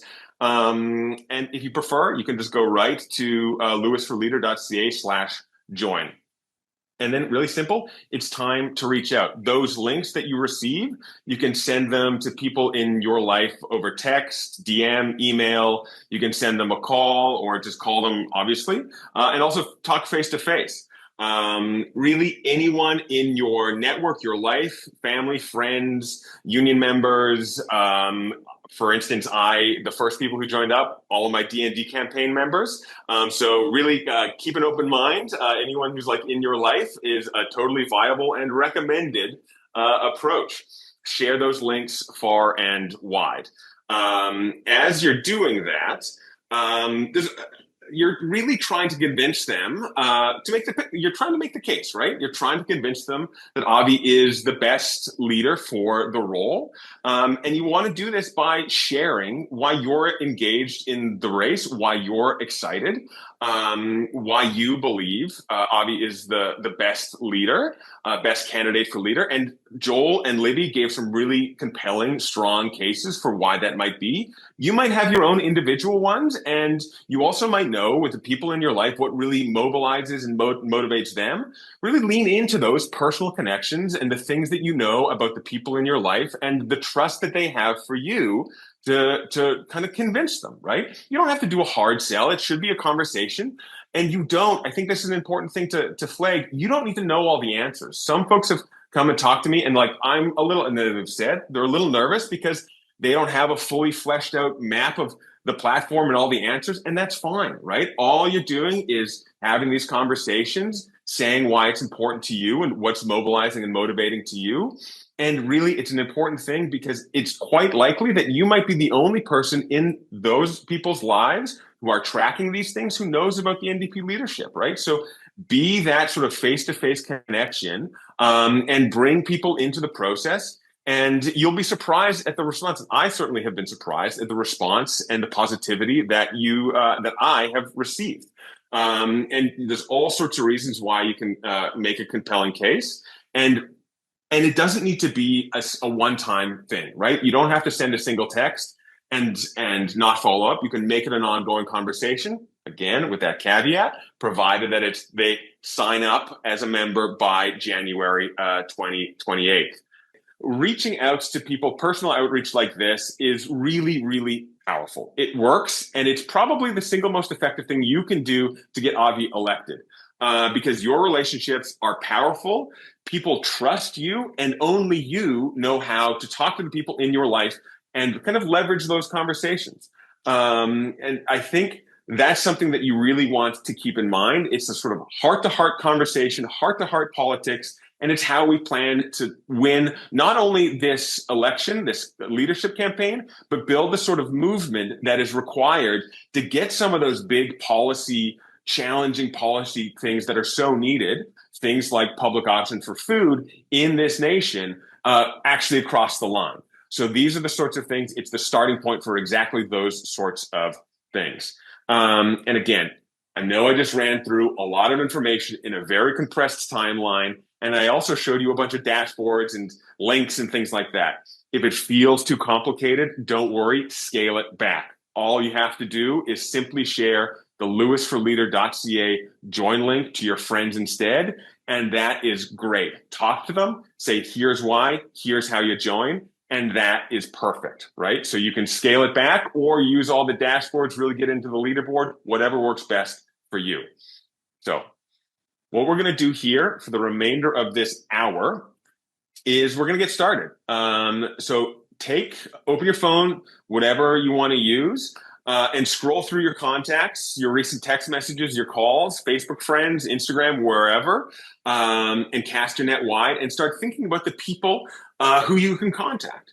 We'll spend the next 15 minutes roughly doing outreach. And as we do, we'll watch that little number in the graphic kind of going up, and you'll see names popping up. And those are new people that have been brought into the team and the party since we started doing that. So I'm going to jump off this, and we are going to start sharing.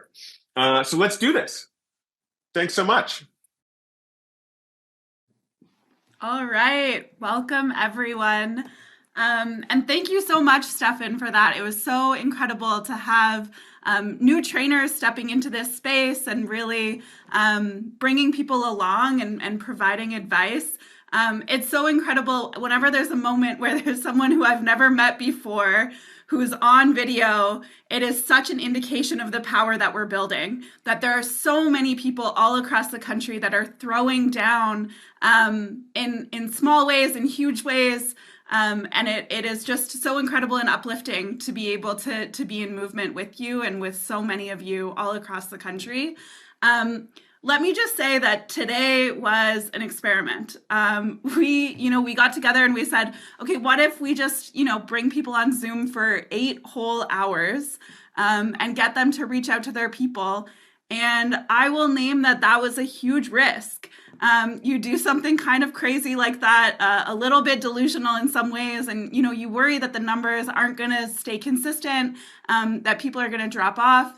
We have had every single hour, over 150, oftentimes 200 people who have consistently been on this call, new people coming and going every single hour. And it has been electrifying to be here and to be able to witness this and be in community with all of you. So I am just so overjoyed and delighted by all of the energy that you have brought.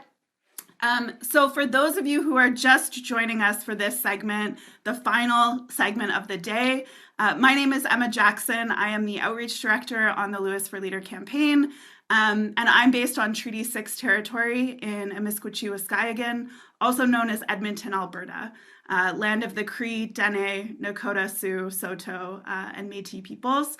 And we would really love for you to share in the chat where you are joining us from. Like I said, one of the best parts of these calls, these virtual calls, is to really be able to see the momentum and energy that is being built all across the country. There are people in small towns and communities that I've never even heard of, in large cities, in suburbs, every single corner of this country represented by people who are being pulled into this movement. And it's really uplifting to see that and to connect with one another.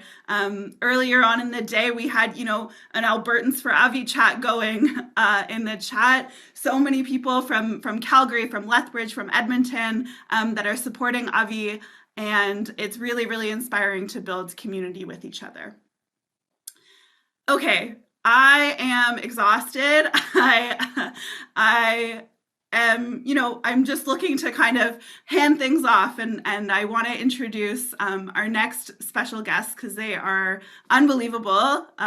So here's Avi in his parents' kitchen, I believe.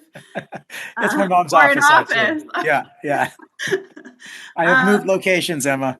Awesome. So I'm going to test out once again. I've written a new bio for Avi, and I'm going to keep reiterating it throughout the day in hopes that it will stick.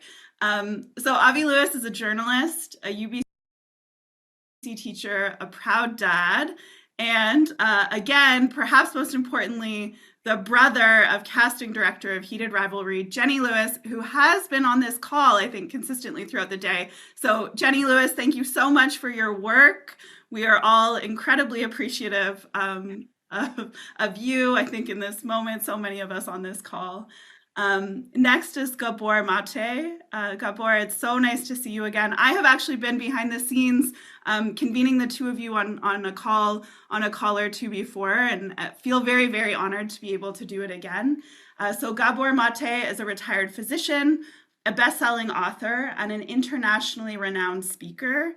He has 20 years of family practice and palliative care experience and over a decade of work in Vancouver's downtown east side with patients challenged by drug addiction and mental illness. And we just heard from Libby Davies earlier, who also was, an MP for the downtown east side.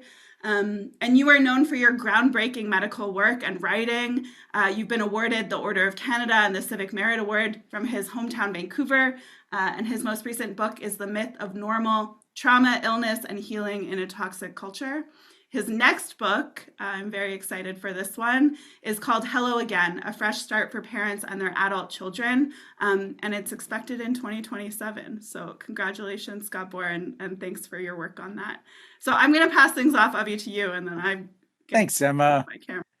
What an amazing accomplishment. Emma Jackson, one of the country's best organizers. Honestly, I knew that Gabor, I asked Emma to work on my campaign when I first ran for the NDP in 2021. She was not interested. I asked her in 2025 when I ran in Vancouver Centre. She was busy with other things. And eventually she saw momentum building around this national race. And Emma has come on board. You probably just felt sorry for you. I think so. It could be a pity. It could be a pity position. It is probably a pity position at this point. No, we are consistently attracting really incredibly talented people, and the ambition of doing an 8-hour Zoom and filling it with talented musicians. And Elle Jones read 3 poems that I think my brain was visibly like smoking. It was so good. She was so heavy. Dan Mangan sang songs, and we had an incredible appearance from Housewife, and trying to fold in some art in the activism. And Gabor, I think that this actually is maybe an interesting, maybe an unexpected place to start for you. We're doing electoral politics, but we're trying to speak to the whole of people in the way that we do it, and to enfold a sense of community and a sense of the other dimensions of the self beyond simply the political mechanics. And I think today's been a really important experiment for us in that. What do you think about doing something like that? I mean, you do a lot of different kind of politics. You don't do party politics, and let's get that straight off the top. But like, what do you think about trying to weave in other parts of the human self in political work? To me, it feels urgent. Well, both on the personal and the social level, politics expresses people's perspectives on what they feel about life, about what their values are, and about how they perceive their society. Mhm.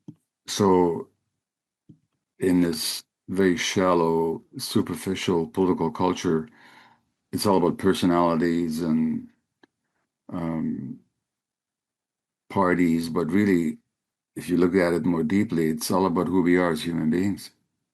And our current Prime Minister, Mark Carney, he's got a book called Values, which means principles. Now, if you want to know what a person's values are, there's two things you can do. One is you can ask them. And at any time in my life, if you had asked me what my values are, I would have strung you a beautiful list of ideals and commitments. But if you actually look at how I lived my life, that wasn't always congruent. Mm. So if you want to know what a person's values are or society's values are, look at what they do. So going back to Mark Carney, he wrote this book called Values, in which he famously talked about climate change and how what a threat that is to humanity. And he actually fooled people, including Conrad Black. You know, Conrad Black is allergic to climate change. I mean, he breaks into hives every time he hears the word climate change.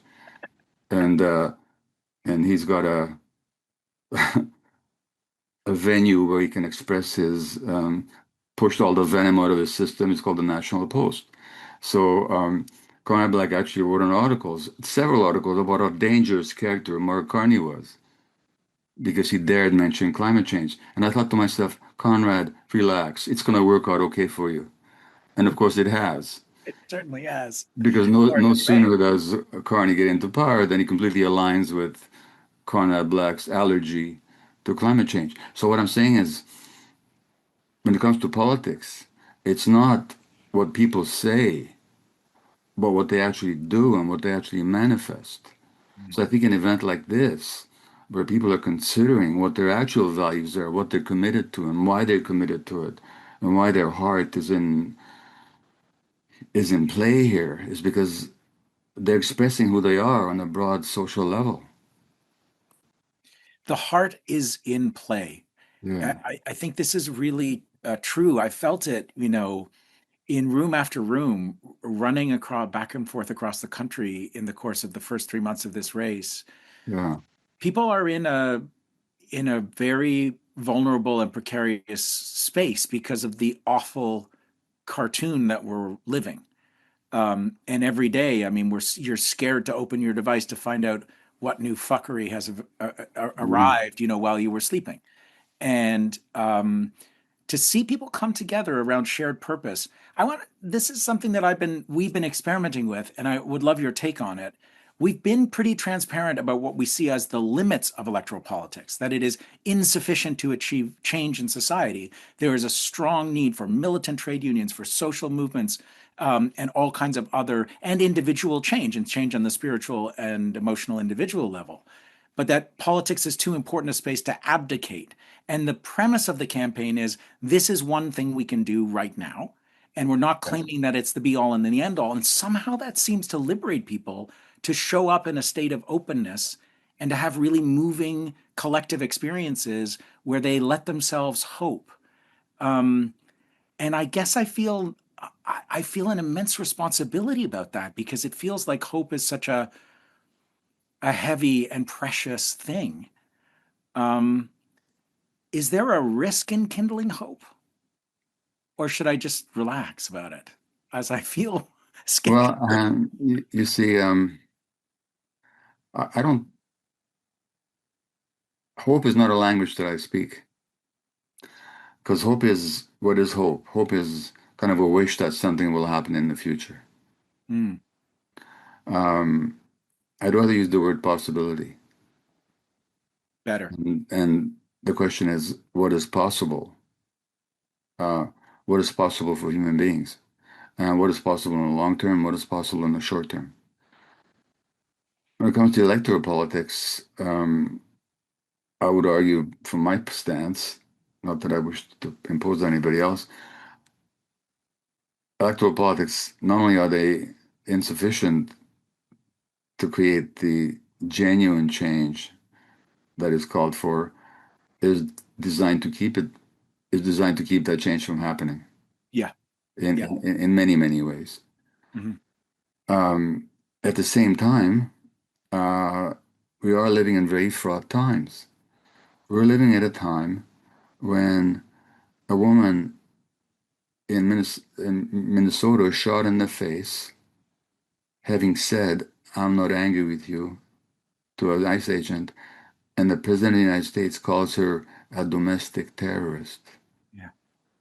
You call a woman, a mother of 3, is it, who committed no violence, who threatened no violence, who spoke peacefully, and she's killed, and the president of the most militarily powerful country in the world calls her a domestic terrorist.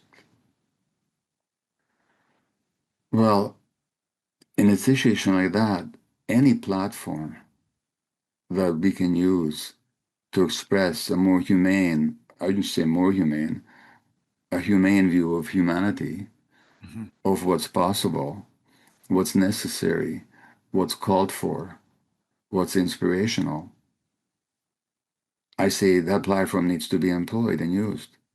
Yeah. So whatever I may think in the long term analytically of electoral politics, I salute you for seizing that platform and for speaking the truth. And I've heard you speak the truth about issues that Carney, you know that meaning of the word carney, a carnival worker, a carnival barker. That's what we have as a, we have a carney for a prime minister. Wow. And who says one thing or professes one thing and does something else. It's all about getting you in the tent. Got to get your $5 and get you in the tent. That's exactly it. He's a carny. The job ends there. Yeah. And so to have somebody like you, this is hard work you're doing. And I mean, you're traveling across the country, meeting people. I don't wish to I don't wish to trade places with you. But I love meeting people. What are you talking about? It's amazing. Well, good for you. Yeah. You know, I'm just reading the ancient Hindu classic, the Bhagavad Gita, and the Gita says, better to fail at your own calling than to succeed at somebody else's, you know? So we have to follow our calling, and that's what you're doing. And you're speaking, and everything I've heard you speak about, I've heard you speak the truth as I understand it. Whether it's on climate change, whether it's on Gaza, whether it's on Venezuela, whatever. So electoral politics aside, you've seized the platform and you're speaking to a lot of people and you're speaking the truth. So I can only support that. I really appreciate that. And I do feel that we should take some of our time together because it's something that brought us together. This is our connection in this last few years is one of the many strange gifts of the most horrible thing in our lifetime. The genocide in Gaza is how we came together, reconnected after years of knowing each other but not really working together. Yeah. And as the genocide continues, and it's something really powerful when you're in a room full of a couple hundred people or more, to be able to just see how important it is to keep talking about Gaza and the genocide. And just when people hear the word aloud in a room in Canada, their hearts leap and they respond because it's ongoing. And it may vanish from the headlines because of other terrible things that are happening. But I think the last figure I read was 5 people have been murdered by Israel every single day since the so-called ceasefire was in place, on average. Including today. Including today. Yeah. And for Canadians to watch a government try to thread the needle as if this was a political game and try to make kind of vague noises and have a prime minister who talks about there can be a state of in Palestine if it's a Zionist state. I mean, these just monstrous pieces of political word salad that are kind of abusive towards people who are really in the stakes. It feels incredibly important. It feels to me like the genocide is a chasm, a moral chasm that's opened up in our world. And a lot of things are tumbling into the void. The notion of an international order, of some kind of noblesse oblige, that nation states that live on dispossession and extraction and theft of indigenous lands somehow still observe some norms. And this has gone. This has collapsed in the last few years of genocide. And I think people feel unmoored. You are talking about this all the time in all different venues.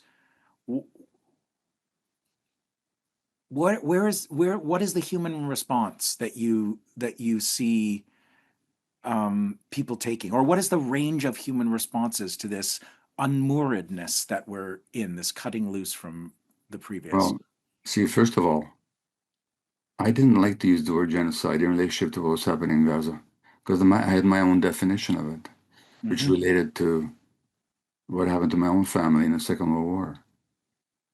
But you see, I don't get to make up definitions. There's an international legal definition of genocide. And according to several leading Jewish Israeli scholars of genocide, Israel's actions in Gaza meet the criteria for that. So when we use the word genocide, we're not talking about, it's not moral rhetoric. It's a specific technical term to describe the policy of the Israeli state right now, according to Israeli Jewish scholars. So that's the first one that has to be articulated. Secondly, our previous Prime Minister, Justin Trudeau, said that he supports Israel because Canada and Israel share the same values. Well, yeah, he was absolutely right. We do. We're both founded on the extirpation of indigenous populations, their dispossession, the continued oppression, the seizure of their resources. And look at the present government here in Canada. No sooner does Carney get elected than the first thing he does is he signs resource extraction agreements that run roughshod over indigenous rights. So when a Canadian Prime Minister announces that we have the same values as Israel, yes, we do. Taking over indigenous lands, using it for own purposes, and suppressing that population to the extent that we have to. The only difference is that Israel is doing it right in front of our eyes right now. And then when Bondi Beach happened, 15 people were killed in this horrific attack in Australia. The outrage, which was justified, but as somebody pointed out, when 15 Jewish people are killed in Bondi Beach, that's a massacre. When 400 people are killed in Gaza, that's called a ceasefire. So there's this imbalance of indignation, this selective indignation. And our government has never spoken with any of the passion, caring, concern about what's happening to the Palestinians than what happened to a relatively much smaller number of Israelis. This is not to justify anything. I'm just pointing out the obvious. So that it's important to talk about this issue because it's like the moral fulcrum of our time. How you relate to that, how you relate to Gaza, actually tells me how you relate to the world and what you concept of humanity, fairness, justice.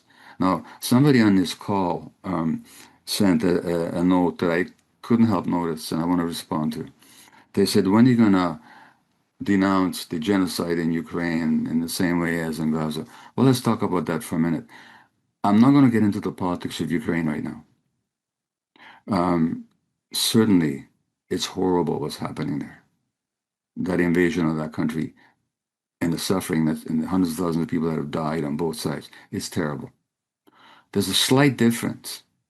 Our government openly opposes what's happening in Ukraine, and it openly supports what's happening in Gaza.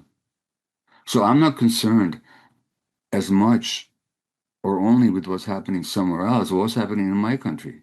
What's happening in my country, Avi, is that the Canadian government, within a short months, issued 1 million visas for Ukrainian refugees.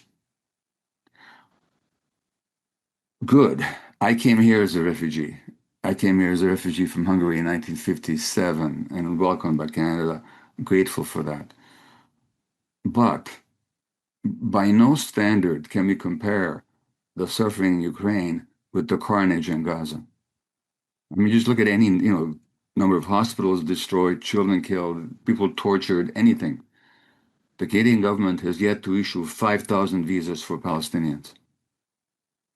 So I'm far more concerned, or at least I'm equally concerned, not with just what's happening somewhere else, but what is our relationship to what's happening somewhere else. And our relationship to what's happening in those two places, we speak tremendous hypocrisy because we don't apply the same values. And we support the one, we oppose the one, and we, with our arms and our politics and our rhetoric and our resources. Not only that, nobody in Canada will lose a job if they speak out against the invasion of Ukraine. But I know people who've lost their jobs for having spoken out against the genocide in Gaza. Me too. I know doctors, nurses who've been threatened, other people. So let's just focus on ourselves and what we do. Yeah. And it seems to me that what you're calling us to do is just to be honest and just to be principled in our approach to any issue. Yeah. I mean, I think this is, I'm glad that we're talking about anti-Palestinian racism. Yeah. Because I think a lot of people, the familiar trope is progressive except for Palestine. There's a Palestine exception. Yeah. A lot of progressive people. I think there's a progressive majority in Canada around a lot of issues, around inequality, around climate change, around some kind of. I don't think there's as strong a majority that feels the same way about the reparations required to start a process of reconciliation with Indigenous peoples. But I think there's a progressive majority that recognizes the injustice. But there's this exception for Palestine for many, many people. And, there's also some reflection to happen in the NDP. Yeah. And I think that it's been an important feature of this campaign to talk honestly about the history of the NDP with regard to people who support Palestine. And I was just in Nanaimo, and in 2015, Paul Manley, whose father, a documentary filmmaker that I know from the doc circuit back in the 90s, his dad, John Manley, I think was a United Church minister, but he started the Canadian Boat to Gaza section. And was a strong advocate for Palestinian rights. And Paul Manley was rejected by the party as a candidate in the Tom Mulcair era for being supportive of Palestinian rights. And he went on to Jim Manley, thank you. And he I hope I didn't say John Manley. If I said John Manley, that's a whole other. You did. Oh, shit. Well, Jim Manley was a hero. John Manley is a corporate corporate criminal. But Jim Manley's son Paul went on to run for the Green Party and won that seat. And the NDP's been fighting against it. He's a city councillor in Nanaimo. And it wasn't until 2021 when activists within the NDP who had been fighting for years finally got a Palestine resolution across the line at the party convention. And suddenly and finally, the federal NDP had a much more even-handed policy on Palestine. And Jagmeet Singh was up in the House of Commons in a matter of weeks, announcing a 13-point plan that went even further than the resolution at convention in the leadership Well, of the I'm glad to hear that. But I Yeah. also remember that in Ontario, shortly after October 7th, an Yeah. NDP member of the legislature was fired from the party for calling for a ceasefire. Yeah. Well, I think it was more than just for calling for a ceasefire, but Sarah Jama, who's a friend and a hero to many, many people, is one of the reasons why there's what Savannah, our campaign manager, calls NDPTSD, which is people with a deep disappointment around, in particular, this issue of treating people who are supporters of Palestinian rights differently. Well, And I made a commitment on a debate stage last night that this, if I'm elected leader and if our campaign is successful, that this stops happening. And I think federally in the NDP it largely has now, because the genocide has moved the party, which had already been moving in that direction at last. But it really is, the Palestine exception is really now still rife in all our institutions.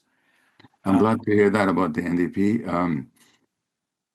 You know, in Canada, we do these land acknowledgements. Every time mind you, there's something quite hypocritical about that too, but they're both justified and hypocritical, let me put it that way.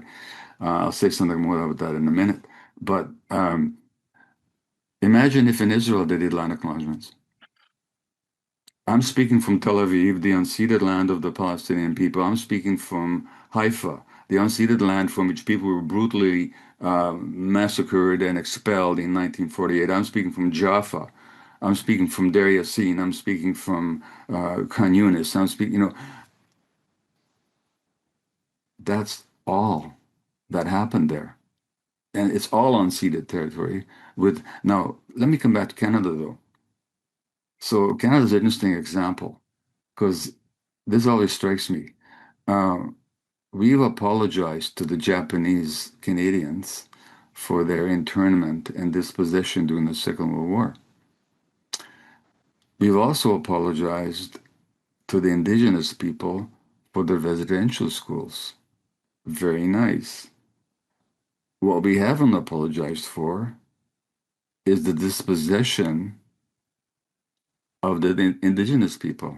We've apologized for the dispossession, robbery of resources of the Japanese citizens of Canada.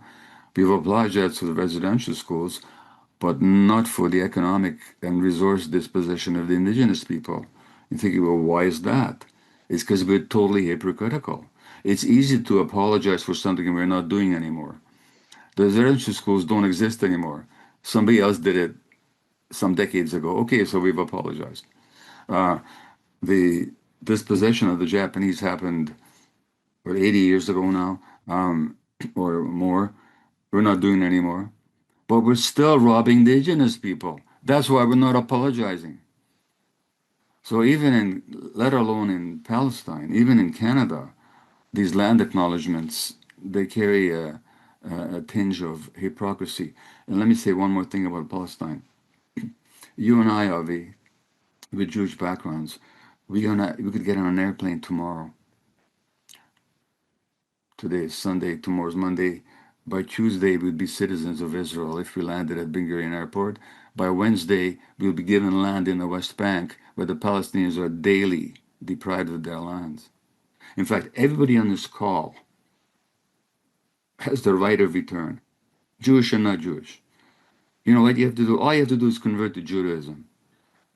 If you want to land in the West Bank, just go see a rabbi and spend 2 years doing rituals and ceremonies and learnings and initiations, and you will be a Jew. And then you'll have the right of return, which the Palestinians who are born there don't have. And let me say one more thing that our media doesn't report, because I read the Israeli press. Do you know who the settlers are torturing in the West Bank? You know who they're torturing? The sheep of the Palestinians. They slit the throats of the sheep. And then the Palestinians come running to protect their animals. And then the army arrests the Palestinians for protecting their sheep. Mm-hmm. And do you read this in the Globe and Mail? Do you read this in the Toronto Star? Does the CBC report it? Do the politicians talk about it? I mean, it just cries to the heavens. Yeah. I think I appreciate you talking about what's going on in the West Bank, and I do think more Canadians are starting to become aware because Israel's aggression and dispossession and land theft and murder and torture have all accelerated in the West Bank. And we're also talking about a country that has bombed 7 other countries, I think, in this period, sometimes within a matter of weeks. I want to shift a little bit the ground of this conversation and take it bigger picture, because I think I would be a little bit remiss not to talk to you about trauma, which is a subject that you've spent a lot of time investigating. And I've been thinking about this moment that we're living in as a kind of moment of mass trauma. I think that trauma is often conceived of personally, and is a personal experience, and there's no question that personal people in their individual psyches experience trauma. This is this part of being human, and particularly distributed unevenly depending on who you are and where you come from, what your background is. But we are in a way being traumatized by world events increasingly, and I think something came a little unhinged in the pandemic. That the last 5 years seem to be an acceleration of global trauma. And I'm just wondering if your understanding of individual trauma and your work on this subject has given you insights into how we deal with, or maybe I'm making a facile kind of comparison, but if you see an actual connection between a more globalized state of trauma, whether your expertise offers anything in terms of insights of how we deal with this larger, more universal form. Sure. Well, thanks. There's a number of strains here. One is who gets to be leaders in this society. Now, let's take a human being whose worldview is expressed in the following sentences. He says, the world is a horrible place, it's dog eat dog, everybody's against everybody else. Your friends want your wealth, your house, and your wife. These are your friends. Now, if that's your worldview, how would you have to be? How would you have to act? You'd have to be aggressive, grandiose, grasping, suspicious. In other words, you'd be president of the United States. because it was Donald Trump who said those very words. And he earned that in his family of origin, where according to his psychologist niece, Mary Trump, the father, the pater familias, Trump's father, was a sociopath.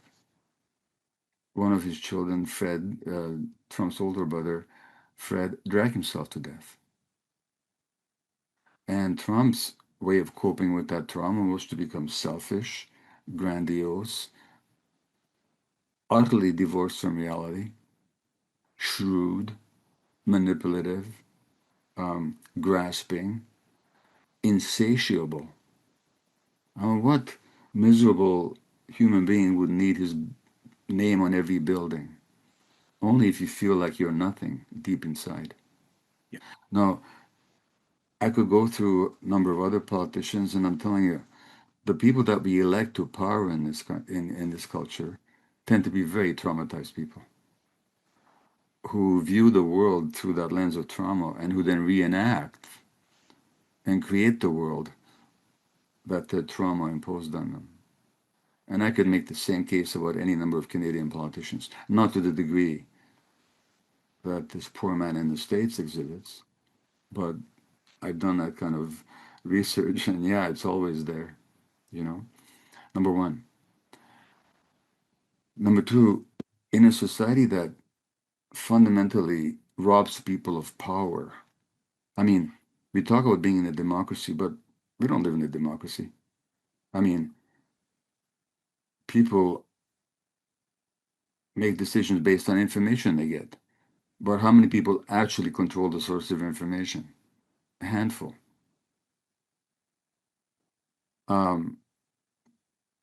We do get to put our names or a check mark next to a name every 4 years or so, federally or in municipally or provincially. But in our day-to-day life, we all go to work in fundamentally dictatorial institutions, corporations, universities. There's hierarchies, there's power, there's control, there's manipulation. So we live our lives in fundamentally unfree ways. And our freedom of choice is restricted to, well, as you said earlier, it's not distributed equally, but which brand of cereal you're going to choose. These are the kind of freedoms that we actually have. So when people feel profound powerlessness, then they want to believe in, then they want to, Siri just started talking to me. When people feel fundamentally powerless, which they do, then they want to project power onto certain leaders. Then we want to vote for these people that are decisive and powerful, rather than people who treat you with respect. So we go for manipulative, powerful, projecting people. And finally, to go back to what you said about the world today, drama doesn't just come from what happens. It comes from your relationship to what happens. Now, if anybody with an open mind and open heart looks at Gaza, the heart is broken every day. But you know very well, Avi, that all the advocacy that you've done and your wonderful partner Naomi has done and I've done and Francesca Albanese has done and any number of other people, we haven't saved a single finger or a single Palestinian child. Yeah. And at least we've had the capacity to do something. Right. But a lot of people just feel totally powerless and disabled. That's traumatic for people. So it's not just what's happening, it's also the relationship of powerlessness to what's happening that's traumatizing. That's a collective trauma, and that's happening on a massive scale right now. Yeah. Massive scale. I think this is in a way the power that I feel in rooms when I say, this isn't actually about me. Yeah, we need a leader. Leaders have to lead. But the culture of this campaign is we're trying to find each other. I think I said at the beginning of this day, almost 8 hours ago, it's almost a race against time to see if we can find each other fast enough. Because we're looking for other people who are in a similar relationship to the global trauma that we are, one of outrage, one of seeking a voice and a way of relating to it that restores humanity, or that fights for it at least, and a venue in which we can fight together and pool our human spirits into something that is more than the sum of us. And this is, it's a political campaign, right? There are limits, but it's a bunch of humans getting together, finding each other, and trying to build power behind some decency. And to me, that's to me the collective response of we're trying to change our relationship to the trauma that is out of our control, and at least the part that we can control, which is, can we come together and fight for more decency? Well, I see that we're getting the hook in a minute here. But see, human beings are by nature social creatures. We're wired for connection. Literally, neurologically, we're wired for connection. And we live in a society that tells us people are individualistic, selfish, aggressive. That's human nature. And when somebody behaves that way, we say, oh, well, that's just human nature. When somebody behaves generously, open-heartedly, compassionately, nobody says, oh, that's just human nature, but it actually is. And so what you're saying is that your activity, and what I hear you saying is that your activity and your movement is really all about countering this separating, individualistic, grasping ethic for something that can bring us together. And that's a healing process. So quite apart from any political steps you may be able to take, you're promoting healing. This is I I spotlit myself actually to come in and say just that, which is that I think movements are healing. I think that in such a profound period of deep grief and despair, I think that being together with people is what can actually lead us through. And I think, yes, maybe electoralism is one vehicle for that, but our social movements are another. There are so many ways for us to connect with each other. And, as you were talking about Palestine, it made me think, here in Edmonton, I have, lots of friends and organizers and people who have been, organizing against the genocide for many, many years now. And one thing that a friend of mine decided to do was, one day, this was the very first direct action that we did was we occupied our MP's offices and we brought in the names of, we first started with the children, but we brought in the names of all of the people who had been killed by Israel since October. And we read them out. So we sat down in the office and we said, we want to sit here, and we want to sit here until we have read out every single name of the people who have been murdered by Israel. And we don't want to leave until we have read out those names. And all of these, people in the offices were like, well, how long is the list? And, it was like, and it was endless. The names were endless. We would never be able to actually leave the office if we were able to read them all.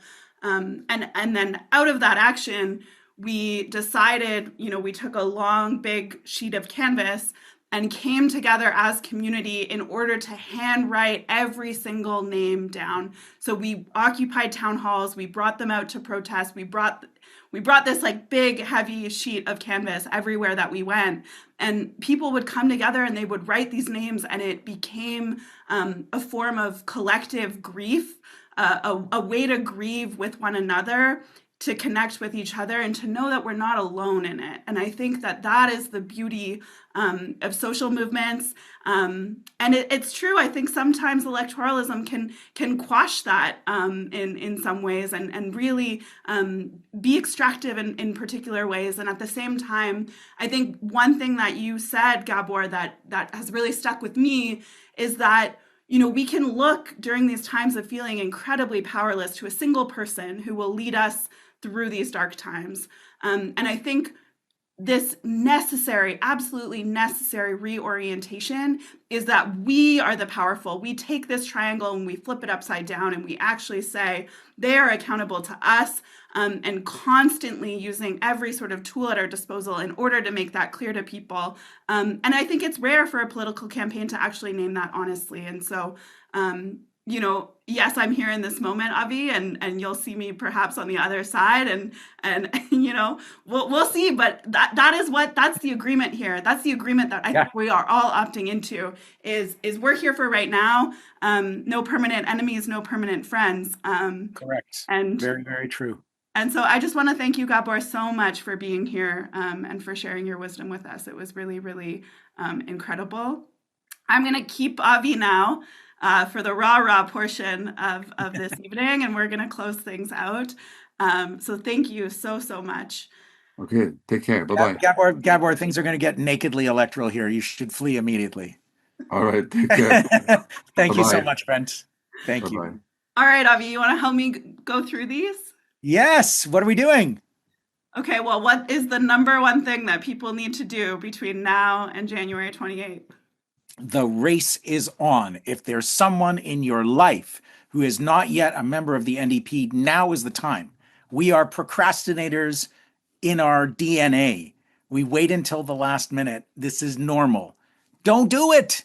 What if the stupid form doesn't work? What if you wait until the last day and then your computer just won't do the thing? What if you do it and you don't get the response and you don't know if it worked or not? Get it done, people.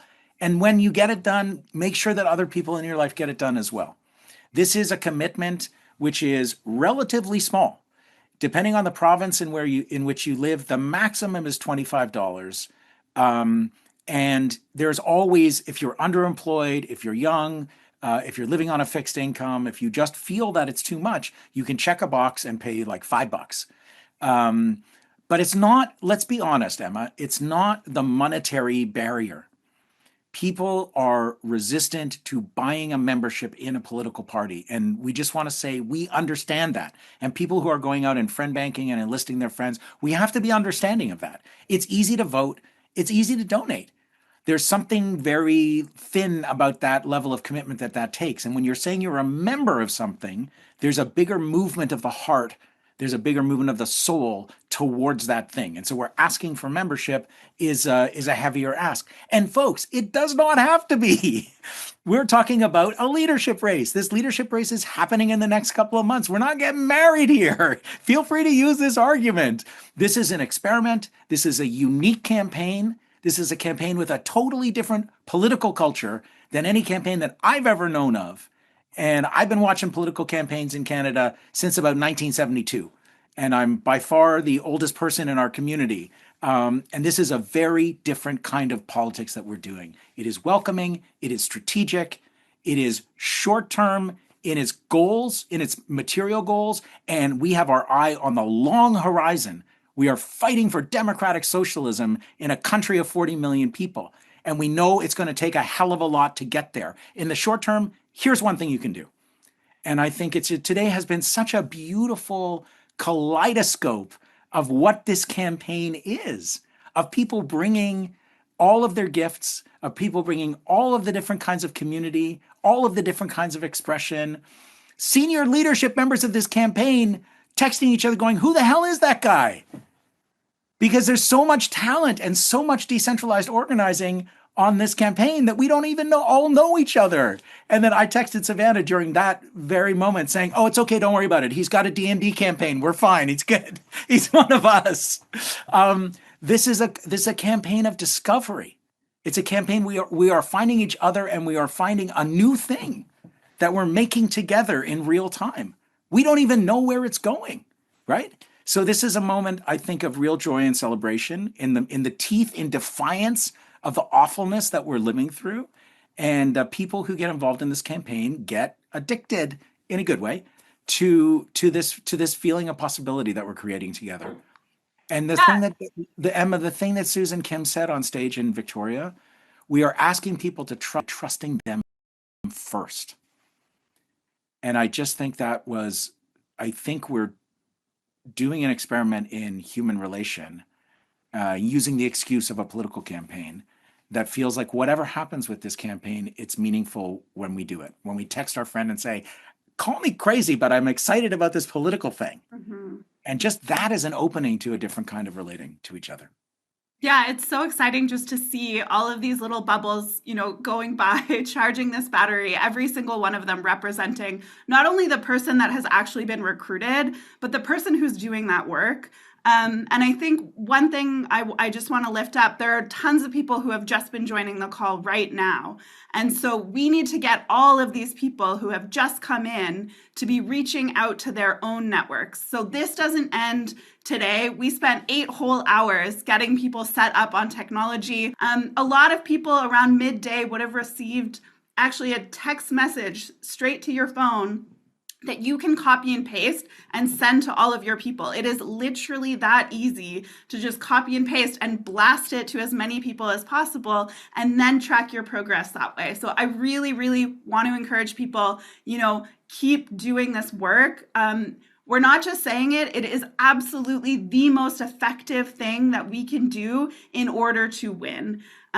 Being able to reach out to people, bring them into this movement, follow up with them, that is how we build movements, that is how we build power. And so keep doing it. The second thing that I want to plug is, Avi, you are on tour. You are going to cities all across the country. We have heard just such unbelievable stories from people from coast to coast to coast in the communities that you have gone to, and you have visited them. And so there are many more opportunities for people to come. I see I'm going to meet Neil for the very first time in Edmonton when you're coming on January 20th. You're coming to Calgary, to Vancouver, to Toronto. So we're so excited, to greet you in our city. So just really want to push RSVP to those town halls. And thirdly, join us on the phones. So we are calling hundreds of people every single day. I think we have a phone bank every day now. People are on the phones. We're getting RSVPs to those town halls. We have thousands, tens of thousands of people who have engaged with the campaign, who have been brought in by our vision, who have been excited, and who have been thinking to themselves, oh, I'll buy a membership later. We have to get on the phones with all of these people in order to get them to take out a membership now. That requires labor. You have already been doing this work. I think this is the thing. People are rightly scared of phone banking. No one really wants to get on the phone. No one wants to deal with the tech. It can be kind of scary and intimidating. You are doing this work already. You've been doing it all day long. And we support you and we train you and we kind of prepare you. We'll make sure that you're feeling comfortable before you get on the phone.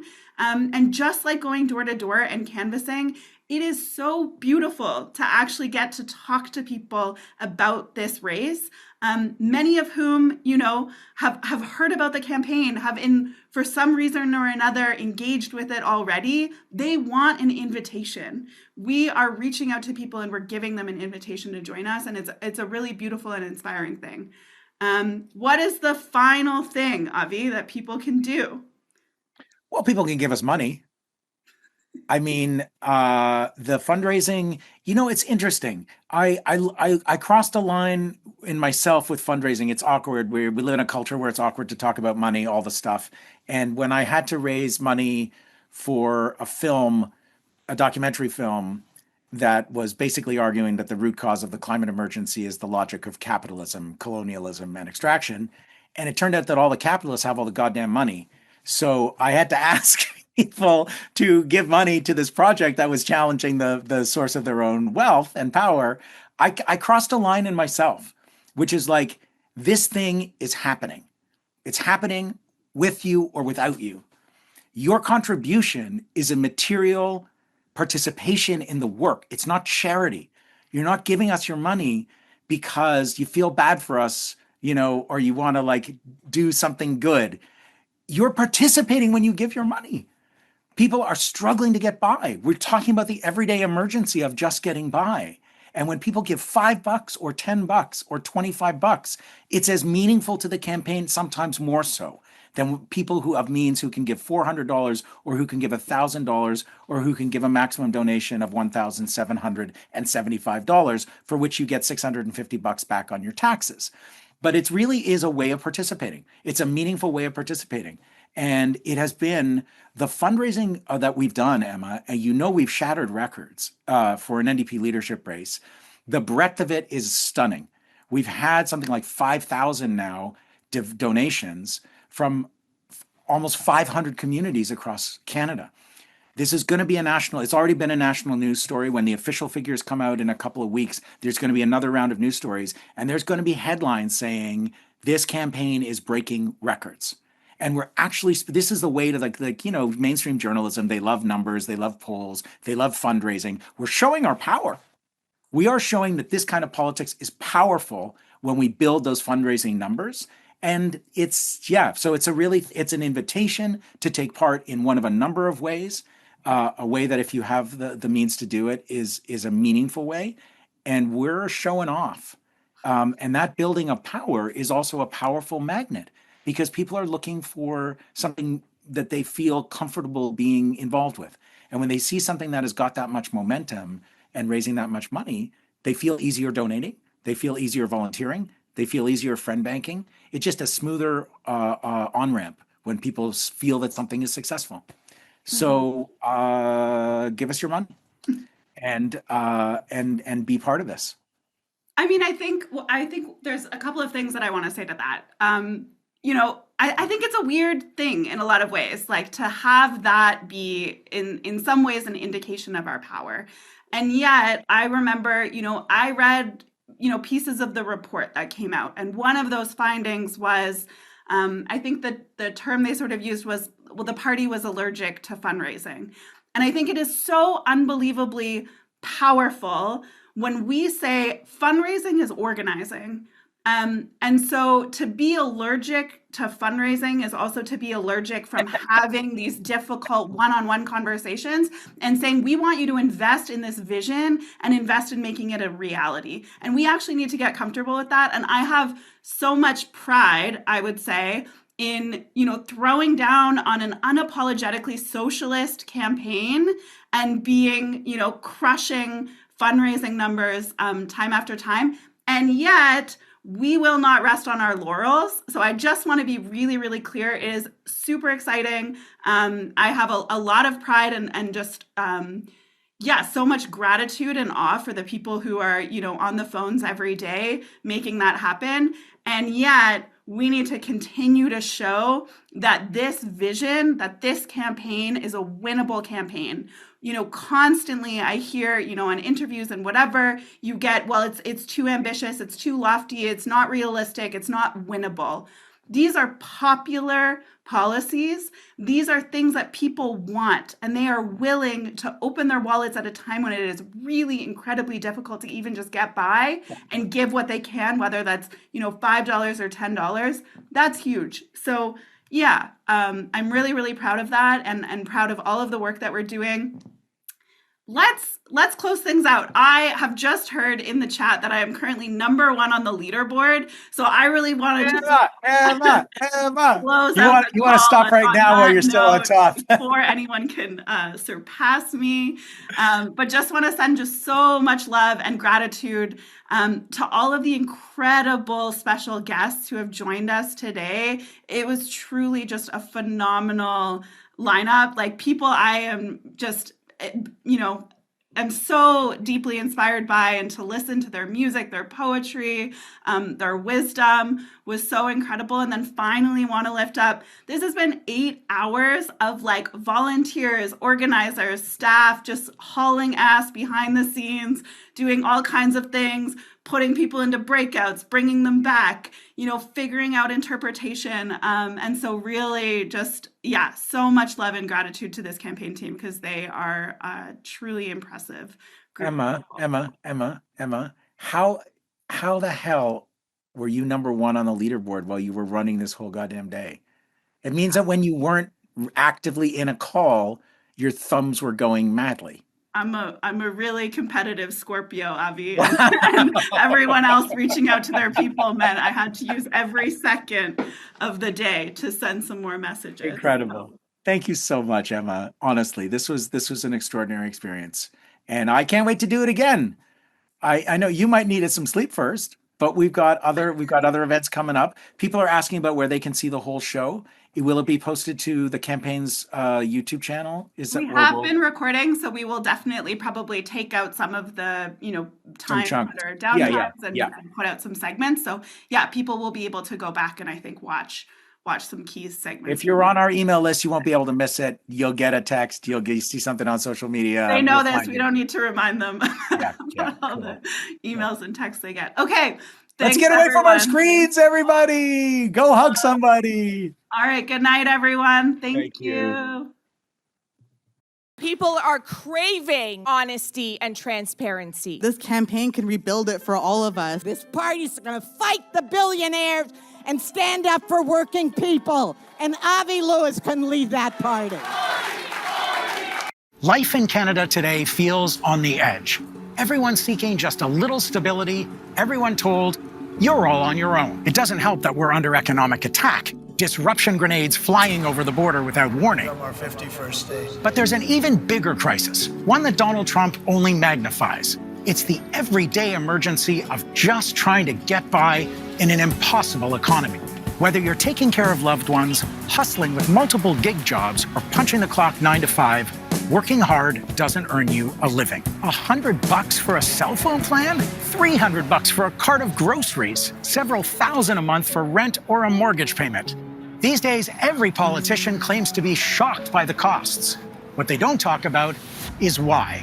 The billions in profits for the tiny group of corporations that control every part of our economy. 3 phone providers, 3 grocery giants, 5 oil companies, and the 5 big banks that fund them.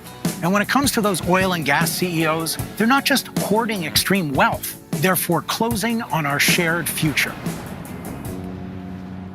every summer now. Wildfires poison the air, incinerate entire towns we love. And you know why it's happening, because liberals and conservatives in Ottawa let them get away with it. In the 1970s, my grandfather, one of the founders of the NDP, said it well. The government has both hold hands in your pocket. His generation refused to accept a rotten deal. They want public health care, pensions, the whole social safety net that used to catch people when the economy tumbled. That's the tradition of struggle I was raised in. I came of age in the fight against free trade deals. You remember the ones that killed hundreds of thousands of jobs and made us so vulnerable to US bullying today. Along the way, I butted heads with the powerful. You're going to proclaim NAFTA. Why you say that? Prove me wrong then and abrogate it. I'm telling you, listen to me, Louis, and let's be finished. Hold on, Jason. I want to insist that you answer the question. You told the Calgary Herald that you support private health care. I just want to know if the Alliance Party does. You slashed 62 transit routes. You tried to close libraries. You said you'd do it in a heartbeat. And for 4 decades, I have stood with workers, telling stories of working-class heroes, organizing for dignity in factories and fields, classrooms and care homes, shop floors and fishing fleets. Now, I want to stand with you and anyone who believes that the job of government is to goddamn govern, like with a wealth tax, a national cap on rent increases, a public option for food and groceries, healthcare that covers you from medication to mental health, a Green New Deal that creates millions of good-paying jobs. Elites want us to believe that these kinds of changes are impossible. They divide us, turn us against each other, rural against urban, unions against environmentalists, everyone against immigrants. Keep us punching down so we don't look up. But our job as New Democrats is to do exactly that. Bring everyone together. Dream big again. Put the people's demands to the powerful and win. Remind all Canadians that they are the money, but we are the many. My name is Avi Lewis, and that's why I'm running to be leader of the federal NDP.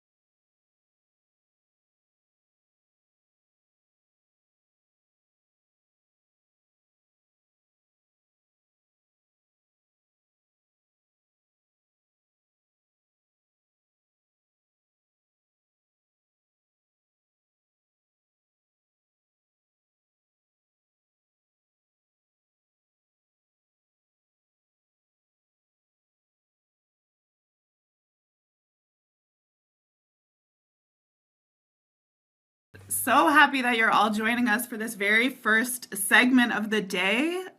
Many of us, depending on where we are in the country, are still waking up. So if that's you and you're sitting down with your